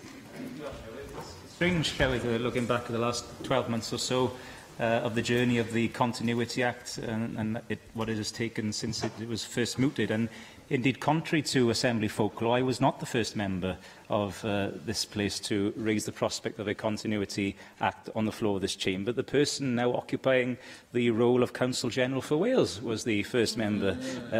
He was ahead of me, which probably explains why he has risen to bigger and better things in the meantime. It's been clear from the outset, though, that members from almost all sides were able to agree that legislating in order to uphold devolution in the context of the withdrawal was appropriate and necessary. I happen to believe that it was among the finest hours of this Parliament that we acted across party lines in the interest of something far greater than ourselves as individual politicians or as individual political parties, our very political nationhood. And let's not forget that was at stake when the withdrawal bill was first drafted. I think tribute also should be paid especially to those who crafted the continuity bill in the first place. This was not an easy piece of legislation to draft. It is highly technical and intricate, and it is a credit to its authors. Like the Welsh Government, I would much rather there not be a need at all, or in the first place, for Welsh continuity legislation. It has always been my view that the UK Government, if they really cherished this union, that if they genuinely respected the nations of the UK, then from the outset, the mechanics of EU withdrawal could and should have been negotiated between the nations of the UK before Article 50 was even triggered. I believe that an accession in reverse model of withdrawal could have accomplished this comfortably. The UK Government chose not to engage with the devolved governments on the basis of respect and partnership, and they have deliberately decided not to do so at every stage of this process since the referendum. Continuity legislation, therefore, became essential because there was no other way of securing the wishes expressed by the people of Wales in two devolution referenda. It is, however, with great sadness that the consensus which brought about the Continuity Act has now evaporated in light of the intergovernmental agreement between Welsh Government and the Westminster Government. I genuinely and sincerely disagree with the Cabinet Secretary in terms of the continuing need for continuity legislation. I believe the Continuity Act is still needed and should remain on the statute book, and I believe so for four primary reasons. Firstly, I believe the intergovernmental agreement fails to deliver the safeguards needed to ensure Welsh laws are free from unilateral interference from ministers in London. Indeed, Llywydd Section 6 of the agreement makes it clear that UK ministers can make changes in devolved fields even without the consent of Wales. Secondly, now that we know the UK government's intention through the draft withdrawal agreement, given that we know it fails to meet the aspirations of securing Wales's future, it makes no sense to facilitate the UK government's withdrawal agreement through repealing our legislative shield. That seems to me to be a clear contradiction politically. Thirdly, I do not believe the UK government is in any position to be trusted to even attempt to seek agreement with Welsh ministers on the future implementation of the Withdrawal Act. They have form for breaking the Sewell Convention, let's not forget, and in their newfound desperation, I have no doubt they will do so again without a second thought. Fourthly, I find the timing of this proposed repeal puzzling. We are awaiting the judgment of the Supreme Court on the Scottish Continuity Act. Would it not be best for members here to make a proper decision on whether or not to repeal our legislation in full knowledge of the legal and constitutional ramifications that that judgment will provide us with? This issue, Llywydd, for me, has always been bigger than personalities, parties and even politics itself. I very much fear that precedents set now during these extraordinary times may linger well into the future and cast lasting doubt over the ability of this place to legislate in key areas and could well normalise a newfound Westminster habit of legislating in devolved matters into the future. I simply believe that no one has the right to use Brexit or any other crisis as an excuse to change Welsh devolved laws without the agreement of the democratically elected members of this Parliament. What's at stake here goes beyond a piece of legislation. This is about enshrining in Welsh law all those rights and standards that we cherish so that no one can take them away from us. We often talk of future generations in this place. The generations that will be affected by decisions like this one today are countless, and I urge members to reject the repeal of this much-needed Continuity Act. Jane Hunt. To take part in this debate and would like to express my thanks to Steffan Lewis for the integrity of purpose and principle that he's brought to the External Affairs and Additional Legislation Committee in his role, particularly developing, of course, in those early days post-referendum, Brexit referendum, securing Wales's future, the paper which has stood the test of time since its inception. But I do support the Welsh Government motion today, which is no surprise, as I welcomed the outcome of the Cabinet Secretary's negotiations, which resulted in the intergovernmental agreement earlier this year, and which reflected our proposed amendments to the UK Government Withdrawal Bill. I welcomed his statement last week, which provides the assurance and evidence that the route he took was the right one and delivered the outcomes we called for to safeguard our powers. Now, if you recall, as a result of the EU Withdrawal Act, following the achievements of the intergovernmental agreement, the EAL committee supported the need for the UK Government to report to Parliament on matters relating to frameworks and any use of the so-called Section 12 freezing powers to temporarily maintain existing EU law limits on devolved competence. We called for our standing orders to require such a report to be laid before the Assembly within a day of it being laid in Parliament, and it was indeed laid, and I welcome the Cabinet Secretary's statement on the 13th of November. Can I again acknowledge the importance of the intergovernmental agreement? It was the Cabinet Secretary who succeeded in getting the UK Government to change its position so that all devolved powers and policy areas should rest in Cardiff and Edinburgh unless there are areas where common frameworks can be agreed. As a result of intensive negotiations over the past few months, we've had this positive outcome with regard to these UK common areas. And I think it's worth putting on record again today what the UK Government Ministerial Forward said last week. On the basis of the significant joint progress on future frameworks and the continued collaboration to ensure the statute book is ready for exit day, the UK Government concluded that it does not need to bring forward any Section 12 regulations at this juncture. Again, the positive impact of this outcome is clear, as it goes on to say Scottish and Welsh governments continue to commit to not diverging in ways that would cut across future frameworks where it's been agreed that they are necessary or where discussion will continue. The Cabinet Secretary has indicated a positive response today from the Scottish Government to this outcome as well. So taking forward the Continuity Bill was important, but it was always a fallback, as the Cabinet Secretary said, and the First Minister, and the Cabinet Secretary said that on a number of occasions during the debate about the Continuity Bill. And the preferred outcome would be to see changes in the Withdrawal Bill to reflect our roles, powers and responsibilities. It was leverage that was needed, as the Cabinet Secretary has said, and it must be acknowledged that is a result of cross-party action. The impact of this leverage is so important, and we must record it clearly today. It is evident. And I recall an article by Ian Price of the CBI in the Western Mail the time of the intergovernmental agreement. He was taking the long view when he said the deal was very good for the Welsh economy and its people, and what has been agreed is a sensible collaboration between Cardiff Bay, Westminster and Whitehall to find a common way forward on areas that affect the whole of the UK. So I'm sure businesses in Wales will be welcoming the Cabinet Secretary's statement last week, and Welsh businesses will be reassured in the context of so much uncertainty as to the state in terms of Brexit for Wales, and agree that the integrity and purpose of the intergovernmental agreement must be safeguarded. So it's for that reason that I support the repeal of the Continuity Act. As the Cabinet Secretary said, devolution is entrenched in the intergovernmental agreement, and this is a positive outcome which has commanded respect in the Houses of Parliament, as well as this Chamber and the UK Government.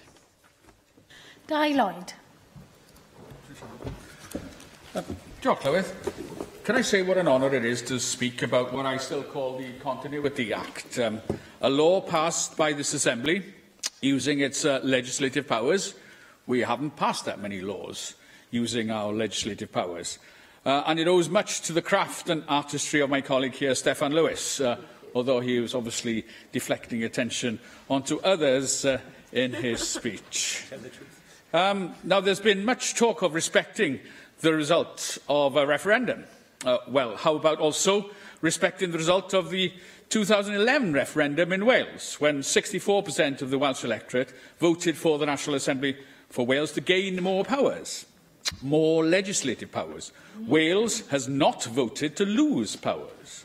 Yet the Wales Act 2017 has seen us lose powers, 193 retained fields.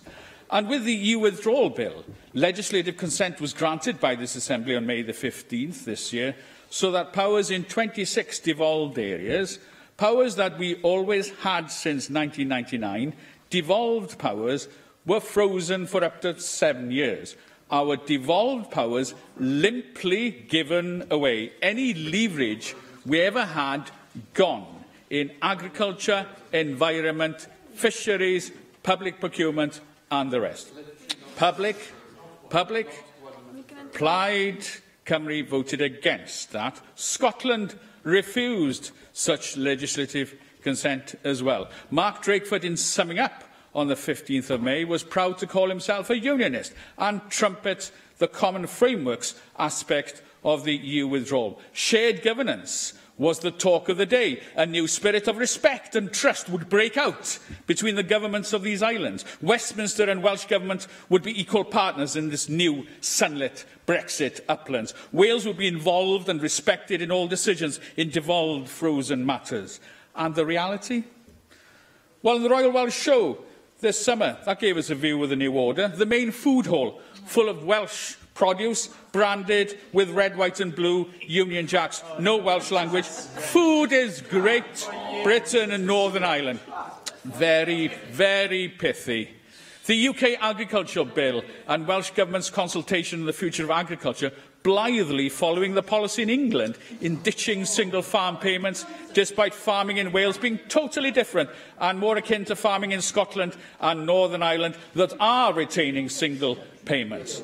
The tortuous Brexit negotiations. Are Wales involved at all? Welsh Government complains they're not being listened to. Is this shared governance?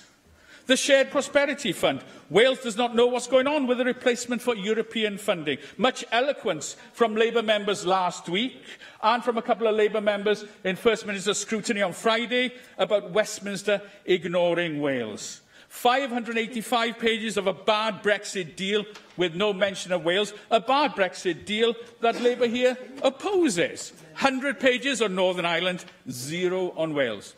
Now, we have an intergovernmental agreement, Labour say, the non-statutory, non-enforceable intergovernmental agreement. Surely it's in jeopardy, tied to a Brexit deal that Labour here opposes. The present Westminster government pays precious little attention to it. Government has been coming back here saying they don't listen.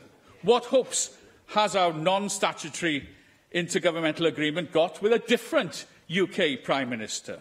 Or with a Labour UK Government Prime Minister? What hopes? Intergovernmental non-statutory agreement.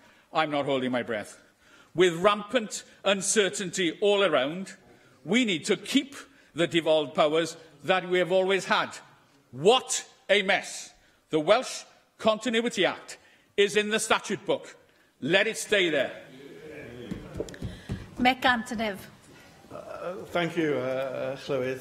And I'd perhaps like to thank Plaid for promoting my question at the scrutiny of the First Minister so widely on social media.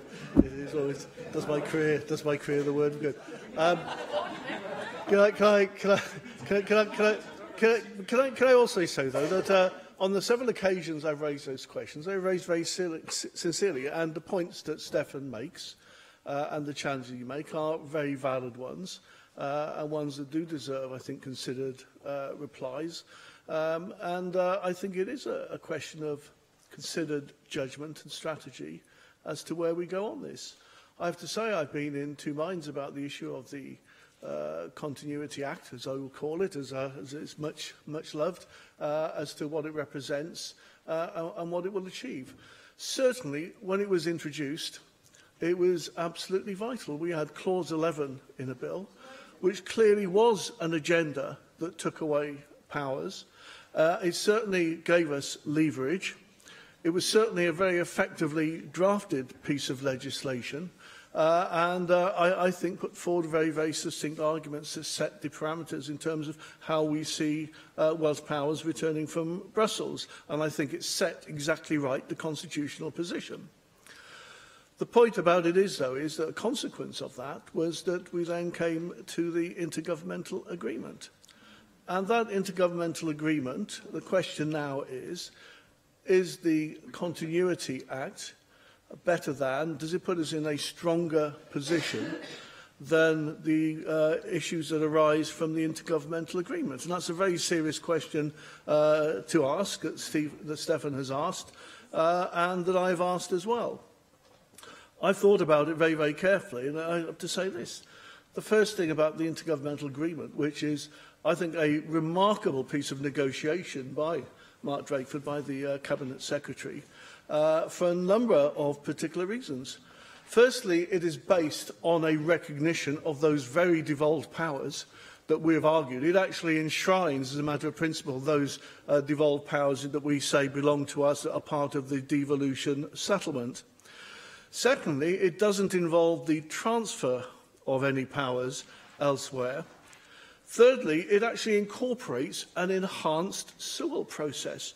It's quite remarkable, when we were at the Inter-Parliamentary Forum, when we were down in Westminster and in the House of Lords, telling the House of Lords members that they now actually have a veto on steps that might be taken by the UK government to override the refusal of consent from this place. I think it's actually quite a remarkable step forward. I'm not actually sure that when the UK government negotiated this, they were actually aware of what they were doing. It's quite remarkable. I've never been in favour of the House of Lords, or in fact giving it more powers, but on this particular occasion I'm perhaps prepared to make a bit of an exception.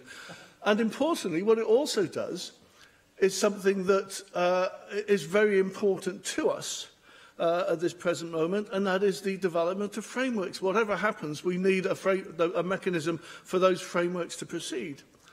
Now, if we withdraw, if we don't repeal that, and if the intergovernmental agreement collapses, does it therefore provide us with any silver bullet of protection? That's the question I've asked myself. And I can't say where it does. At no stage do we, at any stage, challenge or are able to challenge that ultimately the sovereignty of Parliament enables it to override in all sorts of ways. Stefan asks another very important question as well. Should we wait till the Scottish judgment? I would really like to wait till the Scottish judgment. I know there are pressures why we have to do this now because of the potential of collapse of the intergovernmental agreement at this current moment in time. But the adverse side to the Scottish judgment is this. Firstly, if it's successful, it doesn't put us actually in a stronger position. If it is adverse to us, it actually puts us in a much worse position. We not only don't have the intergovernmental agreement and the protections there, you then have a judgment of the Supreme Court which is confirming the power of Westminster to override on constitutional matters. So I don't think it gives us that particular silver bullet that we actually want. So, I don't think that it also, us taking the position that we're doing now and repealing this, it doesn't take away the constitutional challenges, which are very fundamental challenges that still exist in respect of the reform of the JMC, the fact that we do need a clearly delineated Sewell arrangement, one that is justiciable. We need clearly a more federalised constitutional structure. And interestingly, the Interparliamentary Forum, which we've been participating in, Dyrese and myself as chairs of our respective committees, is actually almost saying that very thing itself. So at this moment in time, I think we have to separate this very carefully from some of the other political issues that are going on. The very serious issues at the moment as to whether the government is going to collapse, whether there's going to be a general election, what the consequence might be of that, or if there isn't a general election of alternative constitutional steps being taken. But at this moment in time, in terms of all the things that we have responsibility for and are doing, are we better off as a result? Are we better off as a result of the intergovernmental agreement that we've got, that makes us clear in the position that we're in and the powers we have and sets a clear structure for that? Or are we better off by throwing that away and relying on a piece of legislation that can be so easily overturned? The answer I've come to is it is correct to repeal this. Strategically, it is the most prudent decision and the best decision in the interest of Wales. Not one I particularly want to take, but I think at this moment in time, it is the right decision to take. And I think the recommendation from the Cabinet Secretary, our Brexit Minister, Mark Drakeford, is the correct one. And he's put forward the correct proposal. And I think it is right that we do take the step that's being mooted today. David Melding. I'm pleased to have attracted you. I'm very grateful. I hadn't originally intended to speak in this debate, but I do think Stefan Lewis has raised points that are important and deserve a response. In what I thought was a thoughtful contribution. I enjoyed Di Lloyd's contribution, but I'm not so sure it was quite as thoughtful, but it was certainly plangent and full of that spirit that we're used to seeing from the Plaid benches. I spoke for the Welsh Conservative Group when the bill was going through its very speedy passage through this place. I mean, as an emergency piece of legislation, I think I'm right in saying it received less attention than any other piece of legislation that we have ever passed. And we have passed a couple of emergency bills. And this, I thought, was really troubling. But the reason I particularly objected to the bill was that I always thought it was a distraction. It was the intergovernmental agreement that was always central. And I argued this case very strongly then. I am pleased, actually, that both governments, the Welsh Government and the UK Government, were able, despite the passing of the bill and it becoming an act, to work at that agreement and to secure it. The need for UK-wide frameworks has always been recognised over such fields as aspects of the environment and agriculture and other key areas, recognised by the Scottish Government, I think, in fairness, recognised by Plaid. And indeed, these frameworks require powers that were previously vested in the EU to sit somewhere so that they could be crafted. And they do need to be crafted between the governments, with, I argued then, the UK Government with its capacity taking the lead, but as a partner and not imposing. And I do think that that is what has transpired. And as has already been referred to in this debate, the UK government has not driven over us. The Section 12 powers have not been used. However, I would finish with this, and this is the point where, I mean, I do have some, I do recognise some of the reservations and concerns that the Plaid Cymru group have. We now start with a model of shared governance. It's still a little clumsy, it's being crafted, but in our post-Brexit existence, which will come into play sometime next year, presumably, the way the UK deals with its intergovernmental and, arrangements and the need for shared governance over key areas, which does involve all the parliaments of the UK, that will really test the strength of the Union. And I think Stefan was hinting in his contribution, you know, where are the unionists? They need to be talking up this need for a new, more federal, perhaps, dimension. I think Mick hinted at this as well, and I agree with that.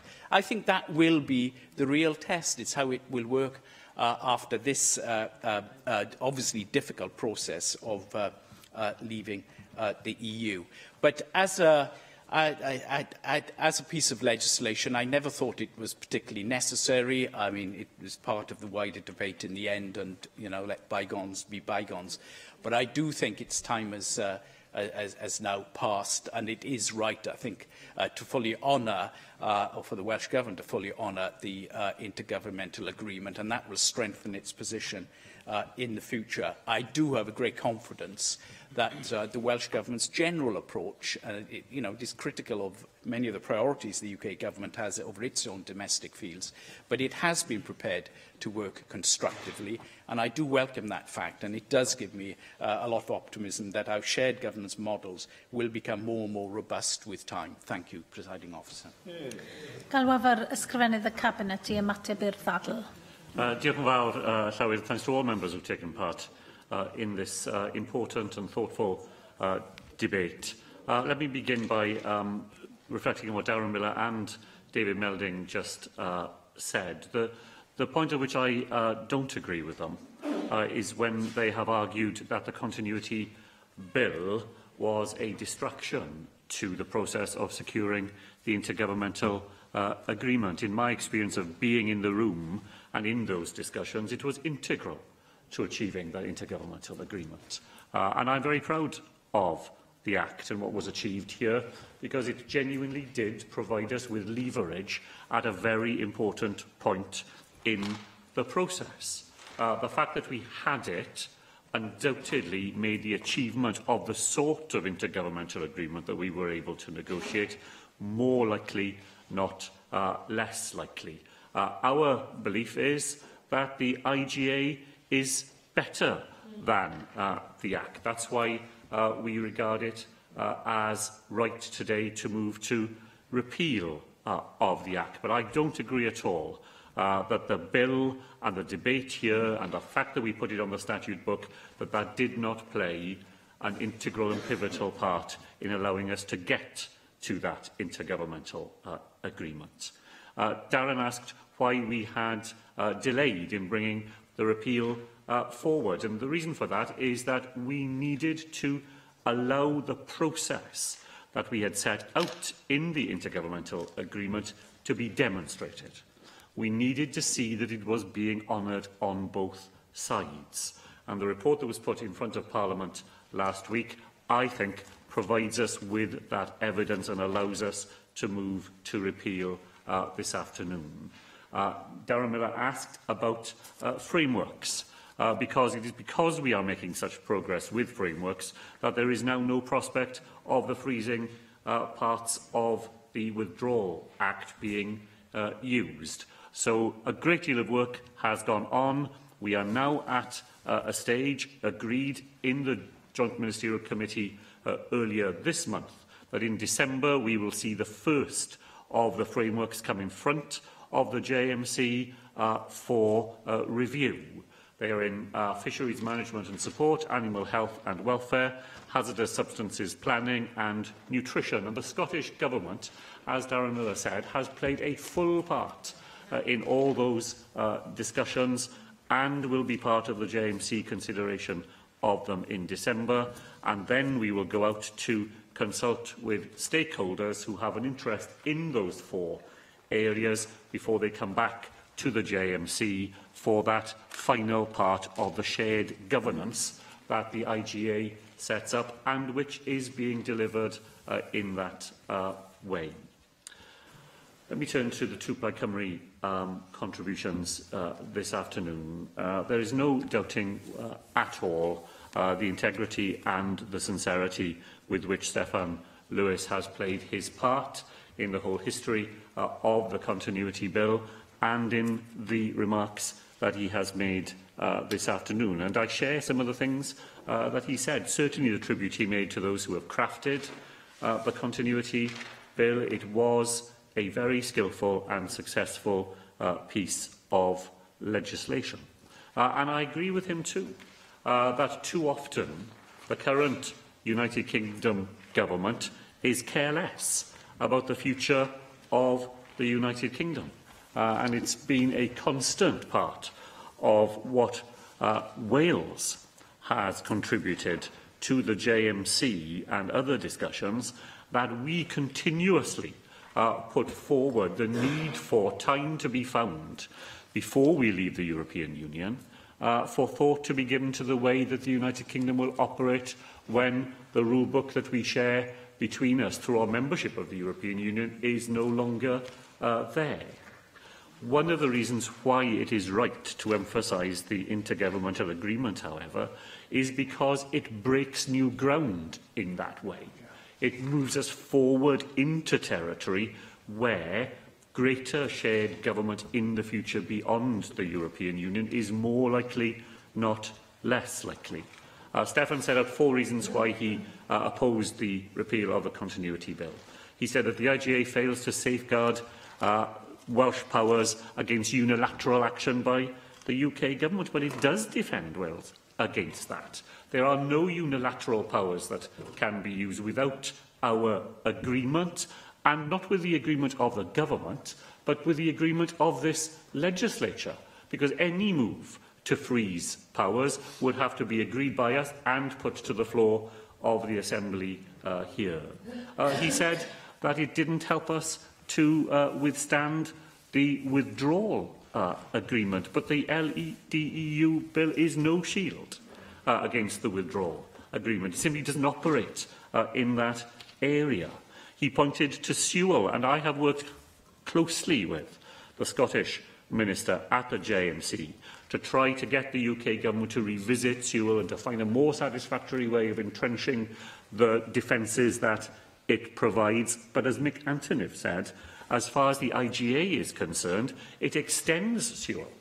It requires a separate vote in the House of Commons and the House of Lords, and not only a separate vote in both houses, but those legislatures making that decision will for the very first time have an independent account provided by the Welsh Government of our perspective on the issue that they are resolving.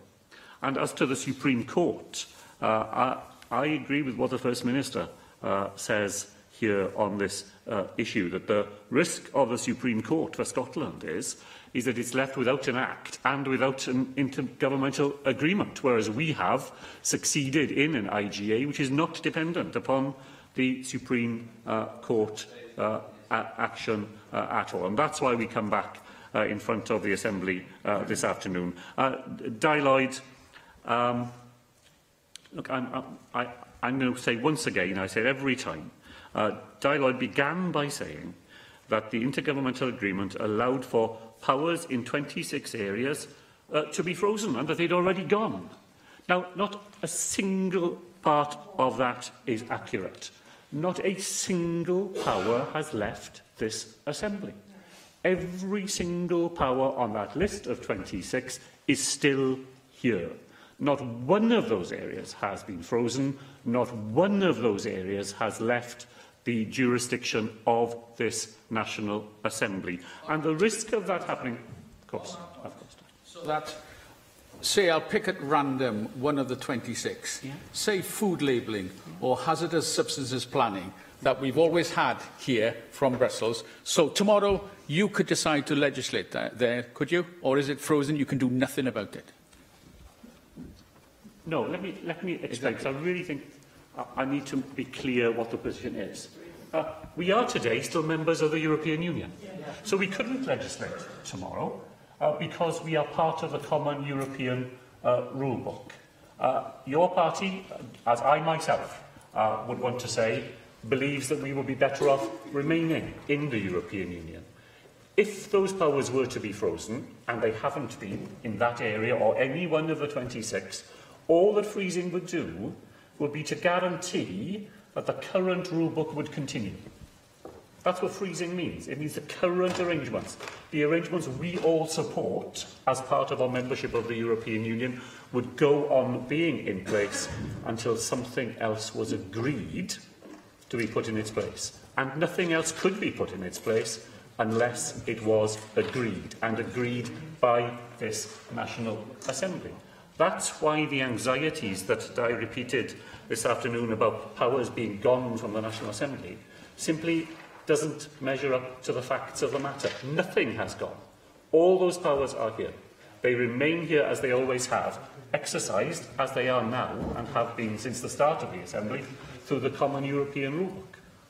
I realise the clock's against us, but thank you for taking an intervention. Isn't that the reality, though, that we are at the beginning of a protracted period of 7-8 years over which there will be changes of government at UK level, changes of government here, and non-statutory intergovernmental agreements could end up as worthless in the context of different opinions and different relationships. You clearly think you have a good relationship with people you've been negotiating with. That might not always be the case.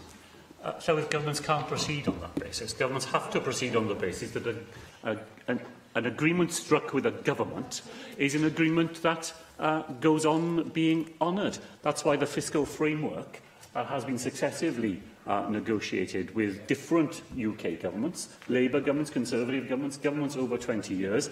Those things go on being honoured as governments pass from one to the other until you reach a point when it is renegotiated by mutual consent. You can't go on as governments always on the basis that you can't trust the person who you've just come to an agreement with. Let me end then, Llywyd, if I can, by thanking Jane Hutt and Mick Antoniou for what they both said, emphasising the importance of the intergovernmental agreement, explaining what a reversal of the original Clause 11 that it demonstrates, and saying that we have reached a point where the LDEU Act, vitally important as it was at the moment that it was agreed, its usefulness has now been extracted in full.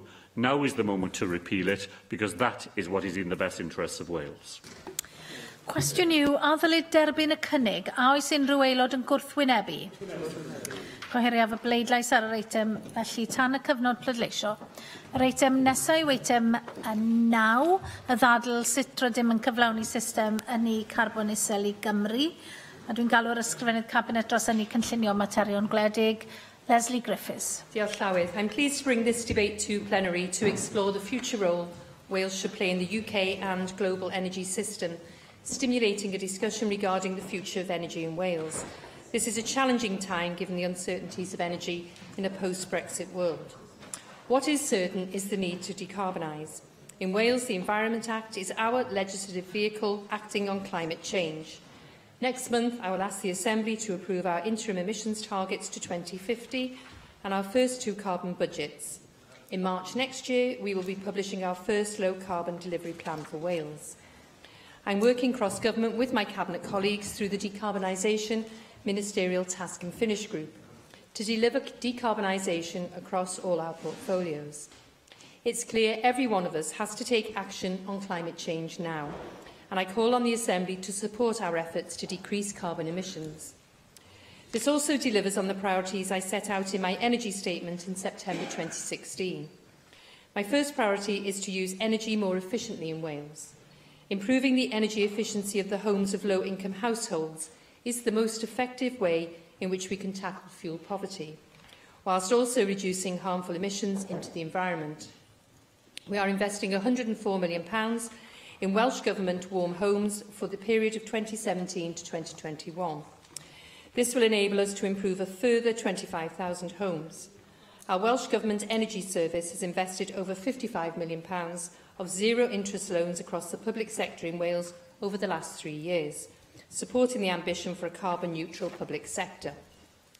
We also need to ensure new buildings don't add to the retrofit challenge.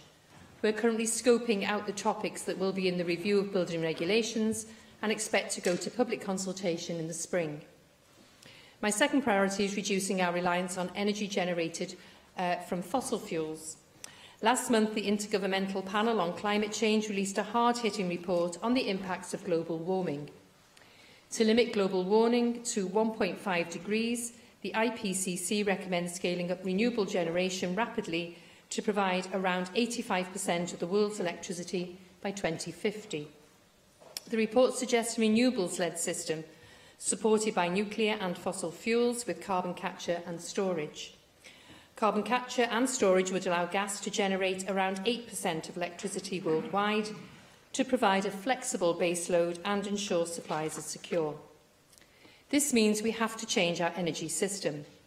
We are not going to create the scale of the change we need without difficult decisions which impact on communities in Wales. Last year, I set stretching but realistic renewable targets. These will help us decarbonise our energy system, reduce long-term costs and deliver greater benefits to Wales. We're already making good progress towards these targets. I've just published an updated Energy Generation in Wales report with figures to the end of 2017.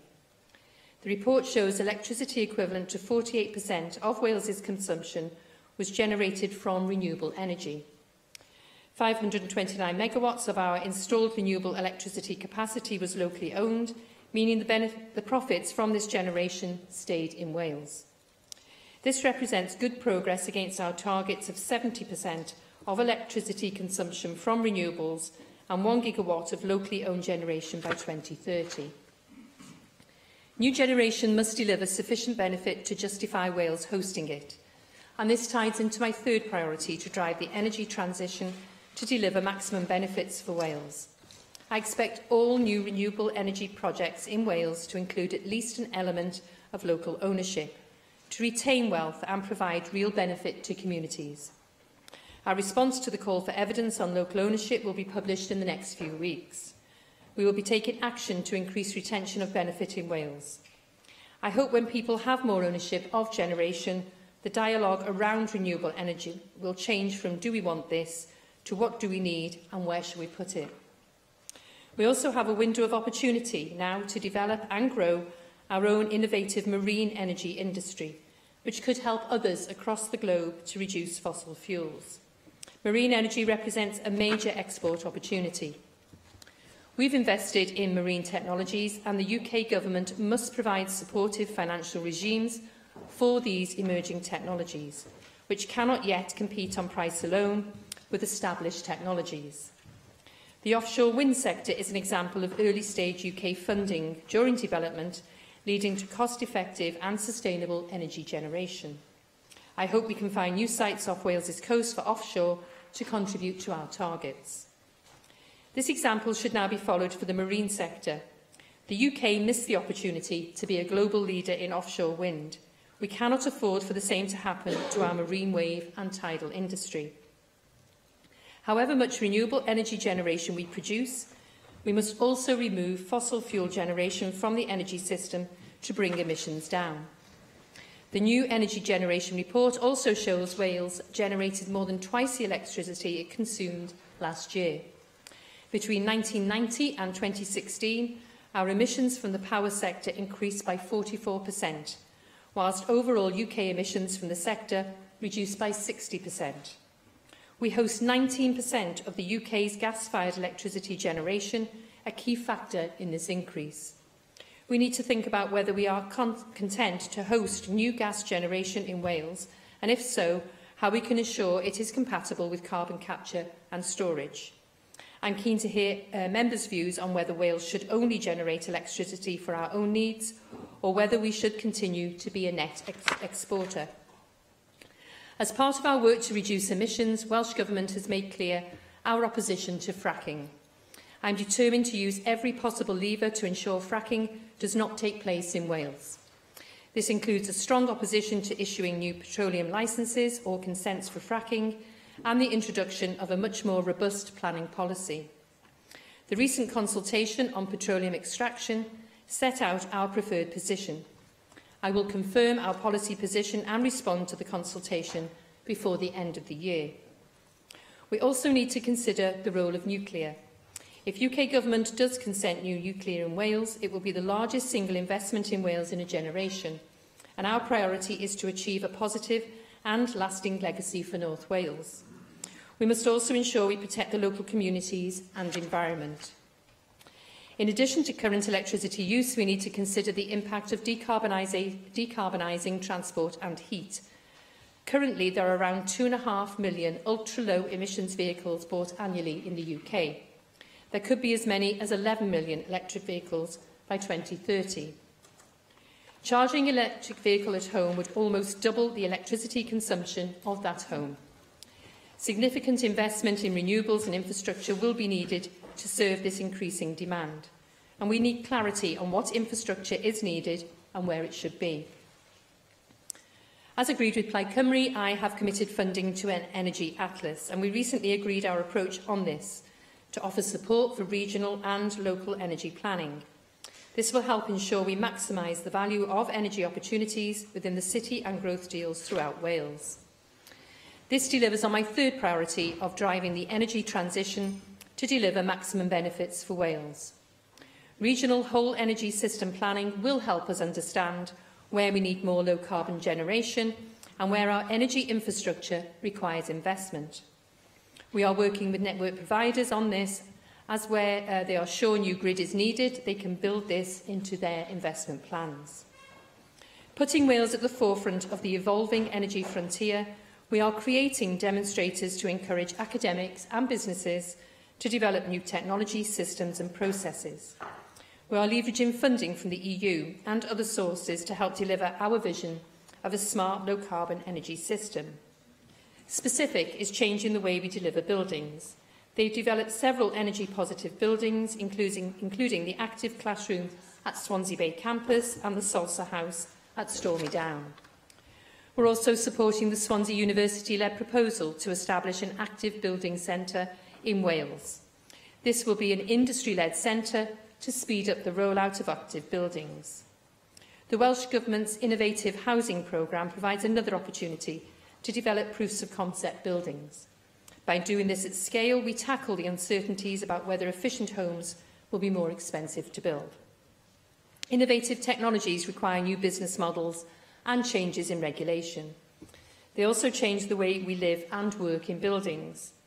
New models are coming forward, exploring new approaches to energy efficiency, generation, use and storage.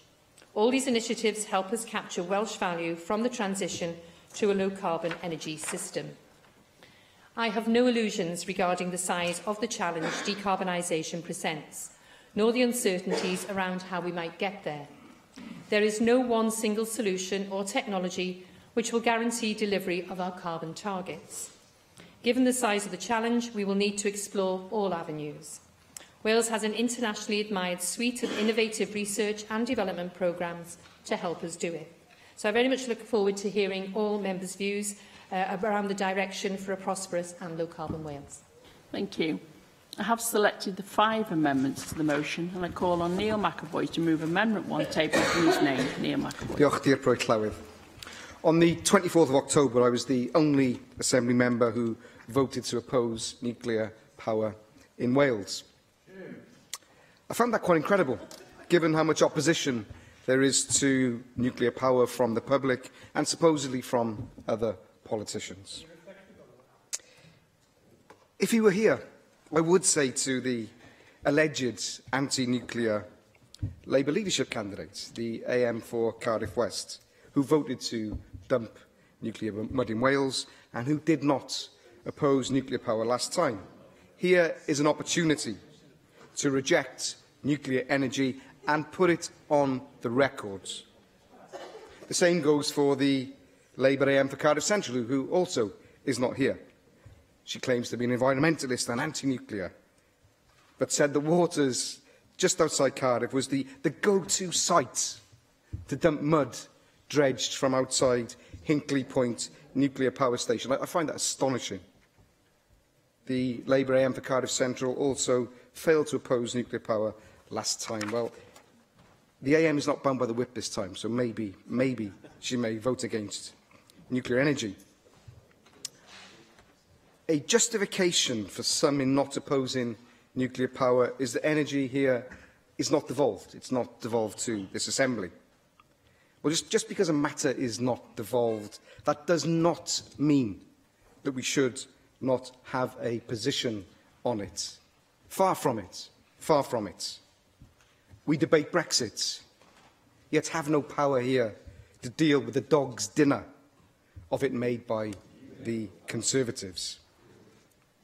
We're not just here to sit back and let the Conservative government in England dump whatever they want on us. If we want to get some respect, we have to kick up a fuss and say no in the national interest of Wales. So that's why today we've got a new amendment that I've introduced, this time calling on the Welsh Government to oppose the use of nuclear power as a means to achieve a low-carbon energy system. Nuclear power is not low-carbon. It is not sustainable. There is a much higher carbon cost than for renewables. Nuclear power plants will generate as much carbon as nuclear, as gas-powered stations in the future. I think that's worth saying because I don't think many people realise that nuclear power stations will generate as much carbon as gas-powered stations in the future. That's because the grade of uranium is decreasing. We're a country blessed with natural resources, water, wind, tides, and even a bit of sun sometimes. Why not use those natural resources and not import uranium, producing nuclear wastes and taking huge risks with the future of Wales and the health of our people? Research by the federal government of Germany shows that there are increased cancer rates around nuclear power stations, and that's one of the reasons why they're being phased out in Germany.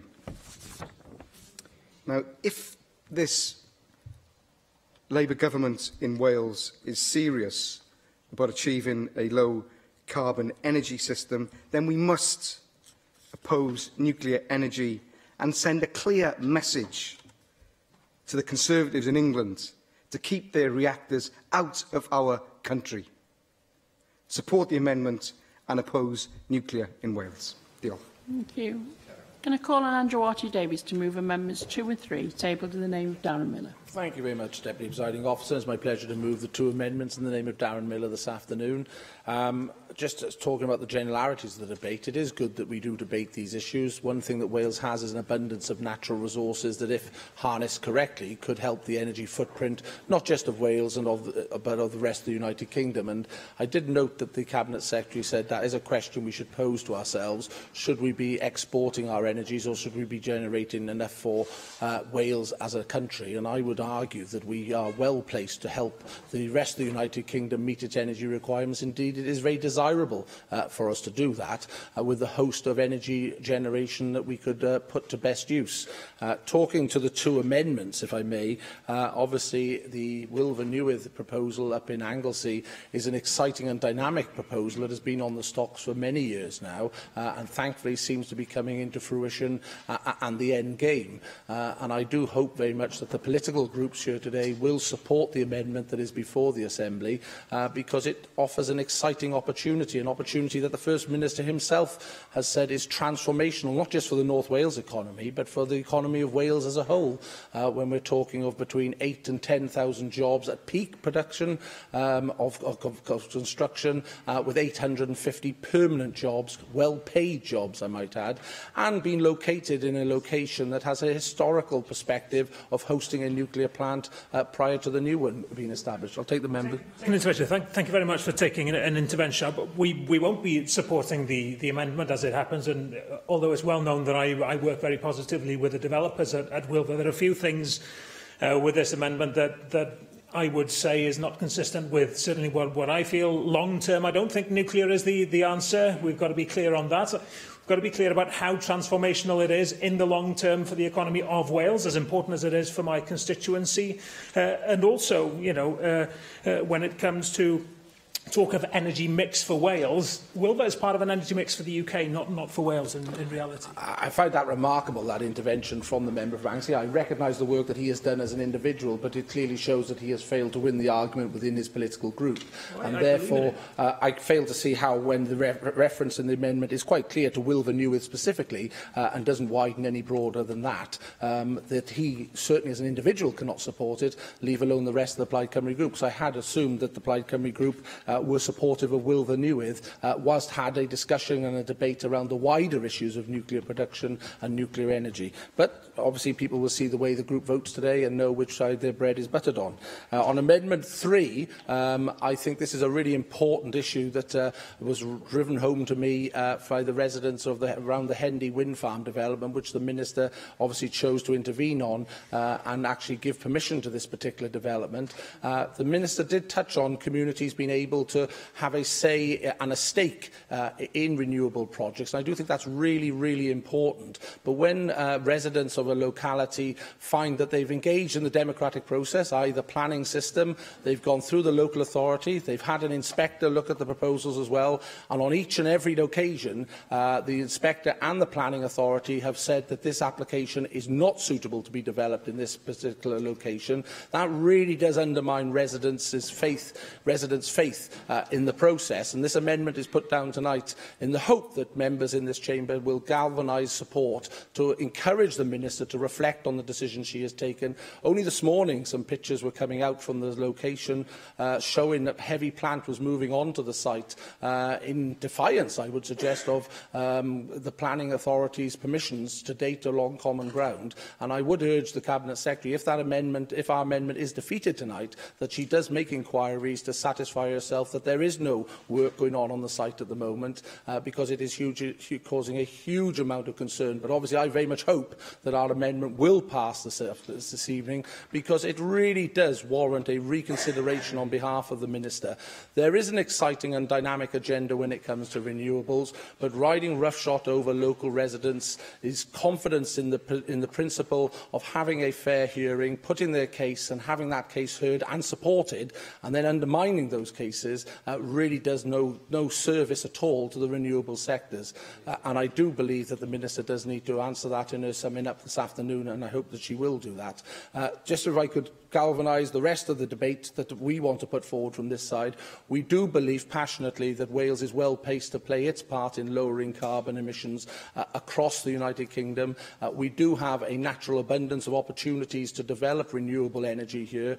Two areas that do need considerable consideration, though, I would suggest, in government influence, are grid connections, in particular, because there are many small renewable projects that could get off the ground if only they could get a grid connection, and they could in themselves play a huge opportunity in collectively coming together to raise our numbers in this particular field. And I do believe that Ofgem, whilst is not a devolved responsibility, if the Cabinet Secretary engaged with Ofgem to encourage them to be more proactive here in Wales, because they are the regulator, and when it it comes to combined heat and plant units being established, which the report touches on, there is a huge issue around the backlog around RHI applications that really is deterring investment in that particular sector.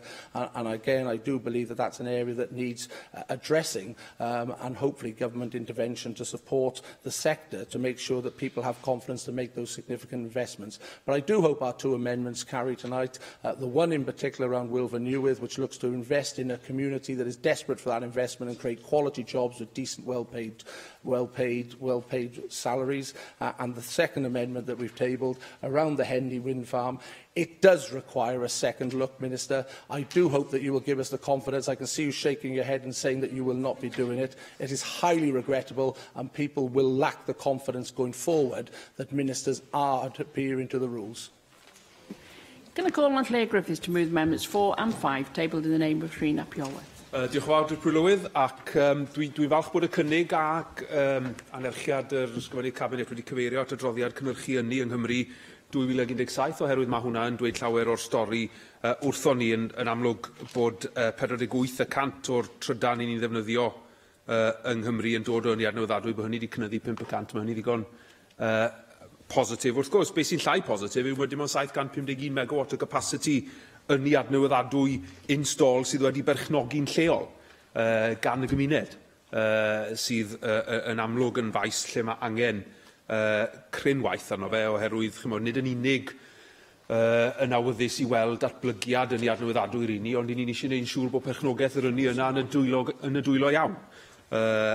63 o filoedd o brosiectau ynni adnewyddadwy o dan berchnogaeth lleol ar un wedd, ond wrth gwrs mae 94% o'r rheini yn brosiectau solar PV ar doion domestig. Nawr mae hynny yn bositif, ond mae'n dangos gymaint o waith sy'n ar ôl i'w wneud. Nawr mae ganddo ni, fel i ni wedi clywed yr adnoddau naturiol, mae ganddo ni'r cyfalaf naturiol yng Nghymru i fod yn un o'r gwledydd sy'n arwen y byd ar ynni adnewyddadwy.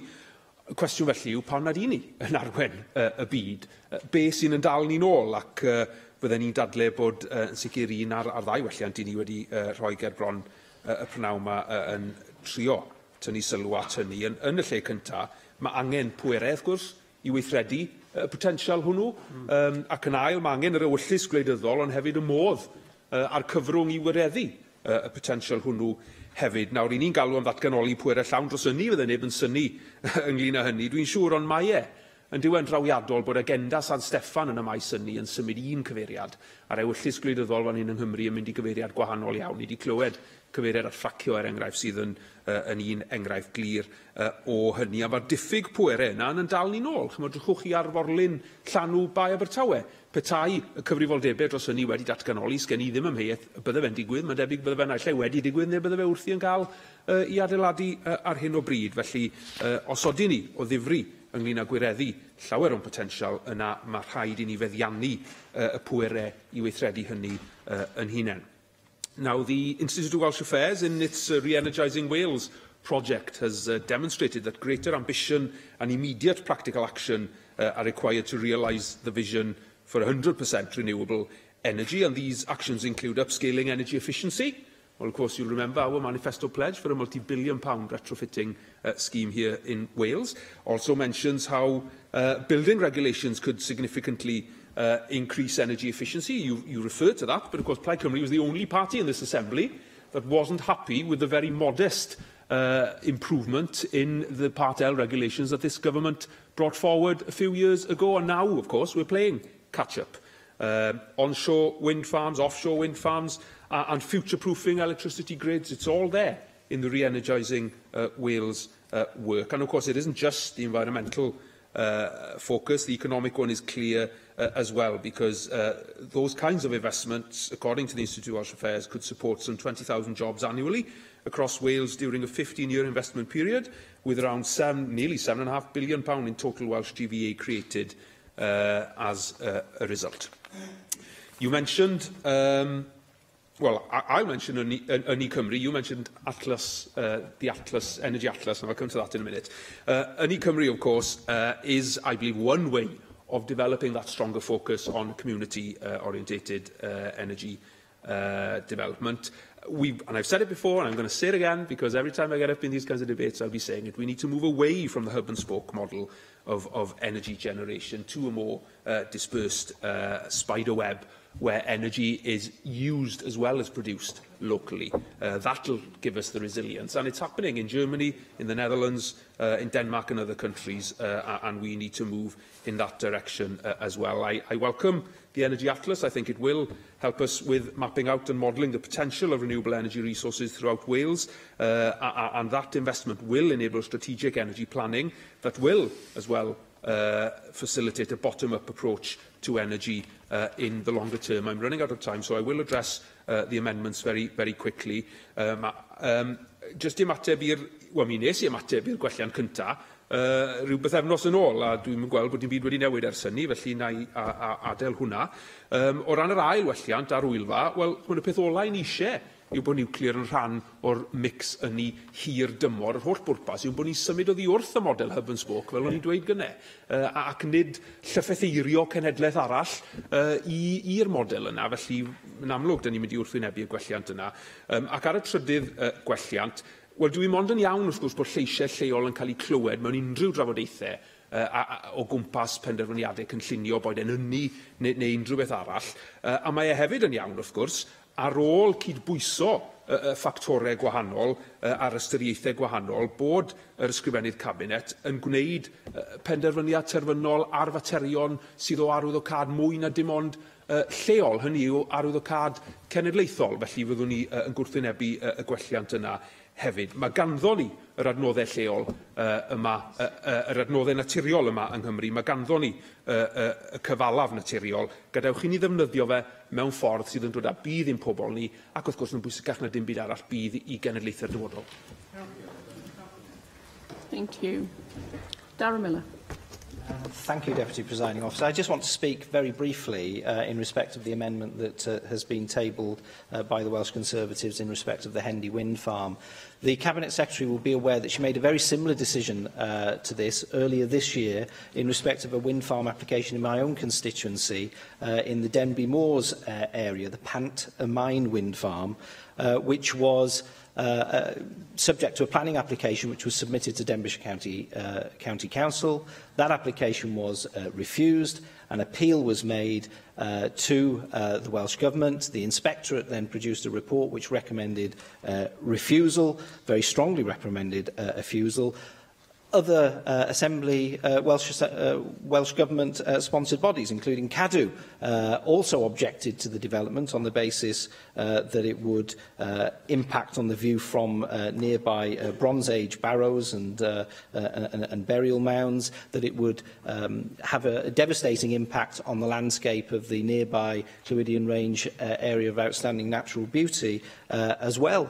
And yet, for some reason, the Welsh Government proceeded with, or the Welsh Minister decided that her view was different than that of the Inspector, different than that of the local authority, and unfortunately, this wind farm is now going to be developed. And I appreciate the point that Llywelyn Griffith made about the need for a national strategy perspective from the Welsh Government from time to time on issues which are significant. But this is a very small wind farm which was being developed, just 7 turbines. Just 7 individual turbines, not huge at all. You could hardly say that 7 turbines individually are of strategic importance nationally in the same way that Wilfa Newydd or a much more sizable offshore wind farm like the Gwynter Moor wind farm might be. So I am concerned that this is riding roughshod, frankly, over local democracy. I think that the people in the area of the Hendy Wind Farm are facing now precisely the same sort of scenario. I don't think that it's appropriate, and I think we need a planning system which is much more balanced and much more reflective of local people's views. So I would urge the Welsh Government to look again at the Hendy Wind Farm decision. You know, we've already had one wrong. What we don't want are 2, 3, 4, 5 or many others in the future. Let's get this right. Let's sort the balance in the system out so that we can have some confidence in it going forward. I'll take the intervention. Can I agree with the comments? Oh, confirmation. Russell George. Thank you, Deputy Presiding Officer. Can I agree with the views in riding roughshod over the local community? This doesn't do anything for local democracy when the Minister rides roughshod over the views of the local authority and the inspector as well. But can I specifically ask, when the Minister does respond to this particular amendment, that she also addresses the concerns about works being undertaken today that haven't yet had the proper permissions, and perhaps that needs to be reflected in the Minister's comments on this issue as well? I think it is incumbent upon the Minister to try to consider whether those works which are proceeding have the relevant permissions. Clearly, if they haven't, then they should cease forthwith. And I think that we have a Cabinet Secretary who's listened on many occasions to arguments which have been made by the Welsh Conservatives and taken forward decisions on the basis of the discussions that she's had with us. And I do hope that we are knocking on an open door today in respect of this decision too. Thank you. Neil Hamilton. Thank you, Officer. Well, the Cabinet Secretary will know very well that I oppose the whole thrust of the government's energy policy and as an exercise in futility, because even if she were to succeed in all her objectives, what we gain in Wales is massively swamped by what's happening in the rest of the world. Meanwhile, the price of this policy is being paid for by the electricity consumers and taxpayers in Wales, and we've just heard the effects which will be felt in the countryside of these wind farms, these excrescences that are being dotted around all over the hills of Wales. I drove down from Aberdyfi through mid Wales at the weekend, and almost everywhere on the skyline you see these eyesores. And in addition to the points which I totally agree with that have been raised already by Andrew R.T. Davies and Darren Miller, I would like to ask why it is that the Hendy wind farm has been treated in a different way from that at Rhoscrowther in Pembrokeshire, where the same considerations, planning considerations, arose. That was only 5 turbines, Hendy is 7. Rhoscrowther was turned down on the basis of its visual impact and the effect of the landscape. At Llandegli Rocks, near the Hendy wind farm, you've got unspoilt landscape, scheduled ancient monuments, internationally important paleontology of the Llandegli Rocks. It's the source of the River Edu. There's a huge starling roost there, 2,000 to 3,000 starlings, a conservation species, which the developers plan to fell, and there are listed buildings very close to the site. I agree entirely with the point that Darren Miller made, that the effect upon the landscape, and let's not forget that one of the principal assets of Mid Wales is its tourist potential, the effect on the landscape is wholly disproportionate to the gain in terms of the government's energy policy. It's a relatively small project, and looking at this in a global context, it is totally insignificant. And I can't understand, therefore, why the Cabinet Secretary has decided to allow this to go ahead when it can be of no gain practically to anybody other than the developers themselves. And I don't think that that is a sensible basis upon which governments should take these decisions.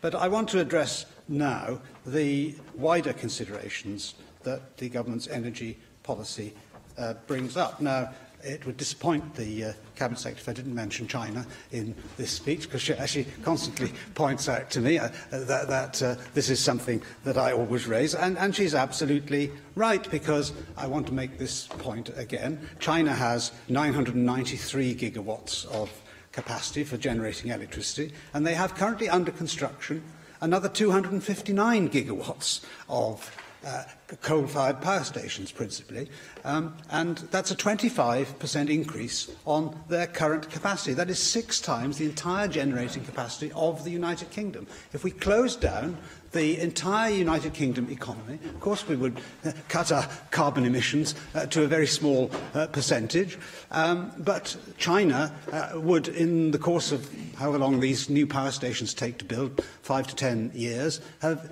made up for that reduction by 6 times. So anything that we do in Wales, which is responsible for only a minute fraction of 1% of global emissions, will be completely irrelevant in the debate on global warming. And I'd like to read from a BBC article on its website only in September, building workers restarted hundreds of Chinese coal-fired power stations, according to an analysis of satellite imagery. 259 gigawatts new capacity under development.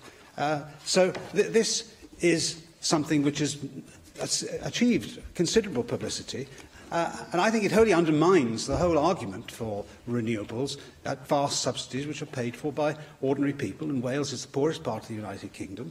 291,000 households are in fuel poverty, government's own figures. That's 23% of the households in Wales. People can't afford to pay these increases. The Office of Budget Responsibility last spring revealed in its economic and fiscal outlook that environmental levies this year will cost, throughout the United Kingdom, £11.3 billion. That's a rise of £2 billion over the last financial year, and goes on to say the increase of £2 billion represents a rise in average electricity bills of about 5%. So that's twice the rate of inflation, and this is planned to go on and on and on each year for the foreseeable future, until in 2030 it's estimated that at least a third of all electricity bills will be accounted for by environmental levies. So the government's policy is an exercise in futility, and the people who are really paying the price are those at the bottom of the income scale, whom I would have thought the Labour Party would have had an interest in helping rather than making their lives more difficult. Thank you. Caroline Jones. Diolch, Deputy Llywydd. I welcome the Welsh Government's Energy Generation in Wales 2017 report. The report highlights the mountain we have to climb if we are to reduce Wales's emissions by at least 80% over the next 30 years. It is essential for our future survival that we meet these targets. As set out in the Paris Agreement, reducing emissions was vital if we were to keep global warming below 1.5 degrees, compared with pre-industrial levels, with an upper limit of 2 degrees. However, the IPCC reported last month that we would meet the 1.5 degrees threshold in the next 10 years. Unless we take drastic, immediate action, the world is heading for a 3 to 4 degree rise in global temperatures. Not a single member of the G20 is taking sufficient action to tackle global warming, and this is not helped by those who still believe climate change is a myth. At the weekend, the leader of the world's largest economy, America, still clung to his woefully mistaken belief that the concept of global warming was created by and for the Chinese in order to make US manufacturing non-competitive. This is in spite of a massive loss of life to climate-related events in the past 12 months. Unless we take drastic, immediate action, deadly forest fires, catastrophic hurricanes and devastating floods will be the least of our problems. Even with a 2 degree rise in global temperatures, we will see entire countries disappear below the rising ocean, a 50% increase in wildfires across Europe and millions of people displaced. We have to act now, and we have to act fast. As the Energy Generation in Wales report highlights, 78% of Welsh energy production comes from fossil fuels. If our planet is to survive relatively unscathed, then we need to reduce that to zero over the coming decades.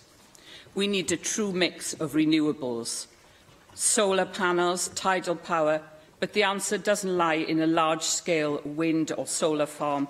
We need to move to a decentralised energy grid where every home, every village, every town and city produces its own energy.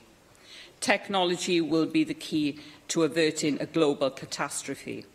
Already we are seeing our homes become more energy efficient. LED lighting uses 100 times less energy. Our appliances are now achieving power and efficiency rates of 95%. New homes are so well insulated, they rarely need heating. However, transport remains our biggest challenge. We need to move to all electric and hydrogen-fuelled vehicles a lot sooner than the UK Government's target of 2050. Because of Wales' geography, public transport will never replace all demand for personal transport. We therefore have to ensure that we replace the car, the lorry and the van with clean alternatives. But that is going to require significant investment in infrastructure, investment that we must make and must make now if we are to stand any chance of surviving our changing climate. Diolch yn fawr. Can I now call the Cabinet Secretary for Energy Planning and Rural Affairs to reply to the debate, Leslie Griffith? Thank you, Deputy Presiding Officer, and I'd like to thank members for their contributions. I think it's very clear that we do need to reconsider Wales's historic role in supporting the wider UK energy system. I mentioned in my opening remarks the recent low carbon delivery plan consultation. That really made clear that we do need to fundamentally change our approach to power, heat and transport in order that we meet our decarbonisation objectives in ways that achieve benefits for the people of Wales. And I don't doubt that this will need very difficult decisions, and I think it needs not just national leadership but also local leadership too. We've got to take some bold decisions around building efficiency and future-proofing our building stock. And we also need to help businesses take a longer-term investment approach to energy efficiency projects. And I think we also need to help them recognise that decarbonisation also provides opportunities, and our economic action plan prioritises the decarbonisation call to action and the regional approach to its delivery, which will really fit well with our regional energy planning work. On generation, our current reliance on gas, I really think, puts us at a risk of missing our carbon targets. I mentioned that we currently host 19% of the UK's gas-fired electricity generation, but use only 5%. So, given our responsibility for carbon, I believe that Wales should have complete control over the consenting and deployment of energy in Wales, as we called for in the negotiations of the Wales Act in 2017. The marine sector is working really hard to persuade the UK Government it's worth backing and has a strong fit with their industrial strategy. And I'm absolutely committed to working with partners to develop lagoon technologies in Wales and also consider the case for supporting for a new private sector-led project. Overall, the future of our thriving renewable energy industry must be secured if we are to meet our renewable targets. So I do continue to lobby the UK Government to increase levels of investment in renewables. I've raised concerns about the exclusion of onshore wind, which members will be aware is the lowest cost form of generation, and also solar technologies from contracts for difference, the proposed closure of the feed-in tariff and the lack of funding to support wave and tidal technologies. And I really do think the UK Government must take some swift decisions regarding future support for small-scale renewables. I believe achieving 100% of renewable energy generation would be extremely challenging. I think it would risk, if we were relying on our neighbours, I think it would risk us being able to keep the lights on in Wales, and I'm sure members here would share my concerns about putting Wales in that position. We will need significant investments in energy generation and networks in order to deliver our carbon targets in Wales. However, I think by doing it smarter, we can avoid unnecessary expense. Robust development plans can provide a basis for investment by grid operators to support clear future need. And we're also working to support energy planning to ensure appropriate developments are supported in national, regional and local plans. If I can just turn to the amendments, we will be opposing Amendment 1 brought forward by Neil McAvoy. As we've made very clear, nuclear is absolutely part of the energy mix. We will be accepting the Amendment 2 in the name of the Welsh Conservatives. We've invested significant time and resource into a comprehensive programme of support to maximise the potential lasting legacy from Wilfa Newydd. We will be opposing the Amendment 3. And members should be aware, Welsh Government can't reconsider the decision. I can pass no further comment. We've provided consistent support to communities as a vital part of energy development in Wales, and anyone who wishes to question the decision on Hendy Wind Farm and the reasoning behind it and the decision letter is there for people to see. It can do it through the court. The two amendments from Plaid Cymru, we will be opposing both. I mentioned that we've consistently fought for full powers over energy developments in Wales. However, we are part of a joined-up UK and global energy system, and I think we have to recognise the way the system is funded and regulated. In relation to Amendment 5, you'll be aware that in discussions with Plaid Cymru, I did look at establishing an energy company for Wales. We had that recent call for evidence that I'm sure members are aware of, and we didn't feel there was sufficient clarity on the purpose of what that energy company would do. But I'm very happy. I'm aware Llia is now taking this forward along with the Energy Atlas, and I'd be very happy to have future discussions about it if you can bring forward more clarity on how really it would benefit the investment that would be required to bring it forward. I'd like to thank everybody. Yes. Secretary possibly have discussions with Scottish Government colleagues. They have recently produced quite an extensive report on the idea of a national energy company for Scotland, which could indeed be a model for us in Wales. Yeah, I have actually seen the report, Adam Price. But yes, of course, I'd be very happy to have that discussion with colleagues in Scotland. But as I say, when we looked at it initially, I think it was about a year ago, maybe a little bit more, we just thought the significant investment that was needed couldn't be justified, but I'm very happy to continue to have those discussions. I will, of course, ask officials to look into the accusations by, I think it was 2 or 3 Welsh Conservative members that work's currently underway at Hendy. That's not my understanding, but of course I will ask officials to look into that for me. And just thank members for their interest in energy and their contributions today. Diolch. The proposal is to agree Amendment 1. Does any member object? Therefore, we defer voting on this item until voting time. Item 10 on our agenda this evening is a statement by the Chair of the Children, Young People and Education Committee, United Nations Universal Children's Day, and I call on the Chair of the Committee, Lynn Neagle. Thank you, Dipra Llywydd.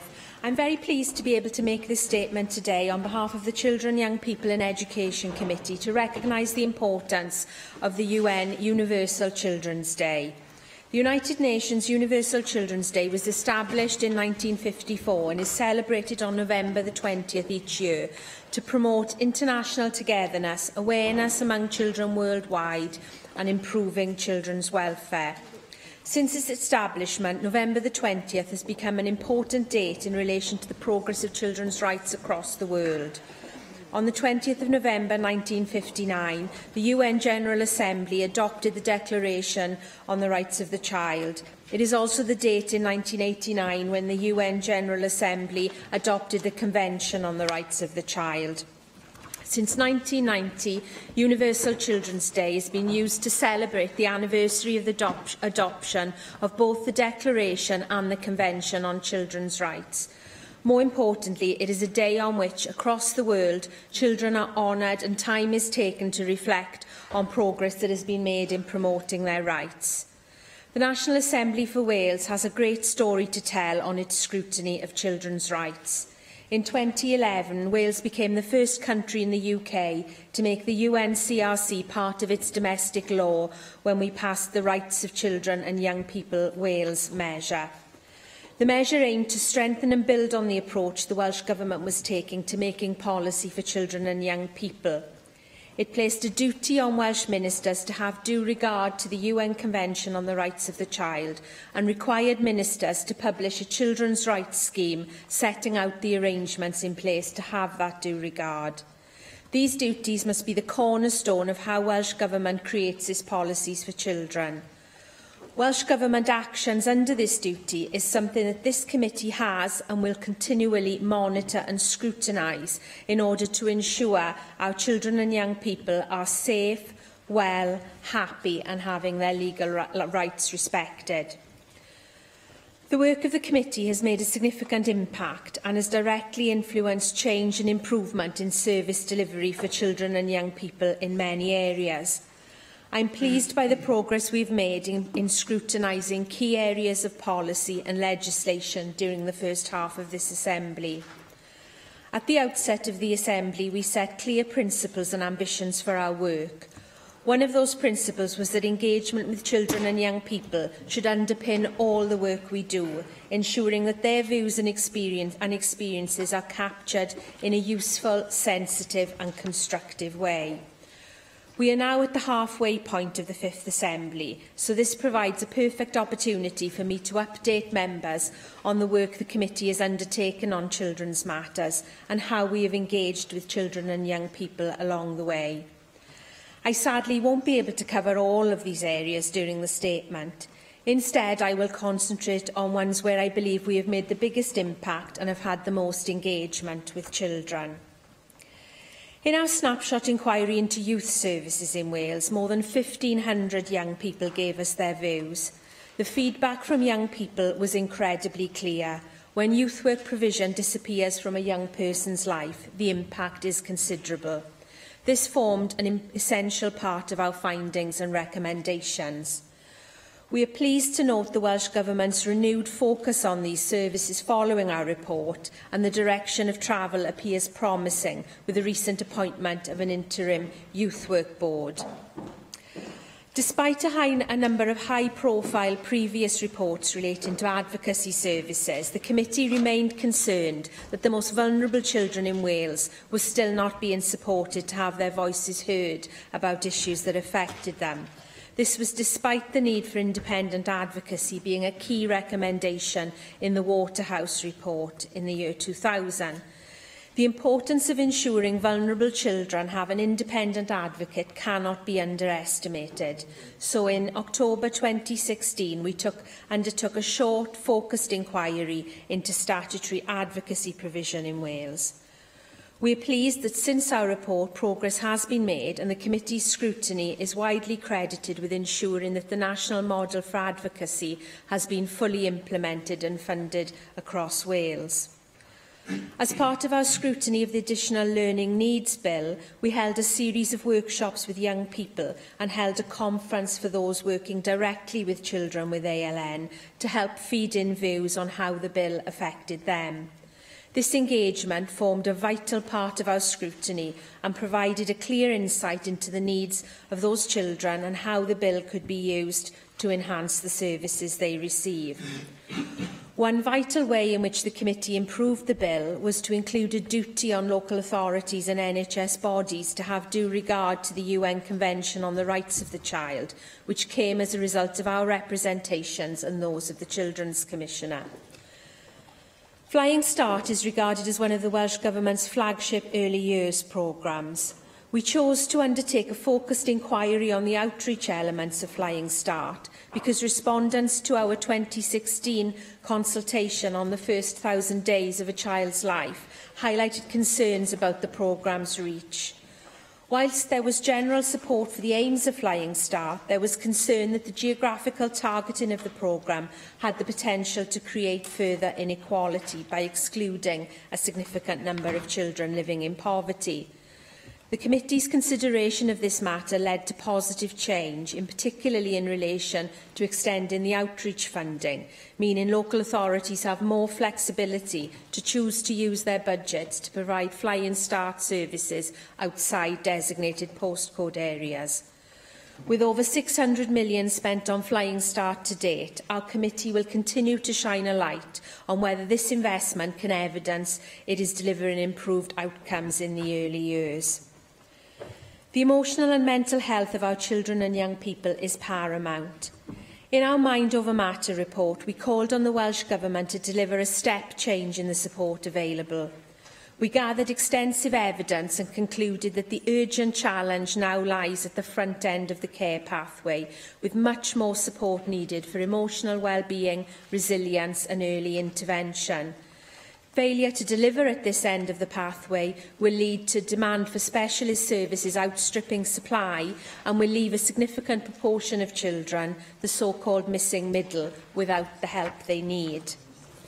Our disappointment with the Welsh Government's original response is well documented, but I welcome the fact that the Cabinet Secretaries have reflected over the summer and established the Task and Finish group that recently met for the first time to consider a way forward.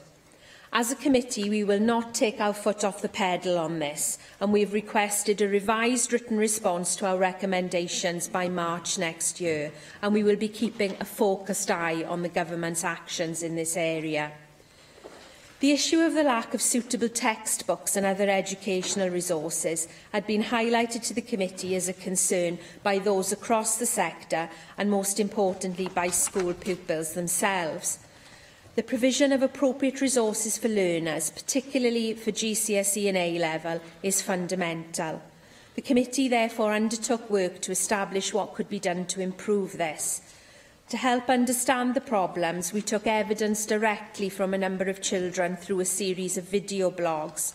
Hearing directly from the children helped us understand the nature of the issues they faced and the extent of the problem. Although not part of the committee's work, on Universal Children's Day it would be remiss of me not to mention the Welsh Youth Parliament, and I am grateful to the Llywydd and to the Youth Parliament project team for keeping me informed on progress. The establishment of the Parliament is a genuinely exciting moment in the history of the Assembly. It is a true recognition of the value children and young people have in our democracy and should create a meaningful and long-lasting ties between schools, young people and the Assembly. The election, as you know, to the first Youth Parliament is underway, with votes closing at the end of this week. I want to offer our committee's full support to the Youth Parliament and its members, and I look forward to the committee working with the Parliament wherever it can. There are many other areas of the committee's work that I could talk about that have impacted on children. We have done much work and we are committed to following through on all our inquiries. A current example of this is the follow-up we are currently undertaking on our perinatal mental health inquiry.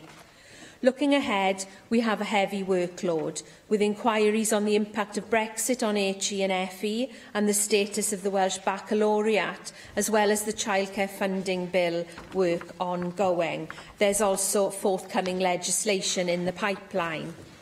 The Public Accounts Committee has today published its report on care experienced children and young people.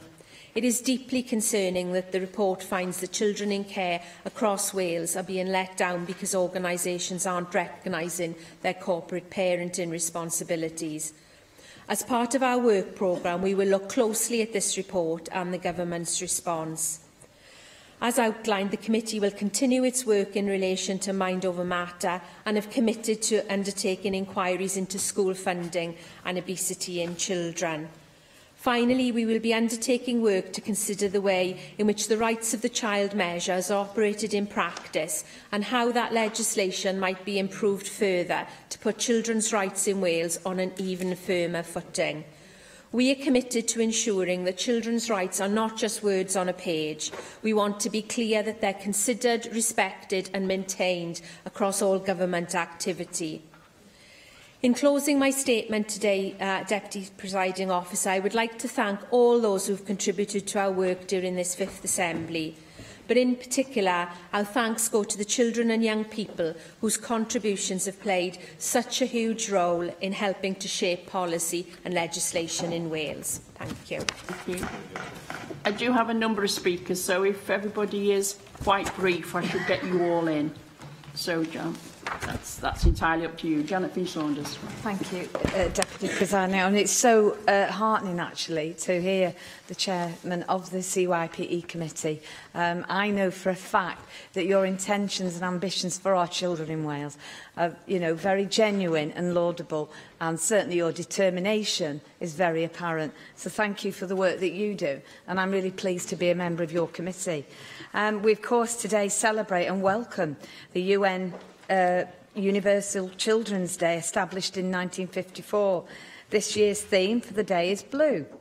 And we all look to build a world where every child is in school, safe from harm, and can fulfil their own potential. However, in Wales, we are reminded through our own caseworkers, AMs, that the Welsh Labour Government has more to do to ensure that those fundamental aims are fulfilled.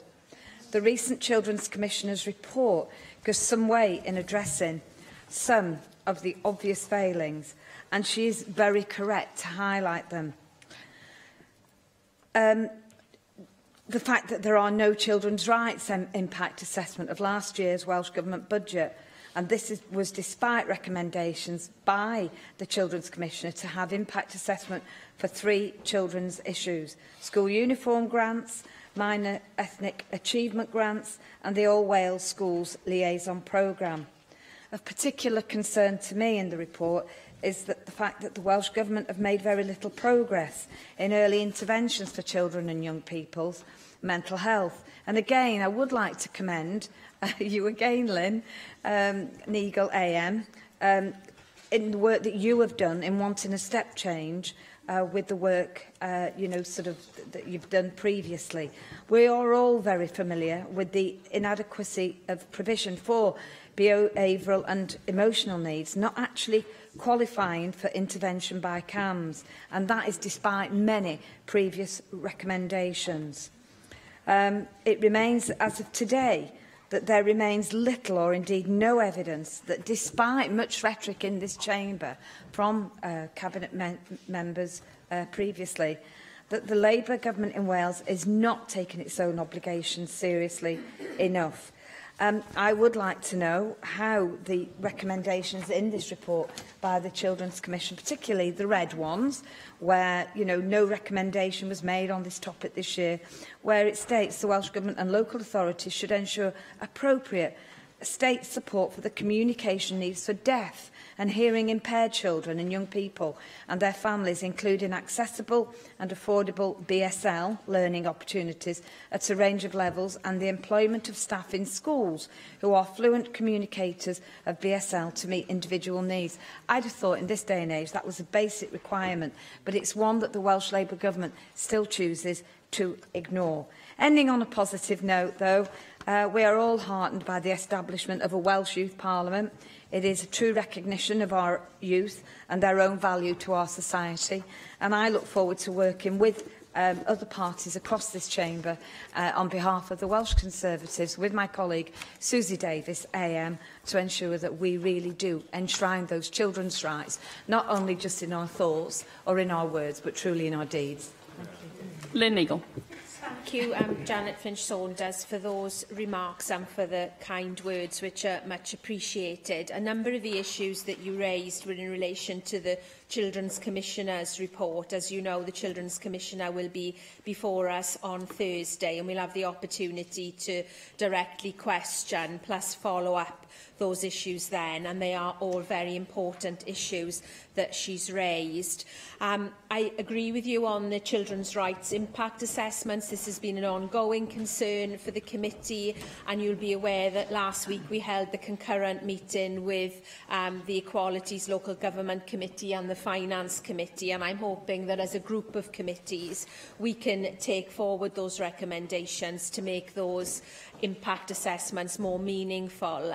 But what I would say is that there's a reason why children are singled out for a particular impact assessment, and that is because, they don't vote, they don't have a vote, they don't have the kind of democratic say. So I think it is particularly important that we ensure that their rights are at the heart of what we do. But thank you for the comments, and I agree with you on the Youth Parliament. Julie Morgan. Thank you very much, Deputy Presiding Officer, and I welcome the statement today. I think it's very important that we do celebrate this day, Universal Children's Day, and it gives us the opportunity to assess where we are in terms of children's rights. And I am a member of the committee, and I'd like to thank the Chair for her statement. It gives a flavour of the committee's work, and I think she's covered the areas very comprehensively. And I just wondered, I think she does refer, as she goes through the different areas, about the particular influence that she feels the committee has had on the government. So I don't know whether she could comment further on that. I think there are particular areas where there has been considerable influence. And I think it's been very good that we've been able to do the Mind Over Matter report in particular. And I'd like to, congratulate the Chair on her ferret-like nature in following that through, because I think that has been terrier, not ferret. Yes, could be, yes, but terrier I think is a better word. But no, you know, seriously, I think that you have shown great leadership in that report, and I wonder if you could comment about how you think the Welsh Government will respond to that.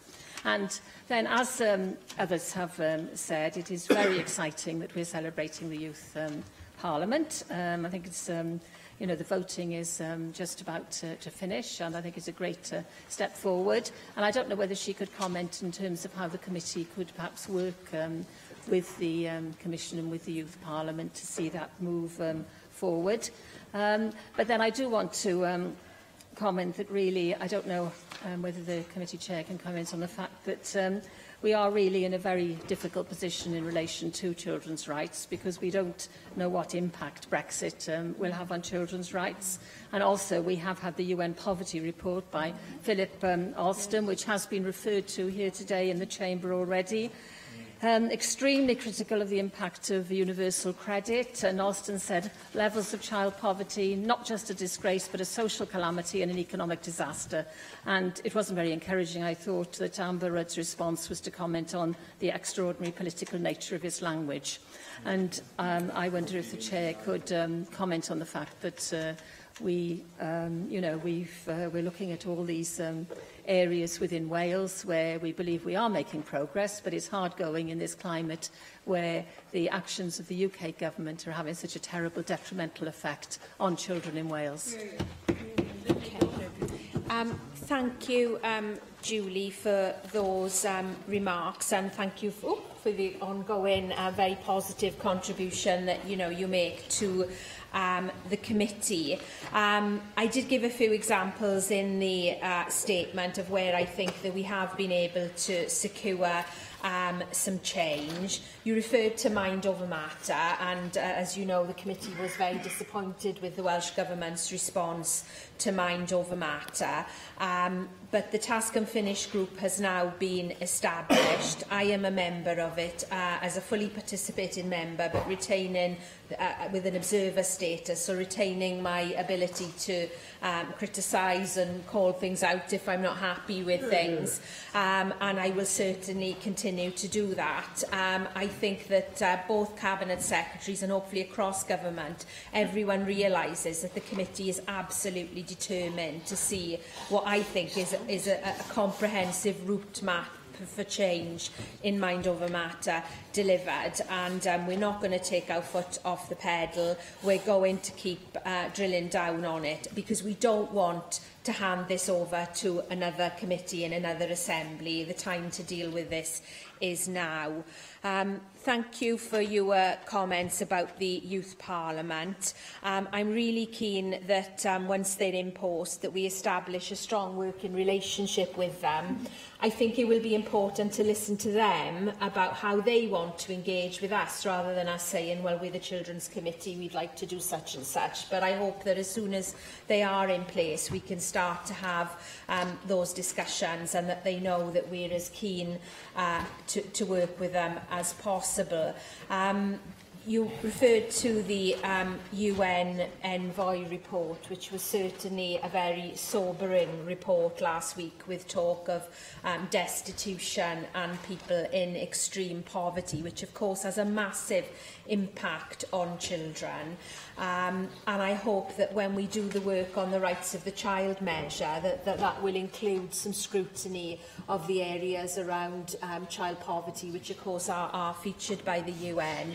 But I think it also raises challenges for us as an assembly, because although things like universal credit have been visited on us by Westminster, we are going to have to try and pick up the pieces as best we can. And a common theme in the committee has been concern about where poverty and child poverty now sits in the Assembly, because it's not with a particular minister, and that does present challenges with scrutinising it. And I hope that, going forward, we can look at that, and also with John Griffiths' committee, because we have to, so many of these problems that we see, like the mental health problems, they start with people living in poverty, and we have to tackle them.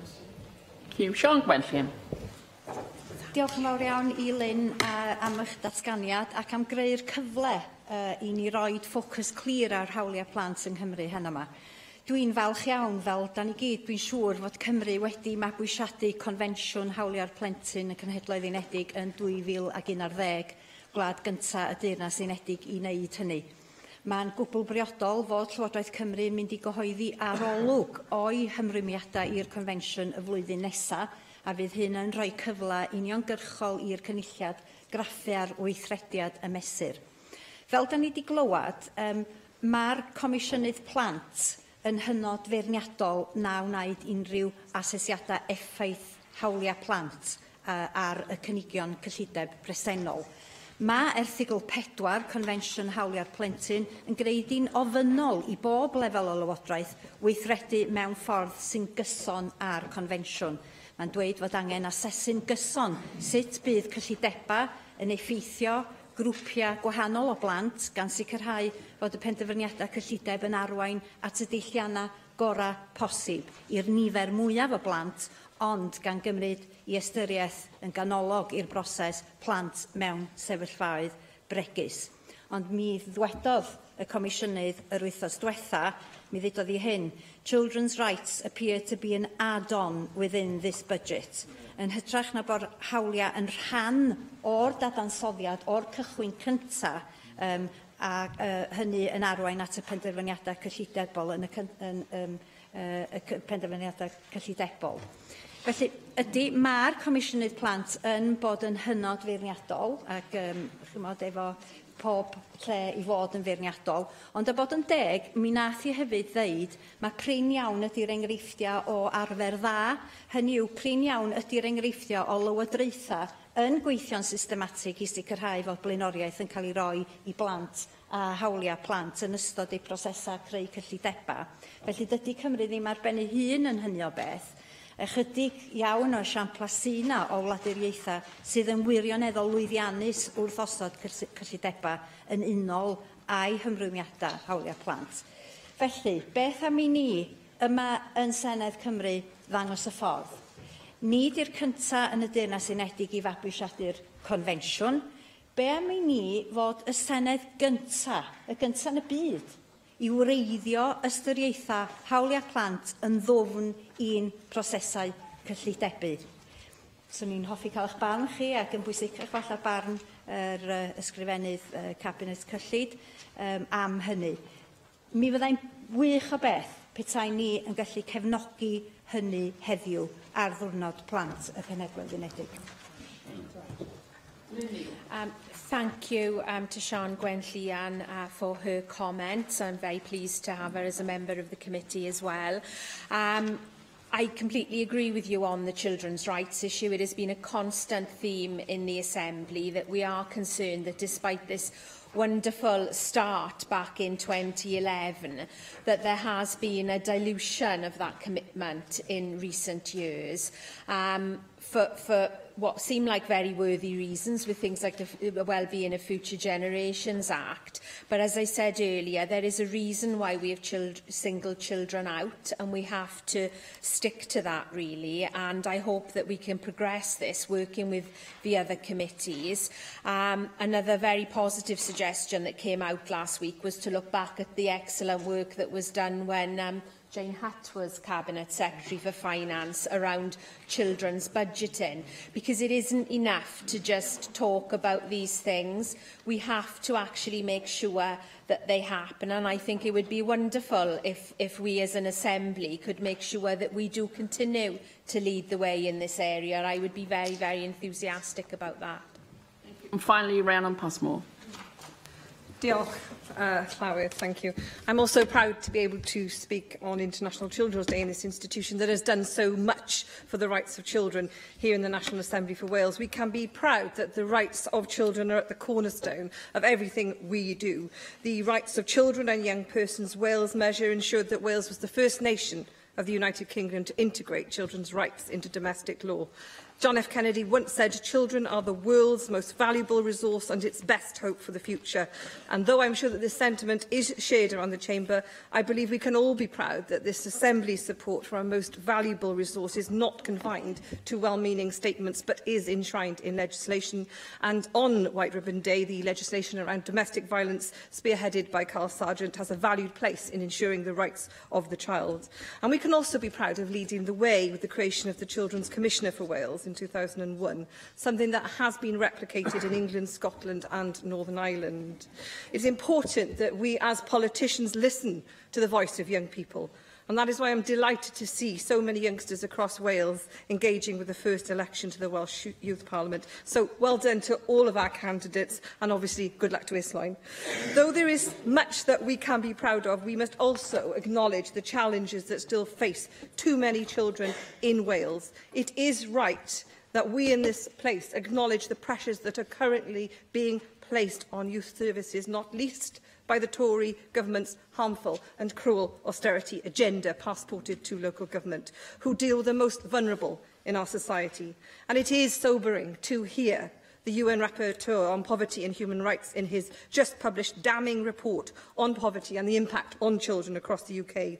This is now the second highly damning UN report on the UK government's social policy, which is, in his own words, creating poverty and homelessness through a cruel and misogynistic welfare system, and in the report's words, failing the rights of the child.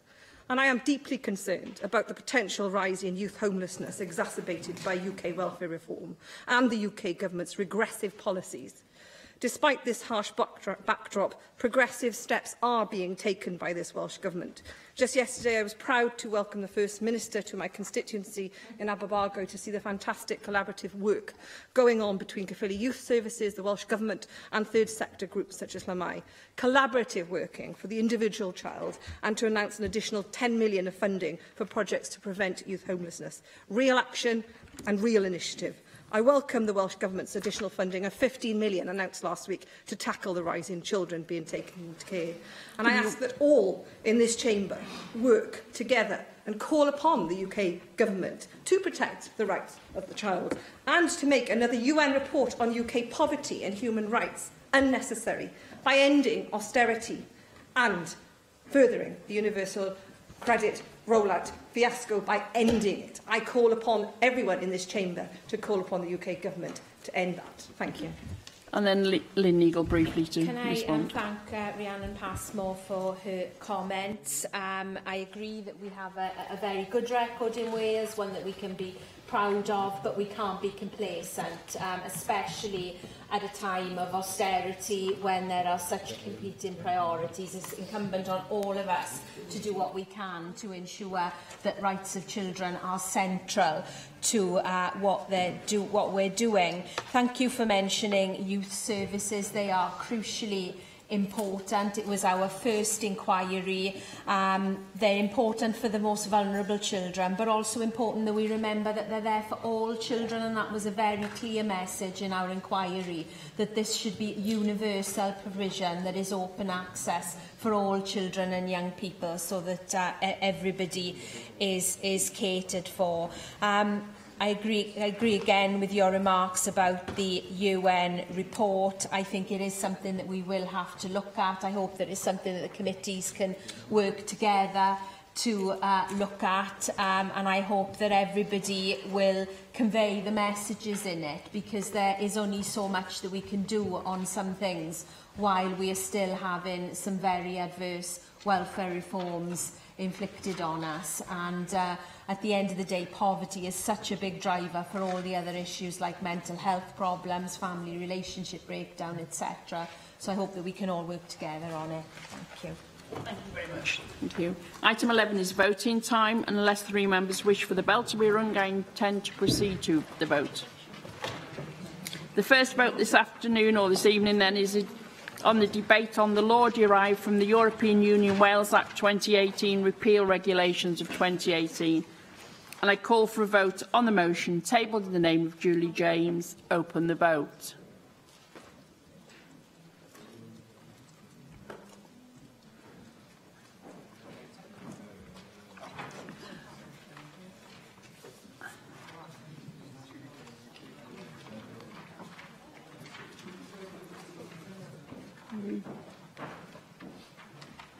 you happy with that? Or shall we just wait a minute?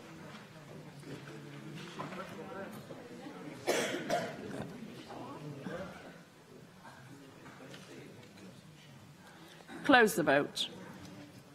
For the motion, 40, no abstentions, 8 against. Therefore, the motion is agreed.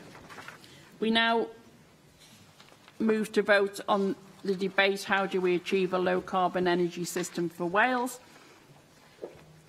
And I call for a vote on Amendment 1, tabled in the name of Neil McAvoy.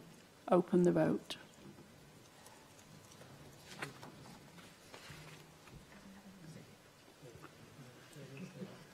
Close the vote. For the motion 1, 8 abstentions, 40 against. Therefore, the motion is not agreed. I now call for a vote on Amendment 2, tabled in the name of Darren Miller. Open the vote.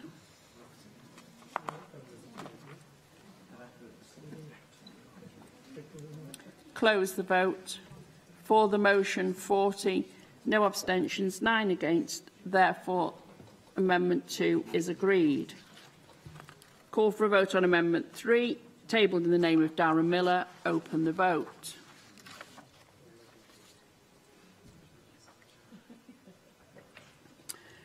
Close the vote. For the motion, 13, no abstentions, 36 against. Therefore, that Amendment 3 is not agreed.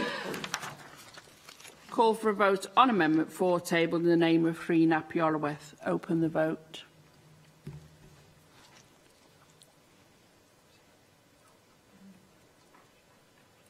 Close the vote. For the motion, 10, no abstentions, 39 against. Therefore, Amendment 4 is not agreed.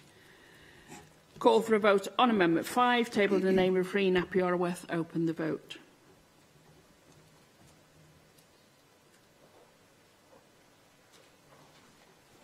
Close the vote. For the motion, 11, no abstentions, 38 against. Therefore, Amendment 5 is not agreed. I now call for a vote on the motion as amended, tabled in the name of Julie James. Open the vote.